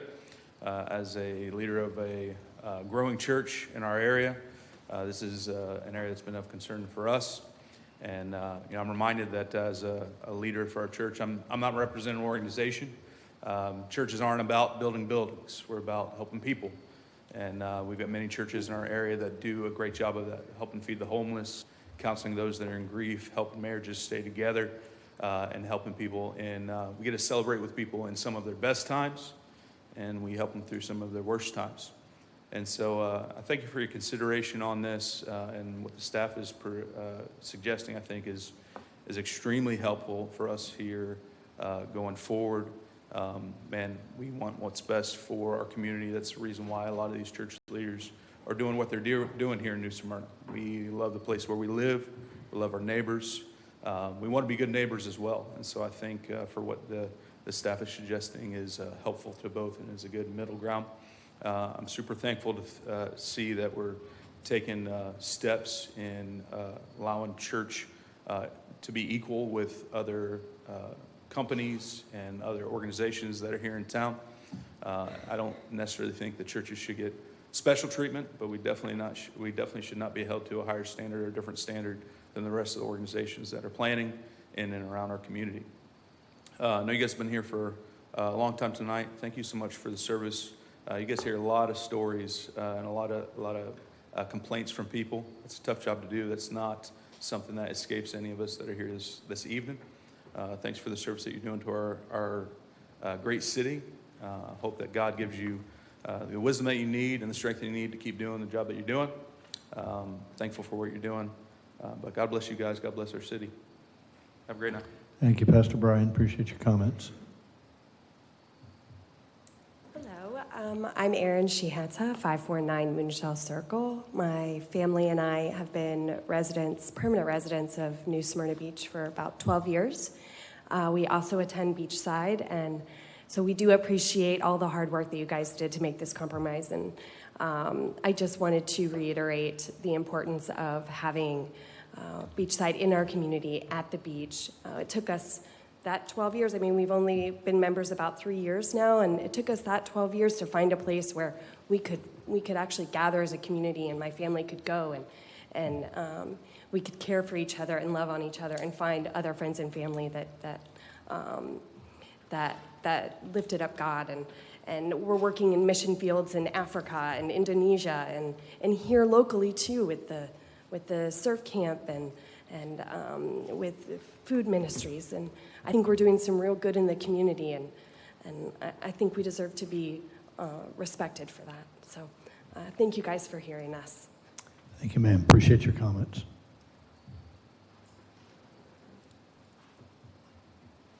Good evening. My name's Bill Gay. I live at 6883 South Atlantic Avenue. Good evening, Mayor and City Council. I want to begin by expressing my support for the city recommended R2 setback changes. I believe these revisions move toward a fair and balanced approach by treating houses of worship similarly to other community structures, while also representing the character of the surrounding neighborhood. The proposed 20-foot setback appears to be a reasonable compromise that supports both residents and long-standing churches in our community, and I appreciate the city's willingness to revisit and address this issue thoughtfully. As a church, we are also grateful for this process and the opportunity it has created. In the book of Acts, the early church prayed not for comfort, but for boldness to continue speaking the truth of the gospel. Throughout Acts, as cities, governments, and various forces opposed the church, God continually used that opposition to spread the gospel even further and grow his church more powerfully. In many ways, we have seen the same truth play out here in our town and our community. We could have been discouraged, but we've used this as an opportunity for the name of Christ to be proclaimed publicly throughout New Smyrna Beach. Throughout this process, more people have come to hear about our church, hear the gospel, and visit our congregation. By the grace of God, our church continues to grow week after week. We have recently expanded to 3 Sunday services because of the increasing number of people attending, and we are thankful and humbled to be a place where the truth of Scripture is preached faithfully, and we believe that continues to draw more and more people who are searching for hope, truth, and community. Beachside Baptist has been serving the Beachside community for over 70 years. As one of only 4 churches on the island serving more than 12,000 residents, we play an important role in the fabric of this community. For generations, Beachside has been a place where families gather, the gospel is faithfully preached, and neighbors are cared for. People can find hope, truth, prayer, and support through every season of life. I thank you for your time. Thank you, sir. Appreciate your comments.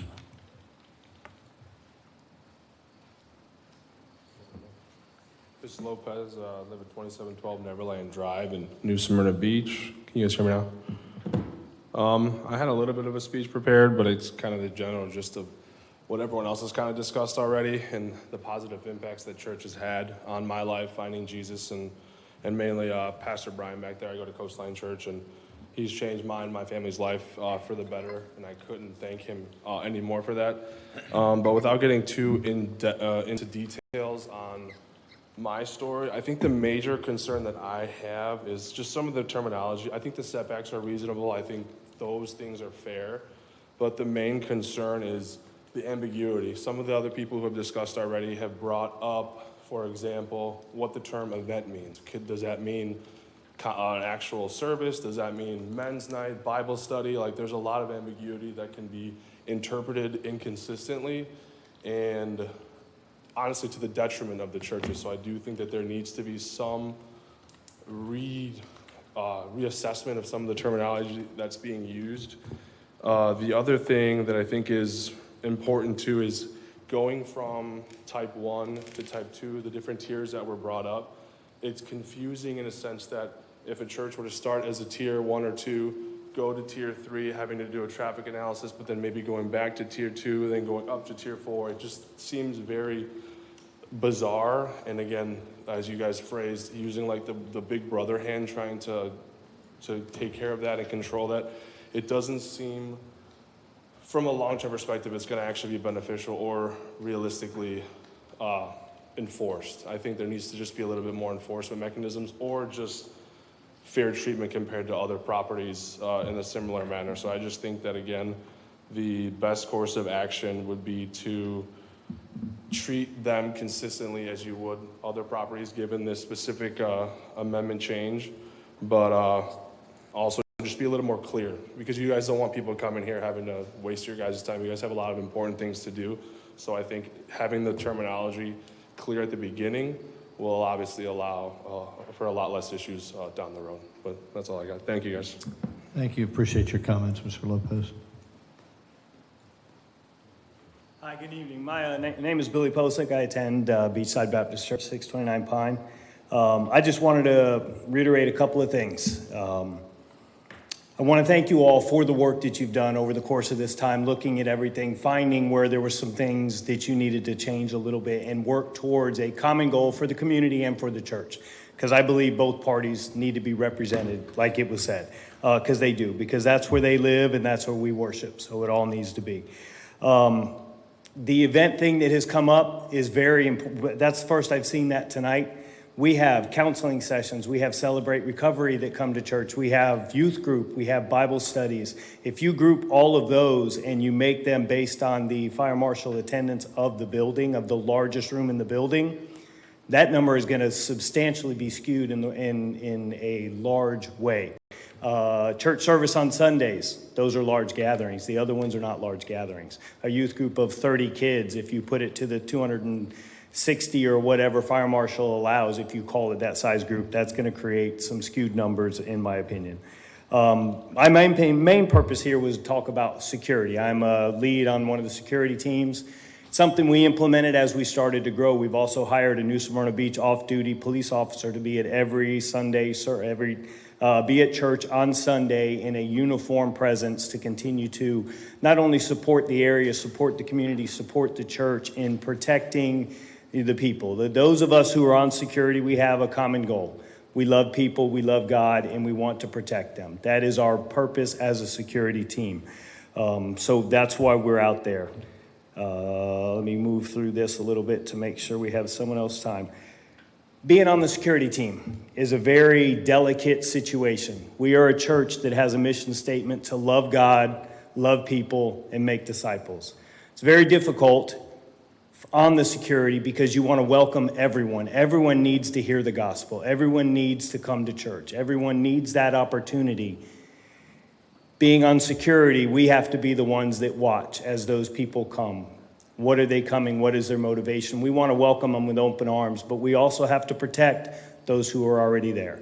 And that is what we've done with security and built it out just to try to make sure we're not only securing the campus and the people, but the area around. I generally on a roam and I walk and I check the streets and I check the area and try to make sure we're not parking in the wrong places and things like that. So again, thank you for all the work you've done. I know there's work still to be done and decisions still to be made. So bless you all. Thank you. Thank you, sir. Appreciate your comments. Before you come up, Attorney Gow, we've got a technical issue here. We are at the 10 o'clock hour, which statutorily we're not allowed to go past. Might be good, since we're going to have to continue, for you to even open it next time we get to do it, because you're the council. So, Can you Madam do it Attorney. in 30 seconds, 60 seconds? I think we could get a vote. Okay. Proceed, It's a ma'am. first reading, so we're going to Got it. see this again. Okay. I'll be brief.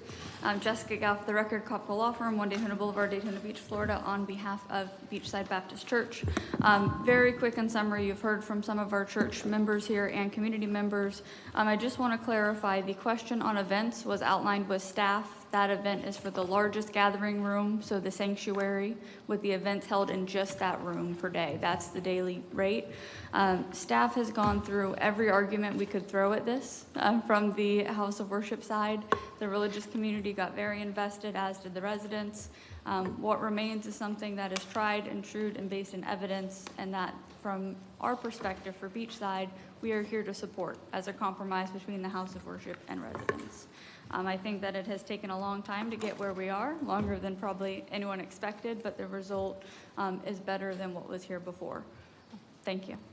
Thank you, ma'am. Appreciate your comments. And so, as I understand it, City Attorney, the terminology of event occurs for the worship service in the worship room. Any other meetings in any other rooms doesn't count toward that quota. Told you that was the hardest thing to grasp on this, but the intent was really probably the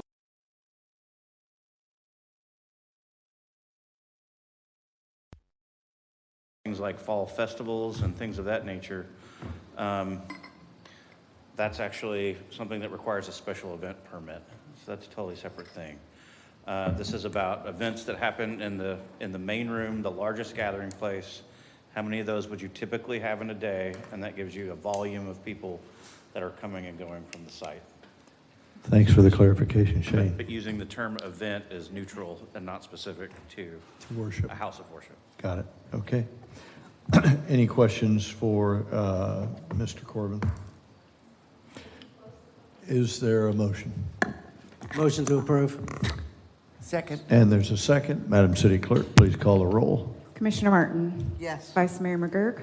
Yes. Commissioner Ashley? Yes. Commissioner Perrine? Yes. Mayor Cleveland? Yes, Thank you. unanimously approved. And now, Madam Attorney, we have to decide to come back and when that is. So if I can read this title real quick and get a motion to continue, the rest of it doesn't matter. This one, we paid a pretty hefty fee for an ad, so. Okay, so we're gonna, you're gonna read it and you're looking for a motion to continue? We'll continue it to the next meeting. Go right ahead, ma'am. Ordinance number 2626, an ordinance of the City of New Smyrna Beach amending the land development regulations, amending Article 5 zoning district, Section 50402, specific regulations by district to add parking lots as a permitted use in the I-1 light industrial district, providing for codification, providing hearing, provided for conflicting ordinances, providing for severability, and providing an effective date. This first public hearing will be continued to the May 26, 2026 hearing at 5:30 p.m. in these chambers here at 214 Sam's Avenue. And if I could get a motion, second, and a vote, we can move the rest off. I'll make that motion. So motion, and the motion is to approve this continuance and move the rest off to the next set Correct. regularly The other scheduled ones meeting. aren't advertised. For clarity, is there a second? Second. Madam City Clerk, please call the roll. Vice Mayor McGurk? Yes. Commissioner Perrine? Yes. Commissioner Martin? Yes. Commissioner Ashley? Yes. Mayor Cleveland? Yes. Thank you. Okay, and with that, since we are over, we are adjourned.